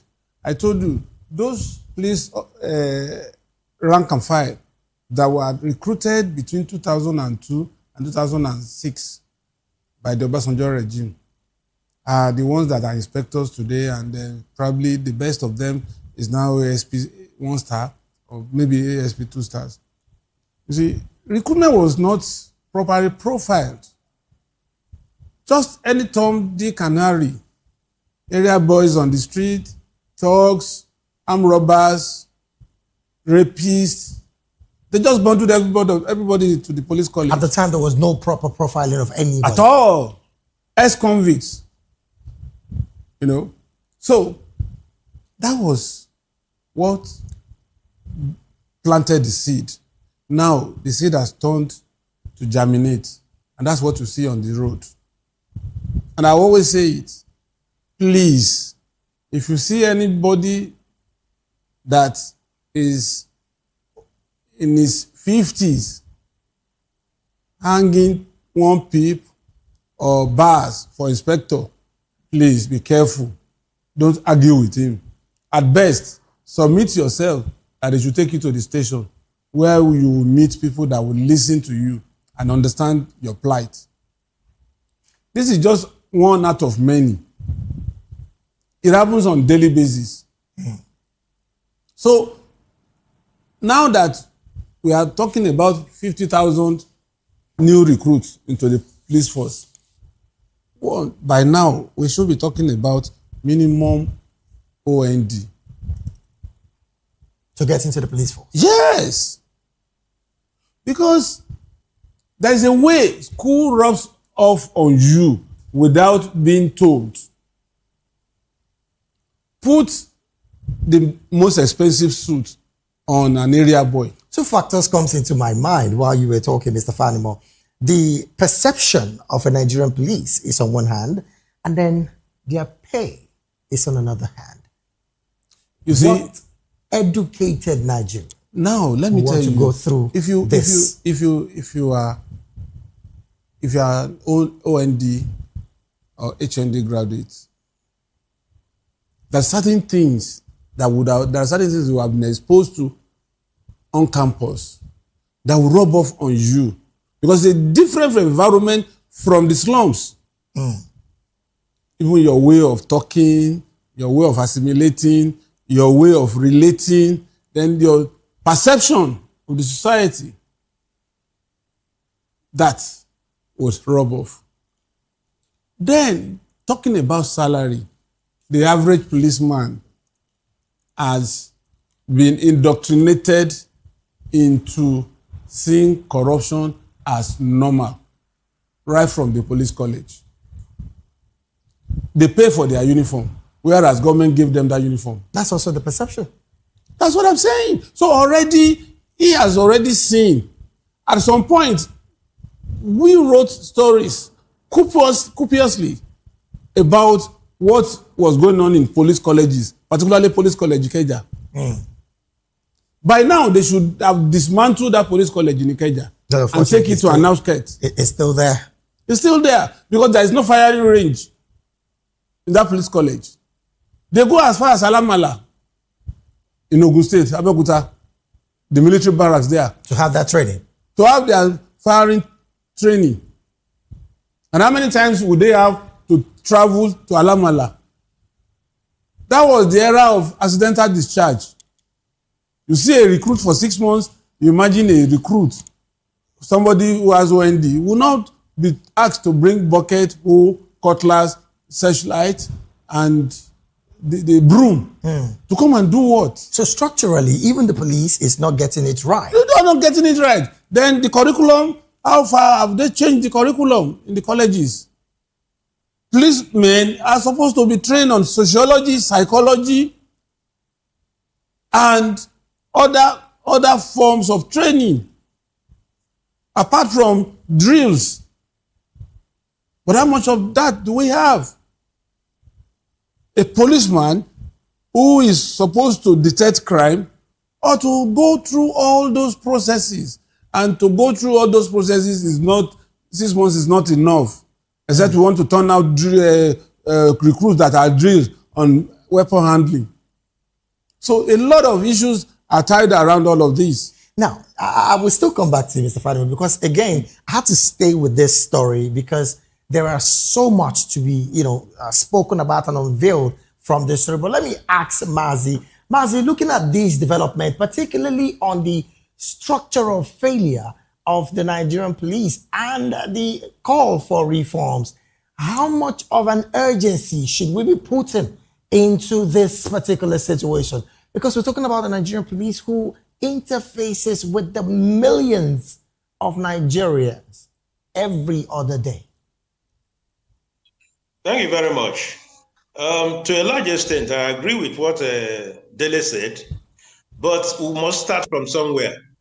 Even the qualification for someone to be the president of this of this country has also been lowered from SSCE to even secondary school attendant. That is how low we have gone. So it's not just for the police alone. For some of the high political positions here, we must prescribe minimum qualification because that goes a long way to determining your level of intellectual absorption, your level of discourse, your level of understanding when things are going on around you. But if you are not with some level of apologies, I'm not saying that going to school, is just like having come down from an Eldorado. No, that's not what I'm saying. We are saying that the level of education one acquires helps the person to navigate through the murky waters of wherever the person finds himself or herself. Having said that, the issue of policing, I should think we should look at the welfare of not just the police, but all other military security agencies. Right. Their take-home pay is abysmally low. If you can't talk about 109,000 being the minimum, the least payment of any security agents, no. Recently, people are talking about 250, 350,000 and what have you. I have argued very persuasively that the welfare of the Nigerian security agencies must be improved. I have given an analogy to the fact that if now that the government is clamoring for people to come and join, 28 military 28,000. Police people to be recruited and what have you, no person is coming out. In fact, if you are in a family and you tell your family that you want to join the police or the army, They they will frown call at a it family first. meeting for you to try to dissuade you. But if you tell them that you are joining American Navy, they will go to the churches and give thanksgiving. That is the level. So what we are saying in effect that the welfare of the military, security services must be improved. Must be improved. Okay, look at in this fight of against terrorism and banditry and what have you, a lot more security people are killed. Once they are killed, what goes to the family?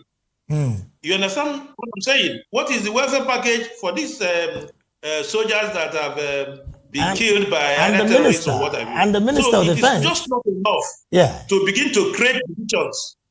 Four more divisions in the army, state police, 28 more police people and all that. You will not get the numbers until you do the needful. All right, then. Provide adequate welfare package, and you see more people will be encouraged to come on board. All right, then. Thank you so very much, Mazi. Let me bring it back to the studio while we wrap up. Mr. Fanimo, the part of welfare is, we cannot overemphasize it.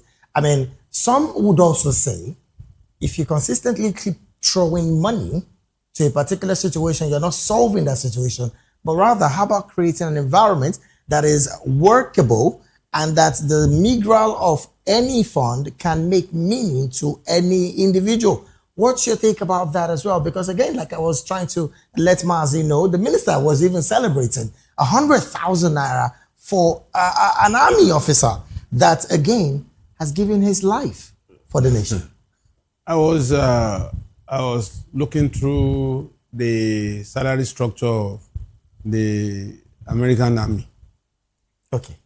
A private, which is the no rank level in the Army in the US, takes about $25,000 a year.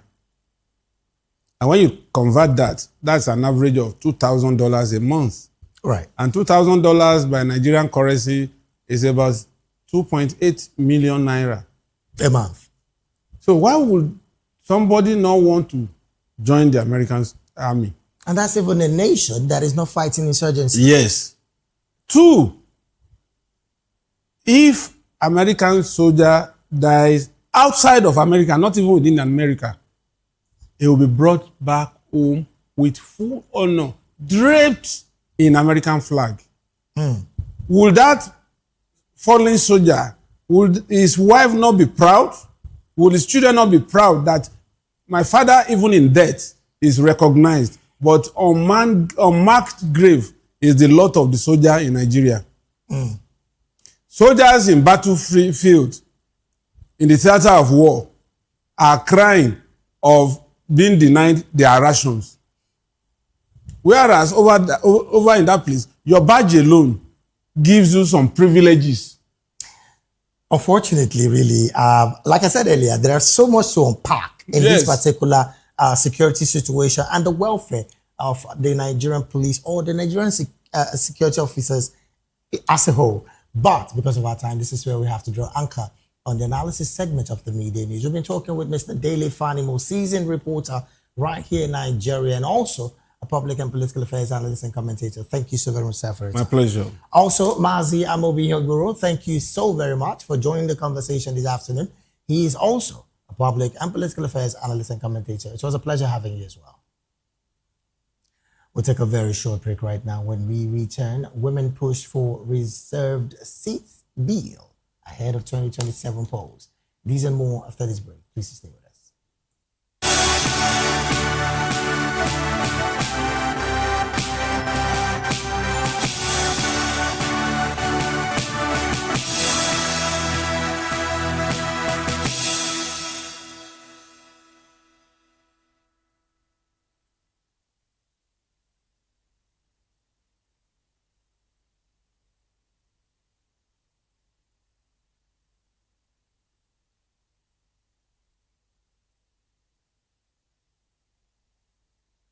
Glad to have you back. It is still the media news right here on Voice of the People television. Now to other stories.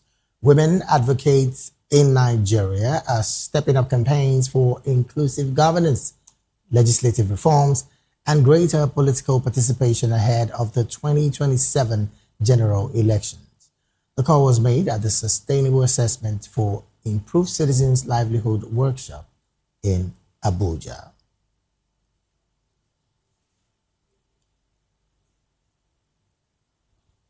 And from there, I'll move straight to talking business. Nigeria's foreign reserves fell by $114 million in 7 days after reaching a record $52.04 billion.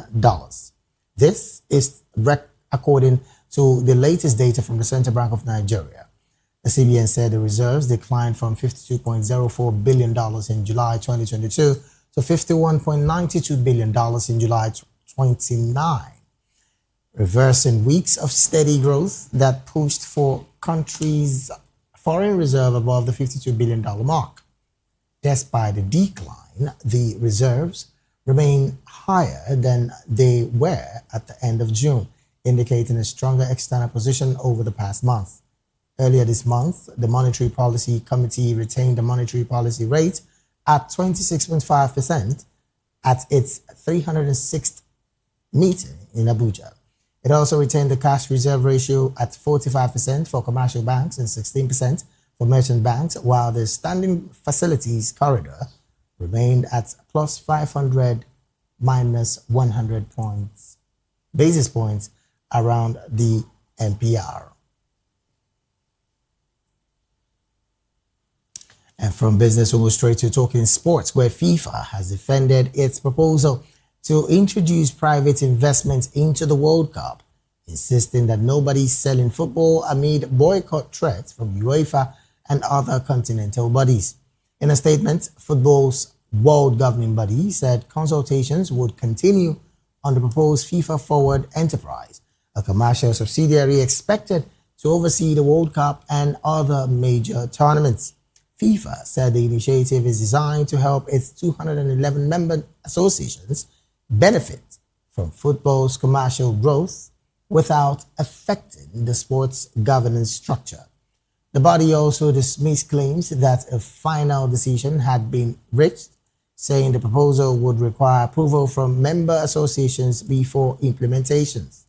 The response followed reports that UEFA's 55-member association agreed to boycott FIFA's competition if the plan to sell a minority stake in FIFA's commercial arm to private investors goes ahead.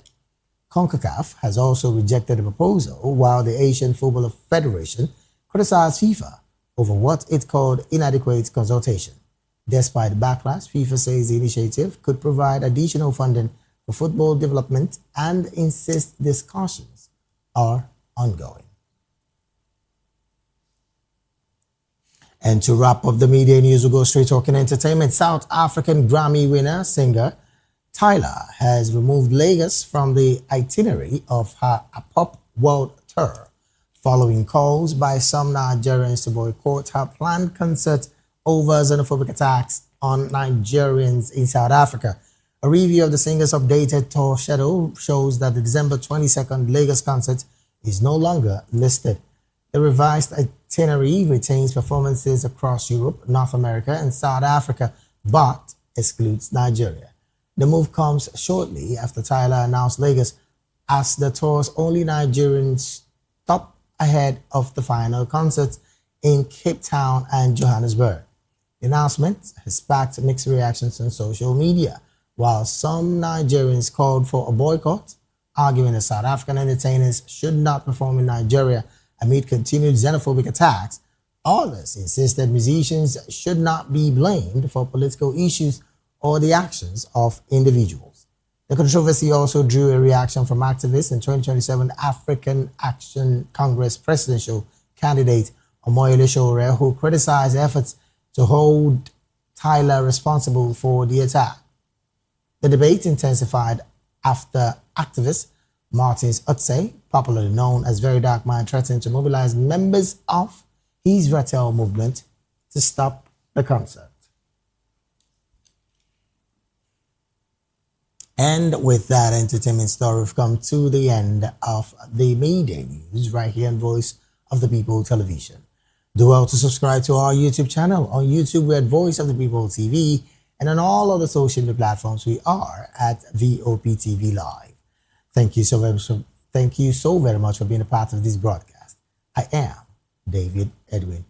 You have a good afternoon.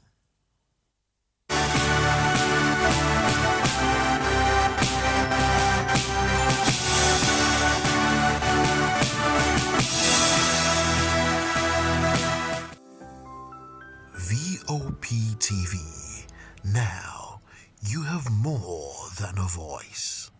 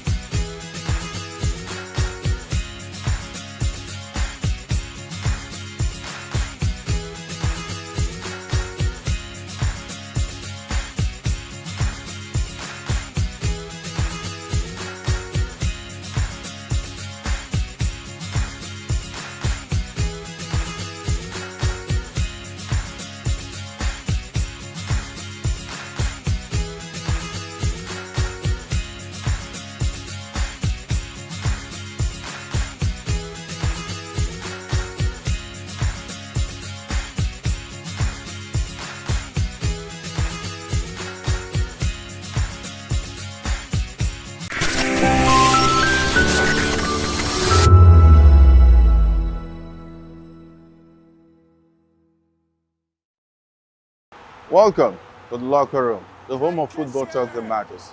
I am Jerry Arpillon.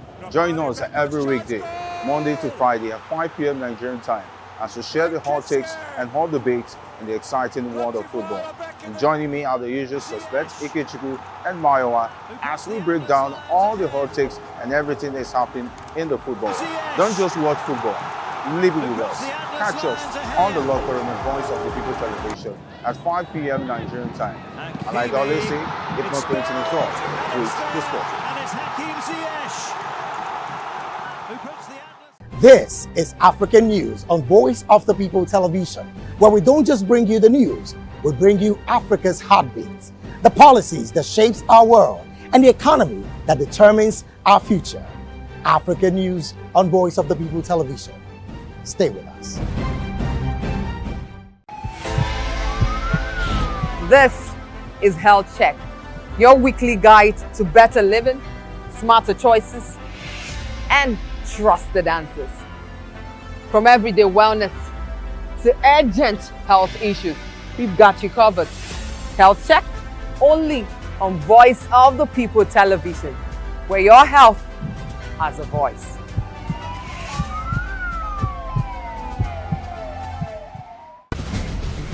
Join us as we drive into the world of politics through insightful interviews with prominent political figures, both serving and former governors, ministers, senators, legislators, party chieftains, activists, and analysts. Get first-hand information into the decision-making processes that affect our daily lives. Highly engaging one-hour program that brings political discourse into focus.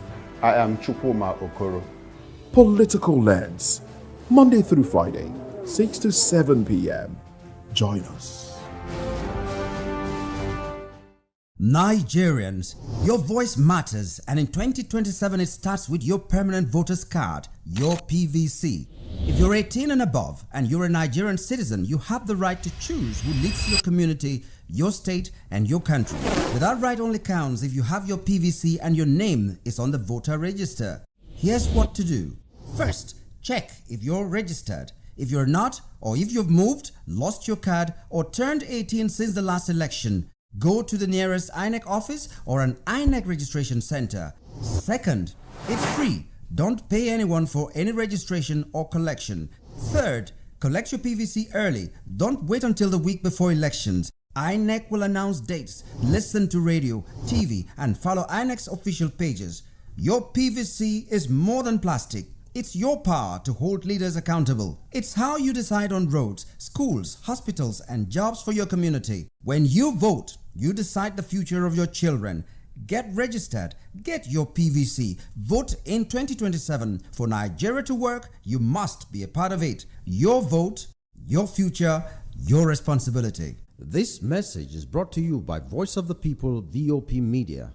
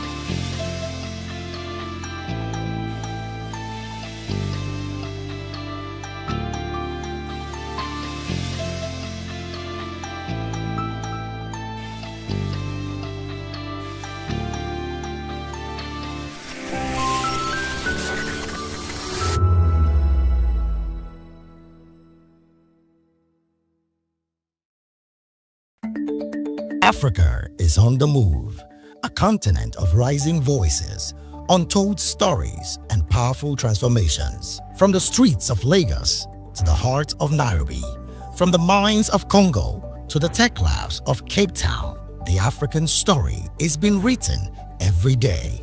Bold, dynamic, unstoppable. This is African News on Voice of the People Television. We don't just bring you the news. We analyze and bring you Africa's heartbeat, the politics that shapes our nations, the economies that drives our future, the cultures that defines who we are, the voice that must be heard. Africa News, Africa's voice, Africa's future. Where Africa speaks, the world listens.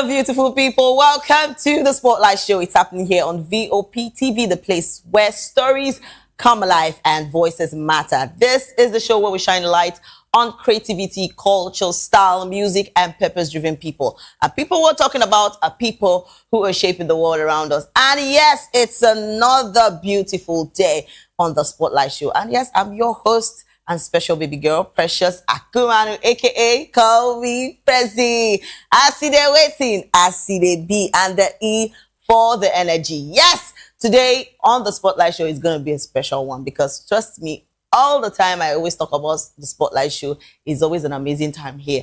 And we have stories, lots of gist that are going on. Things are still happening around you and you don't know, but that is why I'm here to bring them to you.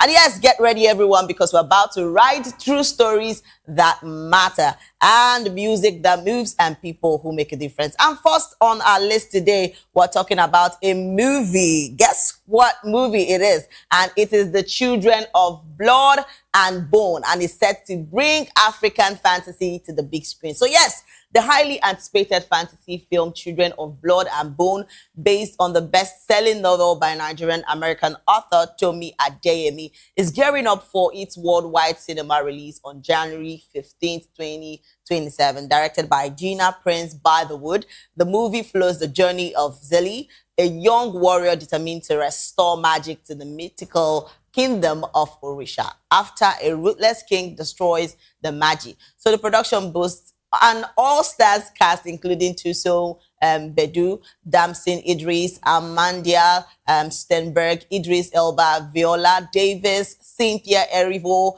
Regina King, Chinwetel Ejiofor, Nigerian actor Richard Mofe-Damijo, and Afrobeat star Ira Star, who makes her Hollywood acting debut. So the film has generated massive excitement for its African-inspired storytelling, stunning visuals, and star-studded cast, making it one of the most anticipated fantasy release for 2027. So, however, yeah, the project has also attracted attention after author Tomi Adeyemi publicly distanced himself from the adaptation, citing behind-the-scenes disagreements, despite originally serving as a co-writer and executive producer. Even so, Paramount Pictures continues to move forward with the release, with fans eager to see the beloved novel come to life on the big screen. This is what... See, I'm already excited for this one because it's massive.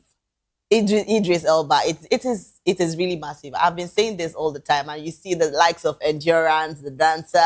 It's a lot for this particular movie. It's gonna be a lot because trust me, I still commend all our actors, our actresses. We've been moving things. We have been doing things this period, and it has been shaking the world. And I'm so happy. I'm so excited about this particular movie, Children of Blood and Bone. It's set to bring a lot of people are excited about this one, and to think that the likes of Ira Star is gonna be here, and also we have a lot of people that are so waiting to see this particular movie, and it's a lot for me because seriously, this is the thing. All right, let's go over to the comment section. A lot of people are really excited for this particular movie, and people are already talking about it. People are eager to see what is going to happen. All right, let's go over to the comment section and see what we have there. And yes, Obere said, wow, beautiful, congratulations. And Oluwa Pamilerin Ayo said, bringing the words to life. And Tammy Draws One said, Pami. Okay, I think a lot of people are so excited for this one. And Yinks said, look at you. Wow. All right. And Powell said, to see it come to life and the beats, moments, and incredible. Are we ready? It's the world ready. I think I'm ready. All right, let's take more comments. We have a lot of people still talking about this particular movie, The Children of Blood and Bone. And yes, Queen Direct said, January can't get here fast enough. This looks amazing. Yes. And it's for Last Shayo said, okay, Gina. And I want to give it out to Gina because I think to be a producer of a particular movie, it's not easy, because when you think about how people come out, most of our producers, they put in so much work to make a particular movie, be the thing. And people don't really see the energy these people put in a particular piece. I mean, I just give them that. I will always say I give them their flowers because damn, they are doing well. They are trying. It's not easy. If it is easy, go they shoot movie now like this. It is not to just come out, come they smile, they do all this. No, a lot of things are just put together because you have to, create everything yourself, and it's mind blowing. It is. Let's take more comments. We still have a lot of people still talking about the movie. And yes, somebody said, what a joy to see this. A truly treasured moment. Can't wait. And Omari Minazi said, one of the best directors to ever happen on earth. Okay. And a lot of people are so excited about the director herself. And yes, she said, I love your hard working from the woman king to children of blood and bones. So keep up the good works. I'm so happy to get chance as background from both movies. Okay, and Luke said, wow. And Just Vessel said, I cannot wait. Me I cannot wait too. All right, we have more comments. Let's take more and more comments. A lot of people are so excited about this one. And to think of that our Nigerian people are really, gearing up for this particular movie, it's something that I see Nigeria to the world, to anything where you think. For the fact that Arasta, we're talking about Thames. I heard Thames, okay, is also, going to be producing particularly the sound and stuff like that. And me, see, when it comes to this particular one, I am so excited. I cannot wait. Let's take more comments. We still have a lot of people. And Mem, the actress, said, this is amazing. And can you share? We have more comments. And yes, the River Camp said, magnificent. And the film camp said, this is so beautiful, Gina. At GPTB Mad 8. Okay, can't wait to see it. And when we talk about endurance, when I saw her, where she was actually doing the dance and everything, and we always know that we always know that endurance has always been this person that has always been the dance person, and now it's come to see that she'll be among the movie. It's a lot, citing the fact that she actually featured in The Fisherman, and that movie when I talk about endurance, I just say, make her just they calm down, because trust me, people they know I'm as person where they just they dance, she's already content creator, a dance content creator, and the rest of them, people are always eager to see her that. But, there are some hidden skills people don't even know about that. Sometimes when I see these things and I'm so excited, see, be like say, you don't even know, most times you don't even know you have a lot of skills until you, try to venture into any of them. And for endurance, it's a big one. I'm so happy for her. And yes, to this particular movie, I can't wait. And likewise, other people can't wait to see this. All right, let's take more comments before we go over to the next story. And yes, somebody has said, I love you, Queen. And yes, Brooksy said, can't wait. We have more comments. And the River Camp said, magnificent. We have more comments. Let's take more before we go over to the next story. Trust me, I always say that I will give the producers their flowers. They deserve it. Coming to the Woman King and a lot of them, especially that Woman King, it says a lot to me. That particular movie, I think that movie, transformed my mind. Yes, seriously. It's how people really see that movie. And, I feel people didn't really talk much on that particular movie. But seriously, you see that movie, it says a lot. And coming to think that this particular one is going to be a banger. I can't wait for that too. All right, let's take more comments and we will go over to our next story. And Catherine said, whoa, you smiled with it. It's going to be so good. And yes, somebody said, this is beautiful. Okay. And Kemi Yondo said, Gina with the fire emoji. Okay. And yes, Steve, yes, Tag said, congratulations.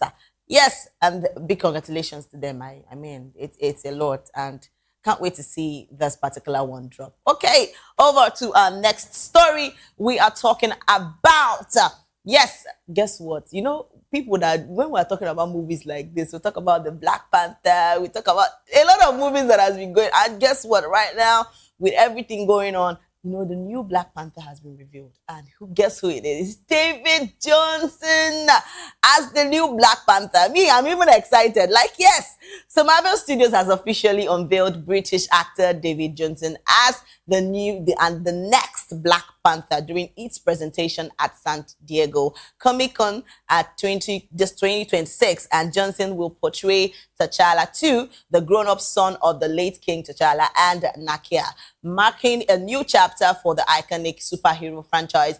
The announcement has generated widespread excitement among Marvel fans, with many eager to see how the new character will carry forward the legacy and established by the late Chadwick Boseman in the blockbuster series. So the upcoming Black Panther 3 will once again be directed by Ryan Coogler and will feature the return of Letitia Wright as Shuri and Winston Duke as M'Baku. And yes, rather than, you know, replacing Chadwick Boseman original T'Challa, the film introduces the next generation of Wakanda's protector through T'Challa II. The movie is currently, you know, scheduled for a worldwide cinema release on 15 December 2028, with fans anticipating another epic chapter in the Marvel Cinematic Universe. And see, to even anticipate this one in 2028 is a long thing, but you know, it has to give them time to, you know, create this masterpiece. And for David Johnson, wow, that's a huge role to play.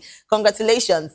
This is really I'm so excited. You know, when we talked about the former Black Panther, and we're talking about the Buzzman, it's a lot. I mean, may his soul rest in peace, but he actually dominated a lot of things in people's mind. He gave us that power. He gave a lot of people that power. Give them a lot of, you know, sense. A lot of he actually dropped. You know, when people talk about the Black Panther, it says a lot. I actually enjoyed those you know, seeing those movies, and it's a lot.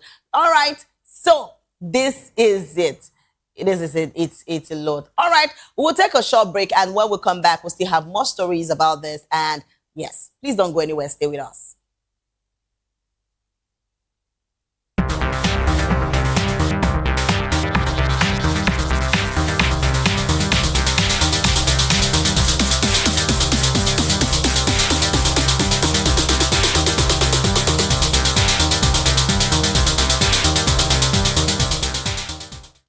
Big news this year. Your favorite Voice of the People television station is now on free to air on Nigecomsat. All you need to do is align your dish using the following: orbit position 40.5 degrees east, 12.685 gigahertz, 30,000 kilobytes per second. Polarized vertical, frequency 2, 12.731 gigahertz, symbol rate 26,250 kilobytes per second. Polarization H. This works on any decoder. Catch up to 100 channels, sports, movies, news, all for free. This is with better quality at no extra cost. Voptv on Free TV. Now you have more than a voice. In a world where power shifts with every headlines, news breaks and events happens, we bring you unbiased and explicit information on politics, economy and state of the nation. We break down the chaos. Facts, not fluff. Truth, not a spin. We discuss not just politics, but a glimpse into the future. Voice of the People Television. Now you have more than a voice. 2564 is coming up on Burning 9, right? 2564 Atlantic Tower.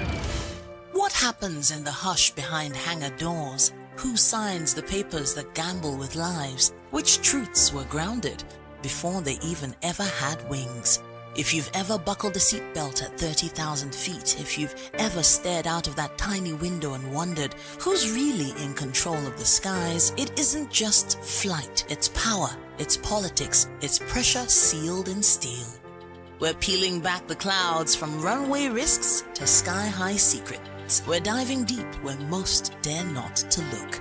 Aviation Scope, every Sunday at 7 p.m. only on Voice of the People TV. We don't just report, we reveal. We don't just ask, we uncover. Because when it comes to the skies, ignorance is turbulence. Aviation scope. The sky isn't the limit, it's just the beginning. Are you looking for where to buy quality and original studio and musical equipment in Nigeria? Welcome to Iruka Online, Nigeria's biggest musical and sound equipment warehouse. Your trusted home for top global brands, reliable low-priced alternatives, and 100% original musical accessories. With over 16 locations nationwide and open 7 days a week, we deliver unbeatable service and customer support you can count on. Shop online at iruka.com in partnership with world-renowned brands like Voptv Pro, Prisoners, Twile Keyboards, Fender and Jackson Guitars, Marshall.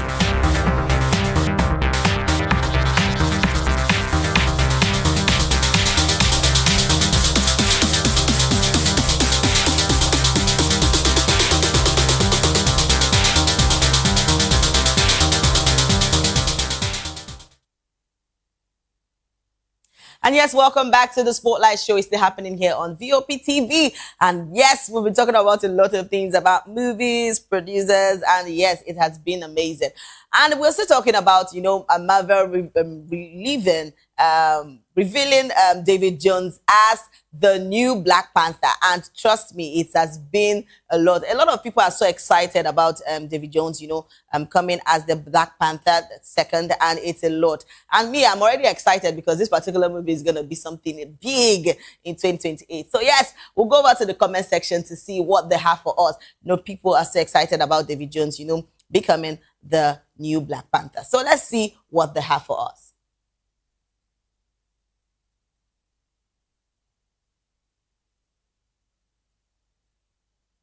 And yes, somebody said, how they gonna make him look 6'0" on screen? Okay. And Lubab said, let there be a new star. That's how the black race should grow. Okay. And Edilesi said, finally, an African playing an African role. Okay. And Fats K said, okay, can't we use American actors then? Hello. It's the black. We're talking about a black movie. So I don't want to be the person that will always say, oh, are you trying to side for the black or anything? But no, but that movie is always talking about, it has his own scene and everything. So I don't think you just need to come out and start saying, oh, why don't you use American actors? So what happened if they use a black, actor? It's not bad. All right, let's go over to the next comment. We have a lot of people still excited about David Jones as the new Black Panther. And yes, Adult Stifler said, looks like all the Panthers always got a Sierra Leonean link. Okay. And probably he only a little of Nigerian DNA and more of Sierra Leone and DNA, but these Nigerians and claiming things.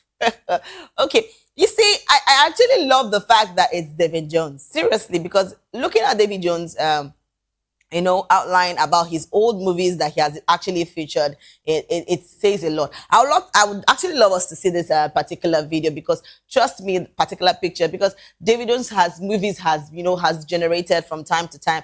I've seen a lot of movies that he has been in, and featuring in all those movies, it's a lot. For me, it's massive. All right, let's hear this.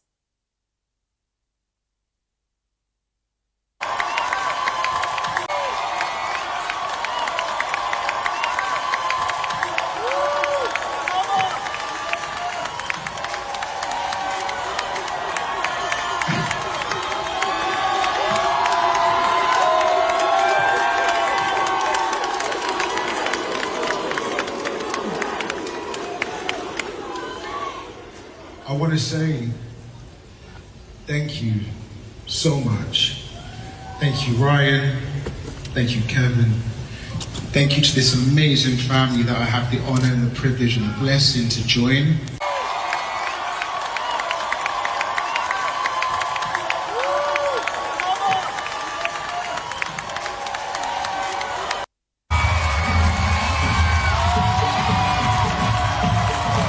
I want you guys to give a warm welcome to our new Black Panther, Mr. David Johnson.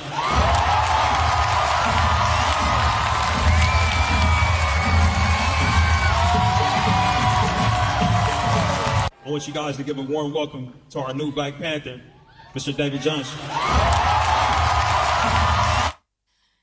See, getting this particular role is a lot. I feel that he's so emotional about this one. And to, David Johnson, it's a big congratulations to him. I mean, I think he would do, well in that particular role. Okay, to all his fans, a lot of people are excited for him. I am also excited for this particular role. Okay, and that takes us to our next story. We're talking about Nigerian music icon D'banj has actually announced a major partnership between his Cream creative reality entertainment, arts and music platform and global independent music company Sing Music Group to discover and develop the next generation of African music stars. So the collaboration aims to provide emerging artists with access to international music distribution, marketing support, mentorship, funding, and career development opportunities, and reinforcing Cream's mission of creating pathways for young talents across the continent. Now, as part of agreement, the popular Best of the Street But talent competition will return with 10 outstanding artists set to be selected for the development under Sync Music. And the partnership also sees the D'banj music catalog joining the Sync Music ecosystem, marking another significant step in expanding African music's global reach while giving aspiring musicians a platform to showcase their talents on the international stage. And when I say D'banj is the big thing, I'm always saying it because tell me, I've always loved D'banj songs. Tell me, because yes, this is it. This is what people need. This is what young talents need. They need things like this, things that would showcase them. And we have a lot of people that are skilled. Yes, Nigeria has a lot of skill. When it comes to music scene, Nigeria has a lot of people that are really skilled, that have the voice, they have the energy, they have everything to showcase. And I'm always saying this, Nigeria, we get them. Anything where you just come out like this, we did. And for the band to actually bring out this is a big thing, and I'm so excited and happy for this one. And to everyone that has, hoped to do music and are always putting in their energy, and don't lose hope, because now who lose hope, now you feel. So the energy you have to keep pushing, you have to keep joining, because definitely there would be this screen for you. All right, let's go over to the comment section. A lot of people are so happy for D'banj, the fact that he has actually partnered with Sync Music, and it's a big thing. And a lot of people are excited for young and upcoming talents that are out there that needs this particular thing to actually be there. So yes, and somebody said, has he paid Mr. Ree his money? Hey, Jesus Christ. You see, one thing with some of our comment section people, now not get joy.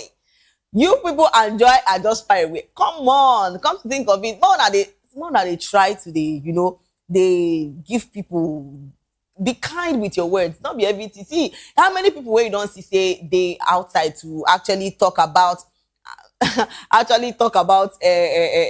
music, young talents. Even if they talk about money, how you take concern you? Money na your own. Person will get the issue with the money itself. They never even talk plenty. You self don't carry the thing for your head. But it's well.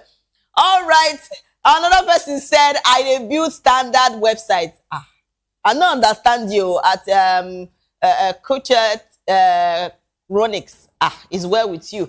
And yes, citizen Steve said the rich investments where them no go chop over chop care. I beg you. Okay.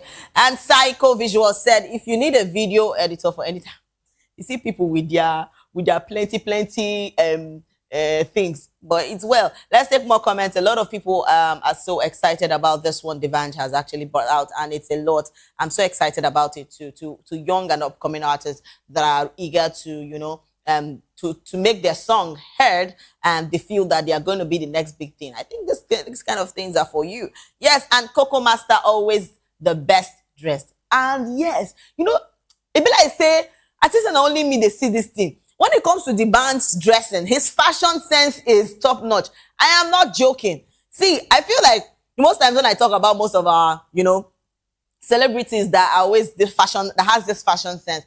See, Nigerians, they give me joy. When it comes to that particular part, Nigerians gives me joy. They're not the carry last. When it comes to fashion, you don't see these people dress well. You don't see them, their dressing is top notch. That's another person go say, Prezi, you still like painting? I beg you. And I like things like this. When I dey see them, it gives me joy. Who they carry shoot and put for mouth, you go vomit them. Never. Please, let's give it up for Coco Master. Now him be the best dressed, I accept, at Alpha Noel. Thank you for that. And Tanya said, day 25 of being everywhere until my brand gains visibility. Oh, okay. Amen to that. And yes, we have more comments. And Xtina Fano said, OG, your neighbor, na music artist at J. OG, your neighbor, na artist, music artist at J. Okay. To those that are still expecting their song be heard and their voices be heard, this is the thing. I think the band is doing a lot. See, I commend people that really want to give back to, give back to people. You've been there, you've seen things, you've been in the music industry for a long time, and people need this visibility. People need this place their song could actually be heard. For the band, it's a good thing. It's a big thing that he actually did this. And people don't really remember how probably your music or anything, but the life you've impacted on. A lot of people are eager to experience this kind of thing, and maybe so far so good. They've put in so much energy, but they are still not heard. And for the band to actually do this is a good thing. I mean, he deserves his flowers. All right, before Oingo say, this flower where they carry, no worry, the flower go reach you. Okay.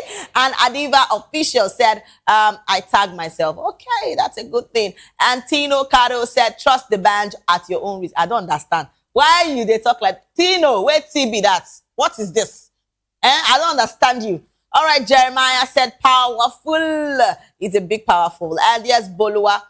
We have a lot of people that are so excited about this particular move of the band. It's a big thing. Let's take more comments.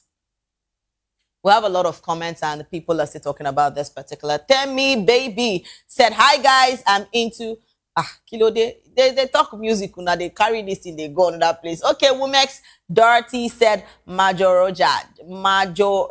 Okay, and Folar said this man know the age. Actually, you see when person they talk, we don't talk about in fashion sense now.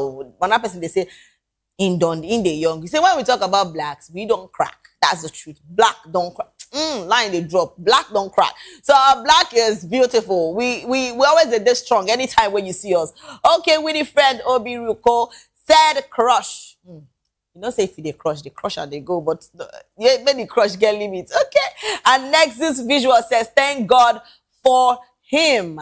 Yes, thank God for him. To all those that are doing marvelously well in music and feel that young talents matter too, and young people need to be heard too, because tell me the truth, I can tell you the truth, now them will be future generation who they talk about. People need to keep music going on. It has to keep resonating and all that. So when we talked about the video and the likes of them, I always appreciate people that are doing a lot of good things. And it's not about how many music where you don't do. It's the life that you've impacted. How many people have you touched? How many people have you helped? Yes, now be the thing. Now people where you don't help go, even they speak good of you. I'm telling you. All right, let's take one more comment before we go over to our next story. Trust me, this is a good one. And Vestel Credence said the best investment is one that continues creating value long after you've made the decision. Actually, Singa Paul said this one they find people in Gorip. You see, sometimes, I don't know what's up with this my comment section people. More now they get joy for you now. I beg. Adroro Mojola said, the picture has a powerful dynamic that is communicated in the pose. Okay, when we talk about pictures, when we talk about fashion, I think the badge is just the thing. Okay, to our next story, we are talking about Iyabo Ojo, and this one is a lot. See, when people don't, they talk plenty things about the particular, our particular body glamour, as I always call her, because she's always the black body glamour we have, and it's how people, talk a lot, say a lot of things that have been going on, and I feel that people have better things to do than getting their mouth to speak a lot of things about this particular person and her daughter. I mean, it's a lot, Now, so carry Prissy, they talk plenty on top her head. Say, oh, she do this one, she do that one. Person way peacefully and calmly go wedding, go enjoy herself. that one don't turn problem. But now they calm down for here. But before I say anything, listen to that. Nollywood actress and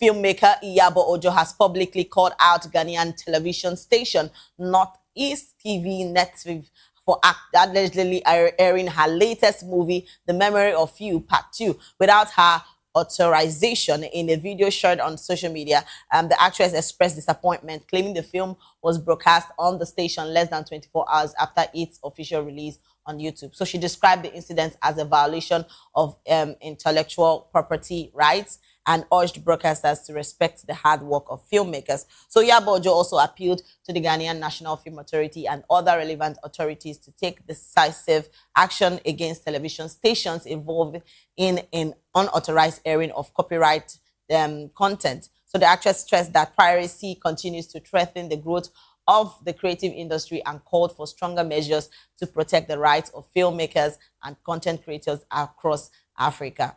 You see where people try to put a lot of hard work and you want to bring that hard work down. We see that part where they talk plenty things. Come on. This is not right. I feel people put so much work producing a particular movie, and the best you could do is to just go watch. But no, you go decide say you want to carry everything. Come on, to take somebody's glory for something where you don't do. It's a lot.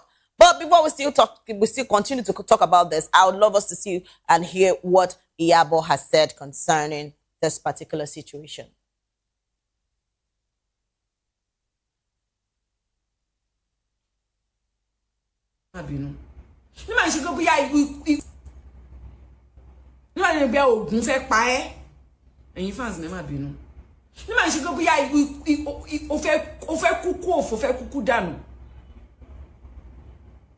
You carried my movie, whoever it is that is behind that, any TV and any other TV, because I heard that is what you people.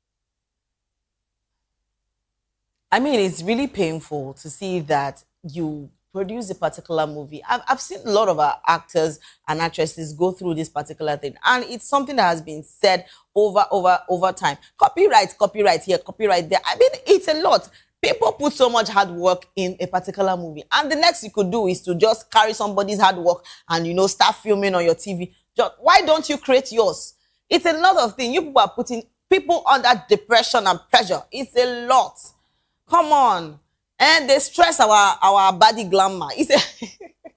It's a lot, but I mean, jokes apart, it's how people, do this copyright thing, and it's not nice. I've seen the likes of, we have a lot of people, a lot of our actors, a lot of our actresses that have said things concerning this. You people change their name, the songs they put on the story, you people do that. It's a lot. Why don't you people do? In fact, if you want to generate money, why don't you generate money in the right process? I mean, this speaks a lot of things, and people feel that Nigerian movies Nigerian movies are not just movies to watch or do things. That's because people put, people's hard work to drain.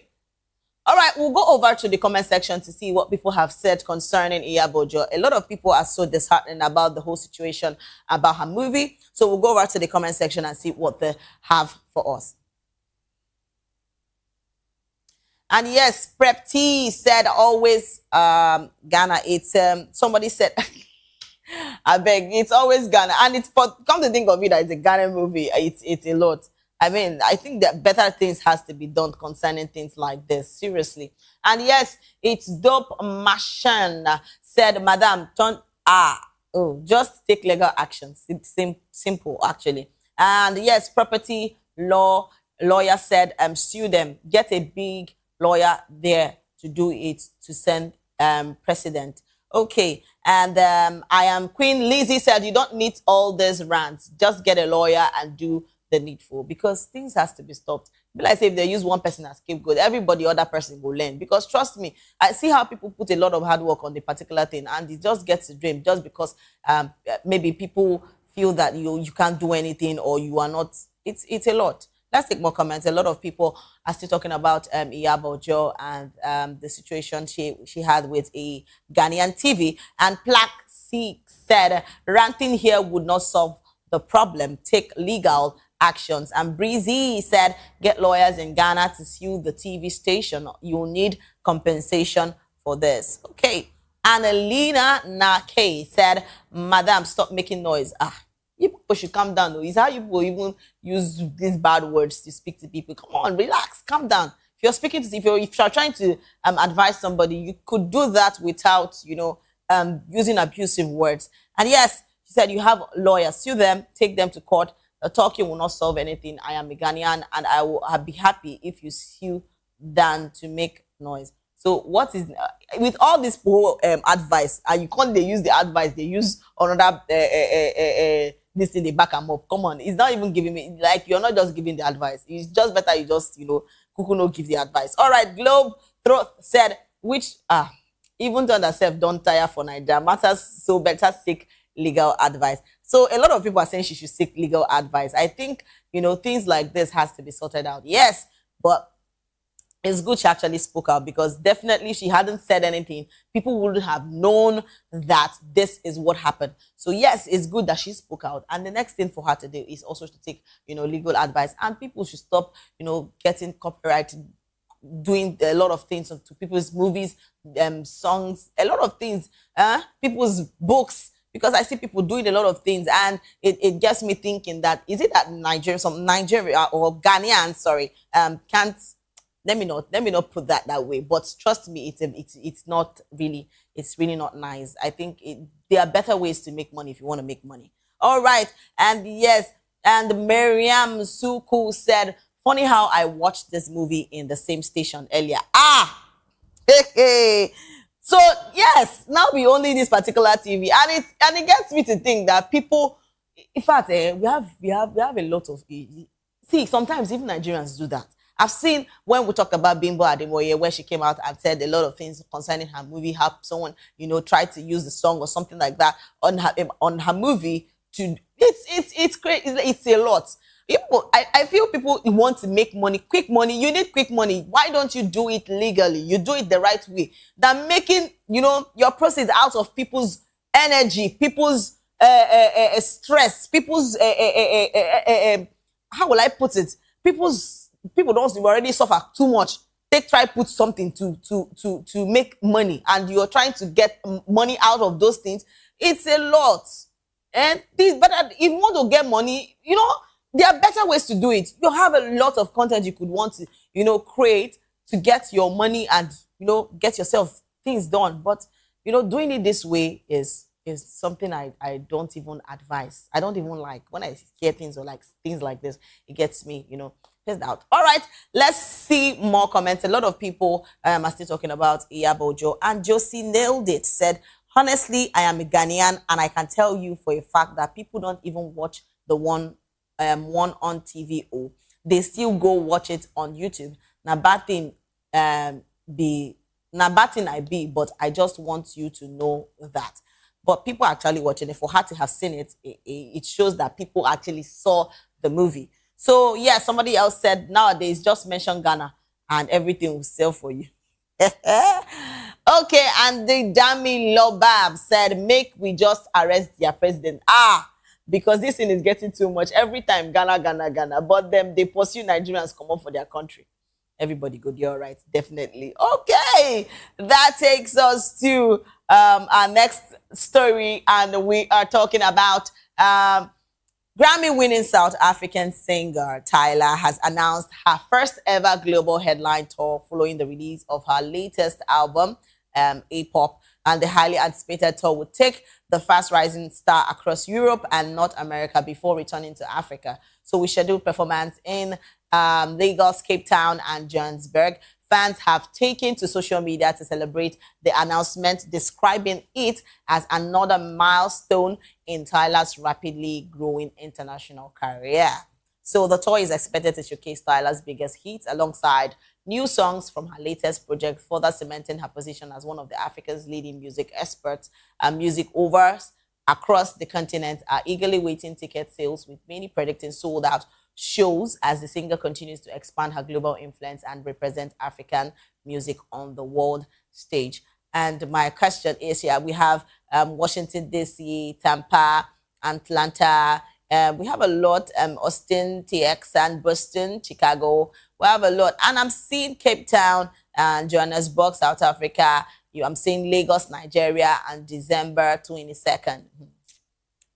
my question is, we all know that Tyler is a South African, singer, and with all this whole xenophobic attack that has been going on, and the Chika Ibe's whole situation, a lot of people are still talking about. I mean, even one of our models that was returned back to that had been asked to leave South Africa. I mean, all these things happening, really, for her to be in Nigeria for this particular tour. I mean, a lot of people will still talk about this. But then, is it the thing? Is it the thing? Okay, all right, let's go over to the comment section because people are eager to know what is going on. Because it be like saying no be only. And yes, somebody said yes, okay. And Tiffany said me, dear. Okay, and Brixie said Asia. I mean, they're always showing you love over there. Okay, and Lena said South Africa, here I come. Okay, for Nigerians, I don't know if you will be able to, because people love Tyler's song, they always dance to her song. I had a lot of Nigerians play her song, and you know what I'm talking about. And now they have been a ticket to go to South Africa to actually, see Tyler do her song. Would you want to go?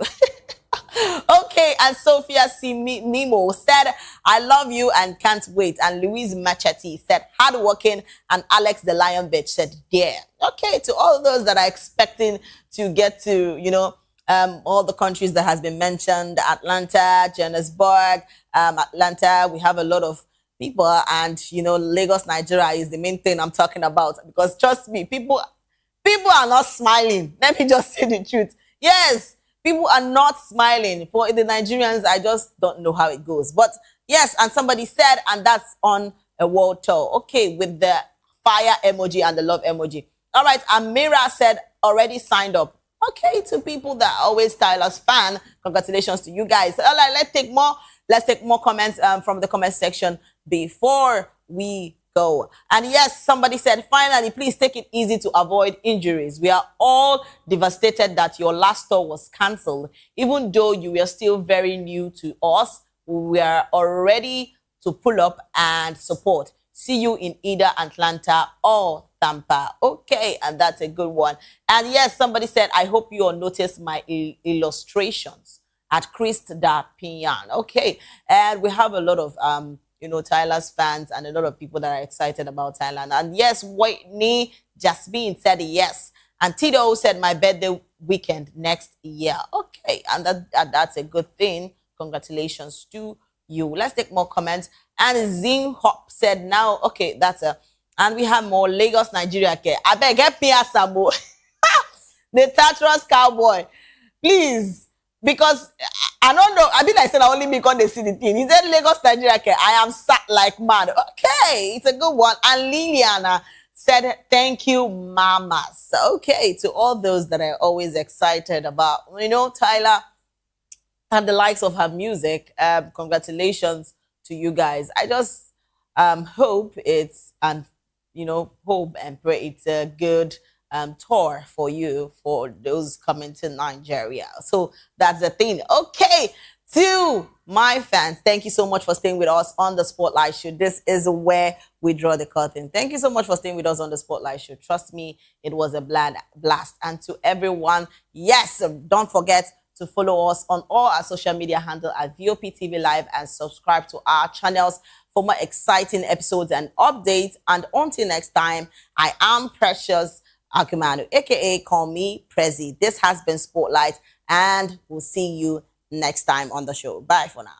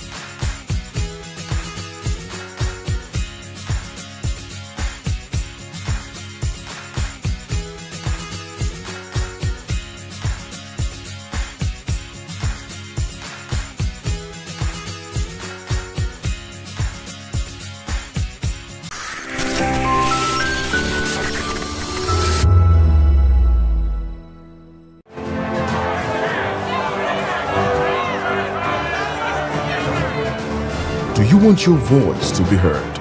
Do you know that you matter in the scheme of things? The People's Voice, the show where ordinary citizens take center stage as we discuss the biggest stories that affect you and I. With you in mind, we facilitate lively discussions, debates, and interviews on the topics that matter most to you and I, from social justice to economic empowerment, education to healthcare, governance, and more, tackling tough topics and amplifying your voice. Join the conversation and make your voice count. The People's Voice. Make your voice count. The red carpets, awards, the razzmatazz, music, fashion, interviews, and more. Spotlight on Voice of the People Television. Let's feed you with all the juicy stories in the global entertainment space, bringing you the glitz and glamour as it is hot. Stay tuned to Spotlight, 1 p.m. Monday to Friday. Spotlight on Voptv. Entertainment like never before.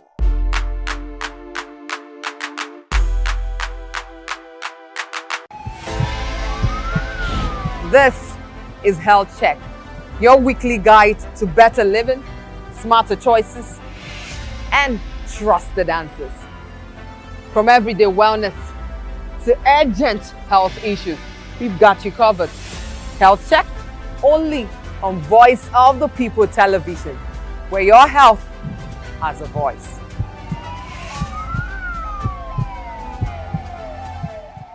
Behind every broken desk lies a broken promise. Education shapes the nations.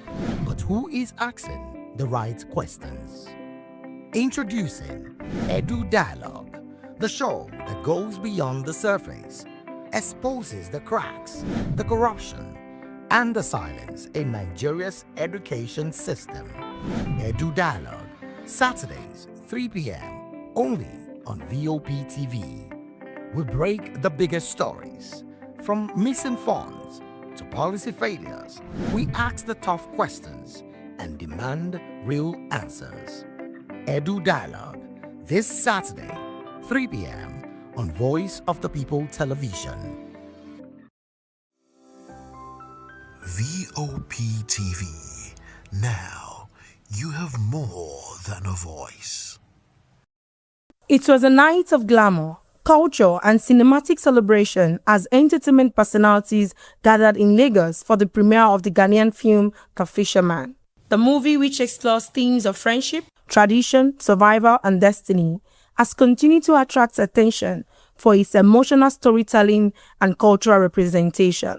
Guests arrive in stylish outfits inspired by African heritage, adding color and elegance to the event while celebrating the growing influence of African cinema on the global stage. Speaking at the premiere, members of the cast and production team described the project as more than just entertainment, noting that it reflects the realities, values, and experiences shared across African countries. It came from when I was younger. I had lived in the Volta region in Ghana in a fishing community. And then I'd also watched the country change a lot every time I came back in. And so when I thought, okay, we're looking at change, we're looking at tradition and modernity and how they're kind of coming together right now, Gen Zs versus OZs, and like how that conversation is going and where we want it to go. That's kind of what the film is actually like deeper. The character, Sasha.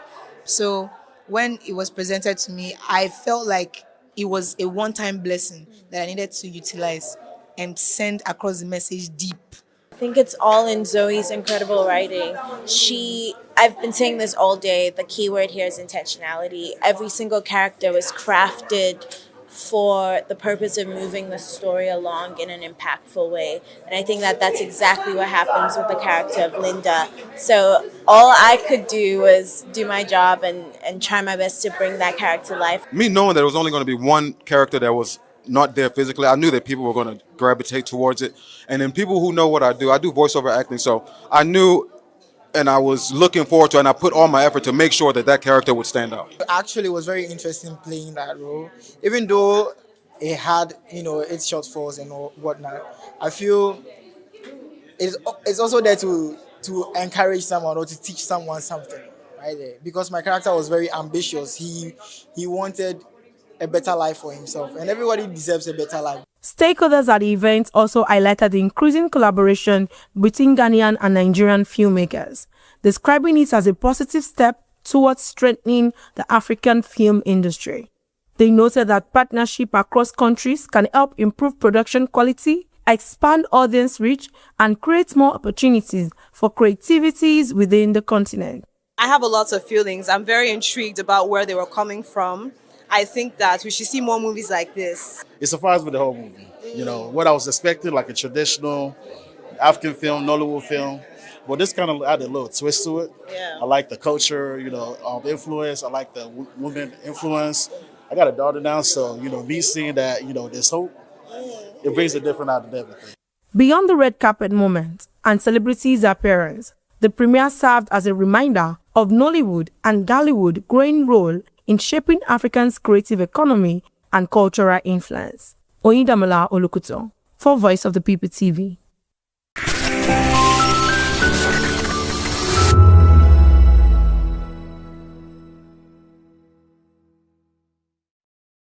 Behind every broken desk lies a broken promise. Education shapes the nations. But who is asking the right questions? Introducing Edu Dialogue, the show that goes beyond the surface, exposes the cracks, the corruption, and the silence in Nigeria's education system. Edu Dialogue, Saturdays, 3 p.m., only on Voptv. We break the biggest stories, from missing funds to policy failures. We ask the tough questions and demand real answers. Edu Dialogue, this Saturday, 3 p.m. on Voice of the People Television. Join us as we drive into the world of politics through insightful interviews with prominent political figures, both serving and former governors, ministers, senators, legislators, party chieftains, activists, and analysts. Get first-hand information into the decision-making processes that affect our daily lives. Highly engaging 1-hour program that brings political discourse into focus. I am Chukwuma Okoro. Political Lens, Monday through Friday, 6 to 7 p.m. Join us. In a world where power shifts with every headlines, news breaks and events happens, we bring you unbiased and explicit information on politics, economy, and state of the nation. We break down the chaos. Facts, not fluff. Truth, not spin. We discuss not just politics, but a glimpse into the future. Voice of the People Television. Now you have more than a voice. This is African News on Voice of the People Television, where we don't just bring you the news, we bring you Africa's heartbeat, the policies that shapes our world, and the economy that determines our future. African News on Voice of the People Television. Stay with us. In a world where truth is the ultimate power and opinions scream the loudest, it's time to wade through the noise. Hunger no get tribe!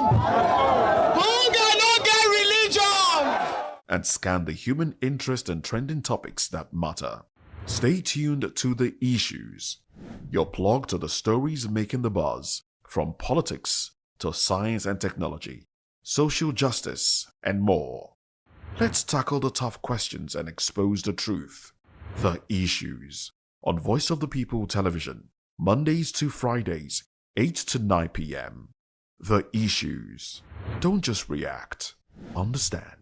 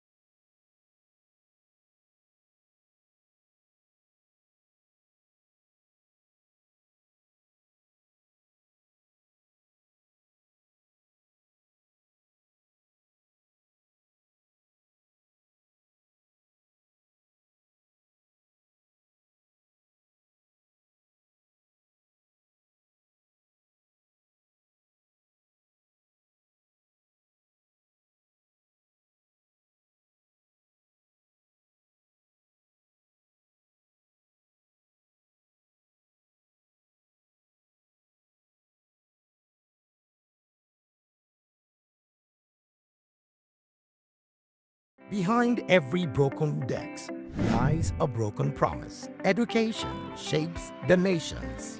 But who is asking the right questions? Introducing Edu Dialogue, the show that goes beyond the surface, exposes the cracks, the corruption, and the silence in Nigeria's education system. Edu Dialogue, Saturdays, 3 p.m., only on Voptv. We break the biggest stories, from missing funds to policy failures. We ask the tough questions and demand real answers. Edu Dialogue, this Saturday, 3 p.m. on Voice of the People Television. Big news this year. Your favorite Voice of the People television station is now on free to air on Nigecomsat. All you need to do is align your dish using the following: orbit position 40.5 degrees east, 12.685 GHz, 30,000 kilobytes per second. Polarized vertical, frequency 2, 12.731 GHz, symbol rate 26,250 kilobytes per second. Polarization H. This works on any decoder. Catch up to 100 channels, sports, movies, news, all for free. This is with better quality at no extra cost. Voptv.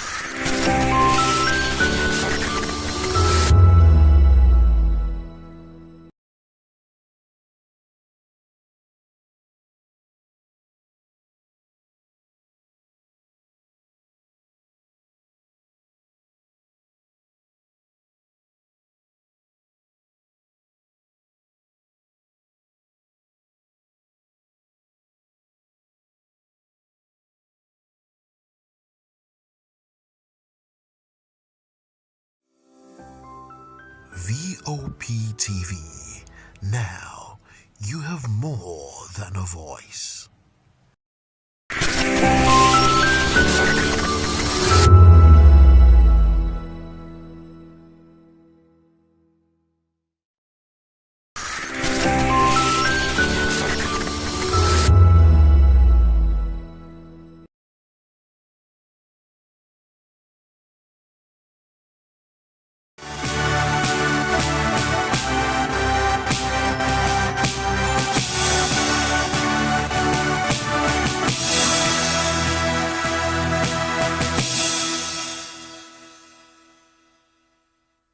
Well, hello and welcome to the African News and Voice of the People Television. I am David Edwin.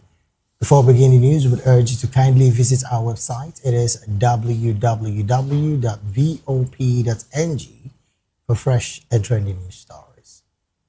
We begin the African news from the story where government data showed that the current Ebola outbreak is the second largest on record globally. This is as transmission continues to outpace efforts to contain the disease.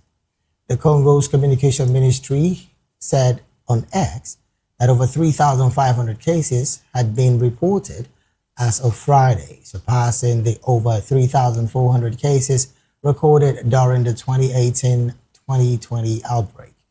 It added that total deaths stood at over 1,500.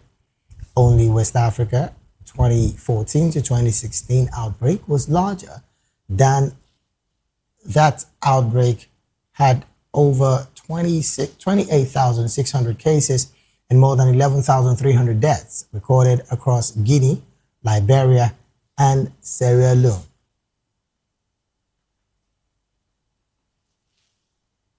Elsewhere, Spain and Morocco strengthened the border fence of a Spanish enclave on Friday and appeared to have stopped mass crossing after around 49,000 persons arrived by sea and land in a single day, with at least 19 dead bodies found in the water.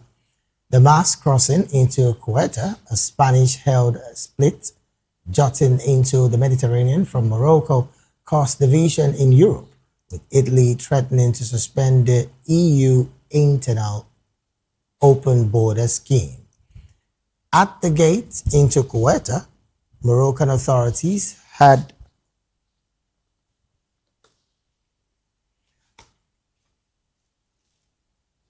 Moroccan authorities had deployed water cannon trucks and pushed people back.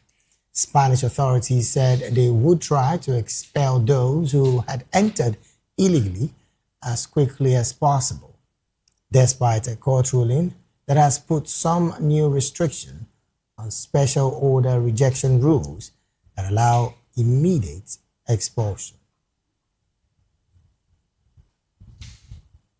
And now to Liberia, where President Joseph Boakai has taken his strongest action in the country's escalating war against transactional and transnational narcotic trafficking, dismissing, suspending, and ordering criminal investigation against a growing list of senior government officials and security personnel allegedly linked to two of the country's largest cocaine seizures. The sweeping sanctions announced by the government affect officials from the Liberian National Police, National Security Agency, Roberts International Airport, Liberia Drug Enforcement Agency, and other government institutions.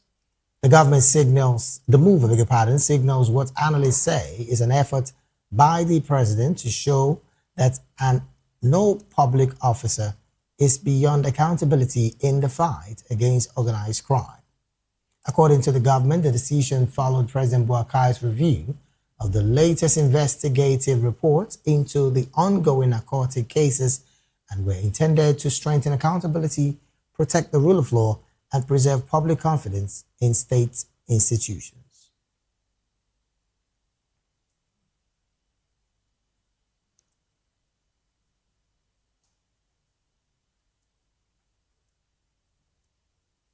Still in West Africa, Human Rights Watch said on Friday that Russian paramilitary group Africa Corps killed 8 civilians, including 3 children in Mali last month during airstrikes the campaign group called Unlawful Indiscriminate.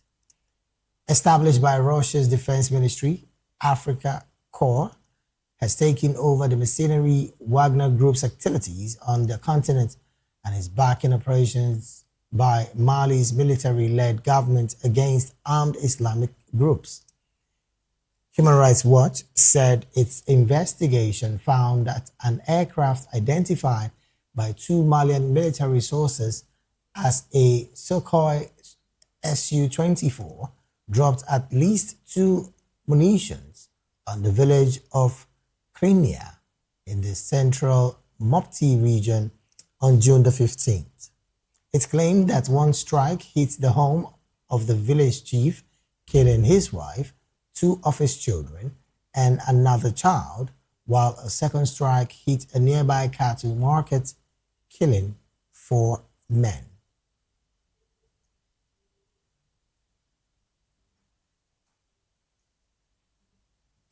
Moving on, the Nigerian Midstream and Downstream Petroleum Regulatory Authorities, that's the NMDPRA, is calling on petroleum regulators across West Africa to work together to establish a regional pricing benchmark for refined petroleum products.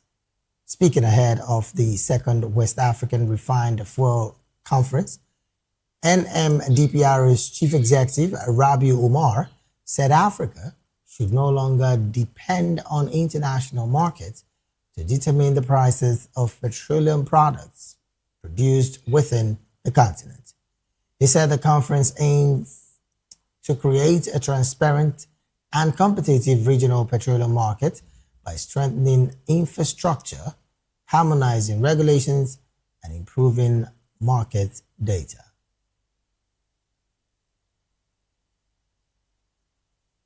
Markets require efficient infrastructure. Investment in pipelines, storage terminals, ports, rail system, road networks, refineries, and digital trading platforms reduce supply costs, improve energy security, and enhance regional integration. Improved infrastructure and market efficiency can reduce disruptions, lower logistics costs, encourage competition, and support more reliable access to petroleum products across the region. Energy markets extend beyond national borders.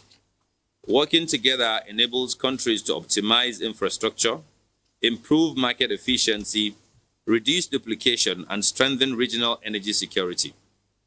Potential opportunities include the gas value chain from process to transportation, liquefaction, and compression, petroleum storage facilities, pipeline development, marine terminals, digital commodity exchanges, trading platforms, strategic petroleum reserves, LNG infrastructure, and logistic corridors.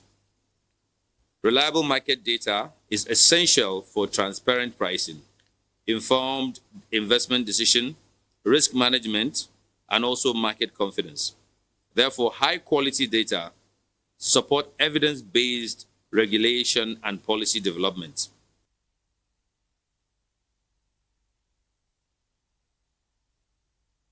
Also said the progress made since the maiden edition in 2025 included the establishment of the West Africa Regulators Forum, the publication of regional reference prices, and the opening of S&P Global Commodity Insights Regional Office in Abuja.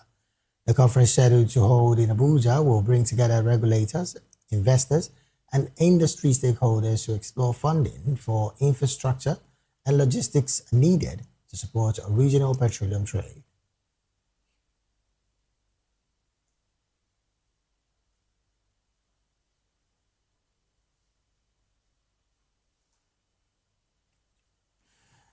Moving on, UN High Commissioner for Human Rights Voptv has accused Ugandan authorities of tightening restrictions on decent and civic space following the January 15 election, claims the government rejected as a misrepresentation of the situation. Talk claimed that information received by his office showed that at least 50 opposition leaders and supporters, 5 human rights defenders, and 5 journalists had faced alleged violations since the elections. The UN official also raised concerns about increased military involvement in civilian functions, temporary media closures, and restriction on civil society. And in Kenya, Kenyans dug deeper into their pockets in July as the cost of living edged higher, driven largely by high transports and food prices. Data released by the Kenya National Bureau of Statistics, that's the KNBS, shows annual inflation rose to 6.5% in July from 6.4% in June, reversing the previous month's slowdown. This marks the third consecutive month that inflation had remained above the midpoint of the Central Bank of Kenya's target range of 2.5% to 7.5%. Although the reading came in slightly below the CBK's projection of 6.7%, it underscores persistent price pressures across the economy, particularly in transport and food, which account for a significant share of household spending. The latest increase follows June's modest easing, which had ended 4 straight months in rising inflation and raised hopes that the cost of living was beginning to stabilize. Transports remained the biggest contributor to inflation, with prices soaring 15.6% compared to a year earlier.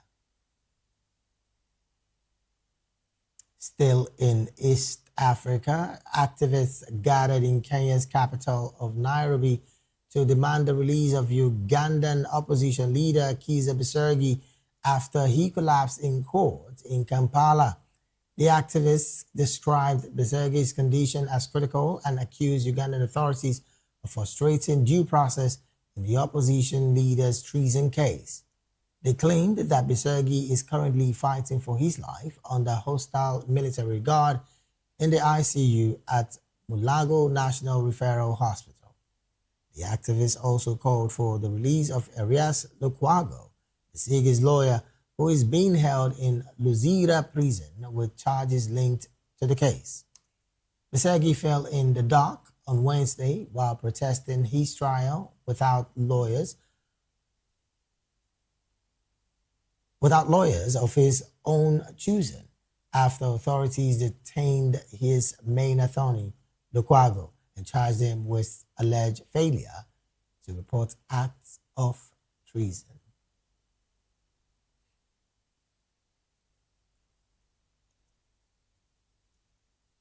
And in Algeria, an Algeria passenger bus crashed into a ravine on Friday, killing at least 20 and injuring dozens.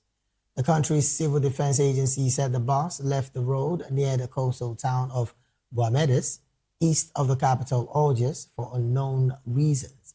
It added that the death toll was expected to rise.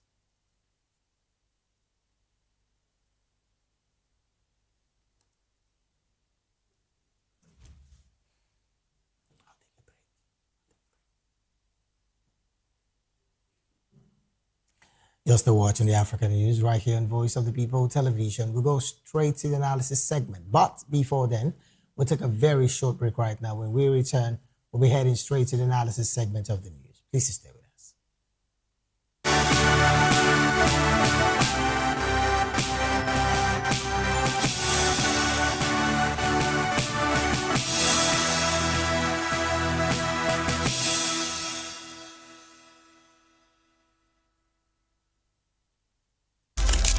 In a world where power shifts with every headline. In a nation full of questions. In a world filled with noise, the truth needs a voice. The policies that shapes our world and the economy that determines our future. Every hour, every day, the grapevine keeps buzzing. And together, we are committed to telling the stories that shape our world because your voice is our focus. Don't forget, our voice matters the most. Let us come together and share our concerns.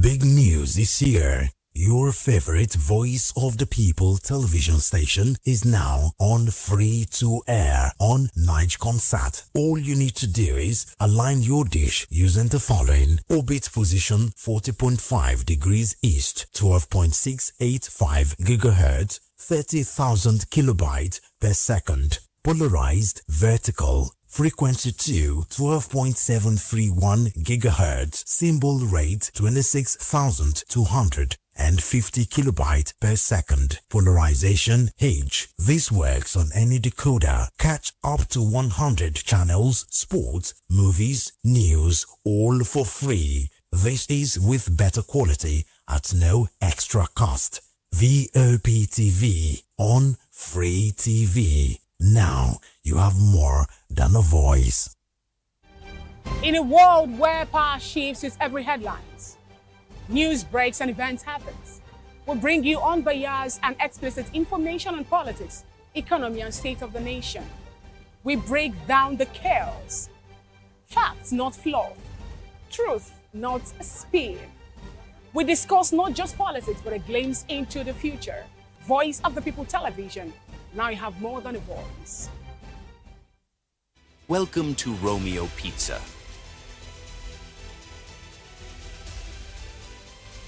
Sink your teeth into our freshly baked pizzas.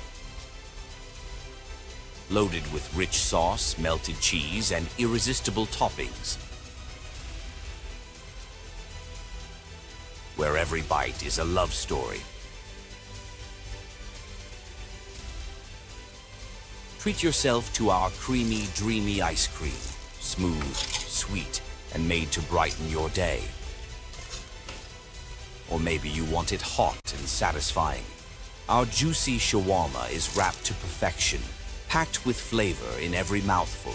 Pizza, ice cream, shawarma. Why choose one when you can have it all? Romeo Pizza has exactly what your taste buds desire.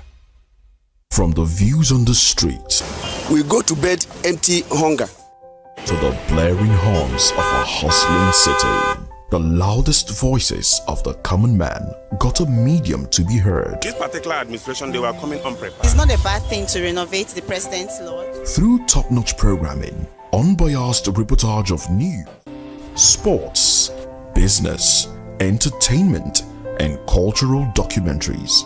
Voice of the People, 90.3 FM became a symbol for 21st century media. And now, a new baby is born.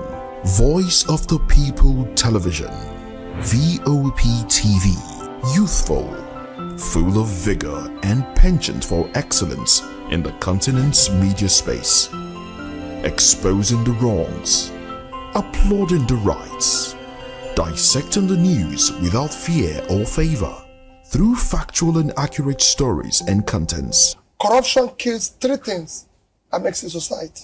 Representing the interests of the people and giving them a voice. Voice of the People TV is here to stay towards building a fair society. Voptv, Voice of the People Television, truly a voice for the people. Are you looking for where to buy quality and original studio and musical equipment in Nigeria? Welcome to Iruka Online, Nigeria's biggest musical and sound equipment warehouse. Your trusted home for top global brands, reliable low-priced alternatives, and 100% original musical accessories. With over 16 locations nationwide and open 7 days a week, we deliver unbeatable service and customer support you can count on. Shop online at iruka.com in partnership with world-renowned brands like Voptv Pro, Prisoners, Twile Keyboards, Fender and Jackson Guitars, Marshall Amplification, Mapex Acoustic Drum Set, Tech Electronic Drums and Accessories, Evans Drumheads, Ashdown Engineering, and many more. Iruka Online, powering your sound with quality you can trust.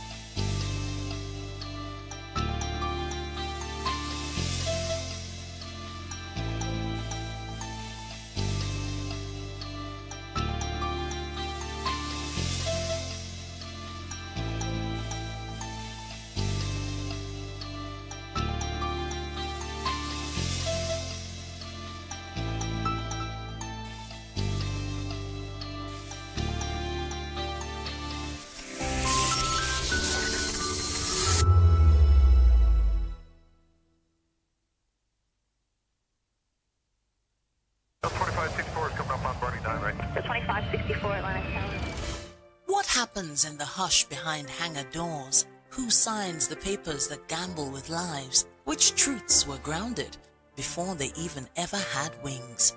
If you've ever buckled a seatbelt at 30,000 feet, if you've ever stared out of that tiny window and wondered who's really in control of the skies, it isn't just flight, it's power, it's politics, it's pressure sealed in steel. We're peeling back the clouds from runway risks to sky-high secrets. We're diving deep where most dare not to look. Aviation Scope, every Sunday at 7 p.m. only on Voice of the People TV. We don't just report, we reveal. We don't just ask, we uncover. Because when it comes to the skies, ignorance is turbulence. Aviation Scope, the sky isn't the limit, it's just the beginning. Hey guys, it's your girl Arikel the Dimples, aka Risky Baby, and you are watching Voptv. Do not go anywhere. Where are you going to? Stay here. Calm down. Stay here if you're not. What's up, everybody? Who's Arco here, and I'm hanging out on Voptv. Keep it locked, don't go nowhere. Let's go. Hi everyone, my name is Yvonne Jagade. You are watching Voptv and don't change the dial, because I said so. Who's happy to post them and who's happy the most? Because when shit goes south, y'all be happy to ghost. When you make a wrong move, they be happy to roast. But be careful when you win, who's not happy to toast. I am VJ Adams and you rock with Voptv. Don't move. Hi people, Bisola here and you are watching Voptv. Mwah. Shout out to Voptv. It's so good to have you on the red carpet of AV. Love you all. Wishing you all the best. Here's a shout out to Voptv. It's your girl April Oshidikwe at the Evi premiere. You know what it is. Hi everyone, my name is Linda Ejiofor Suleiman and I'm live at the EV premiere. Keep watching Voptv. I want to say hello to my Italian friends. I want to say them that Nigeria is the best country in the world, and I'm so happy to be here. Thank you so much. Hi guys, my name is Tomo Watebe. I'm an actor and you guys are live on Voptv. Keep it locked because I said so. Ladies and gentlemen, boys and girls, this is your girl Phil Storms out here, and this is a big shout out to Voptv. Hi guys, my name is Charles Bourne. My name is Lydia Lawrence Nze. Please and keep watching Voice of the People Television. Love ya. This is Health Check, your weekly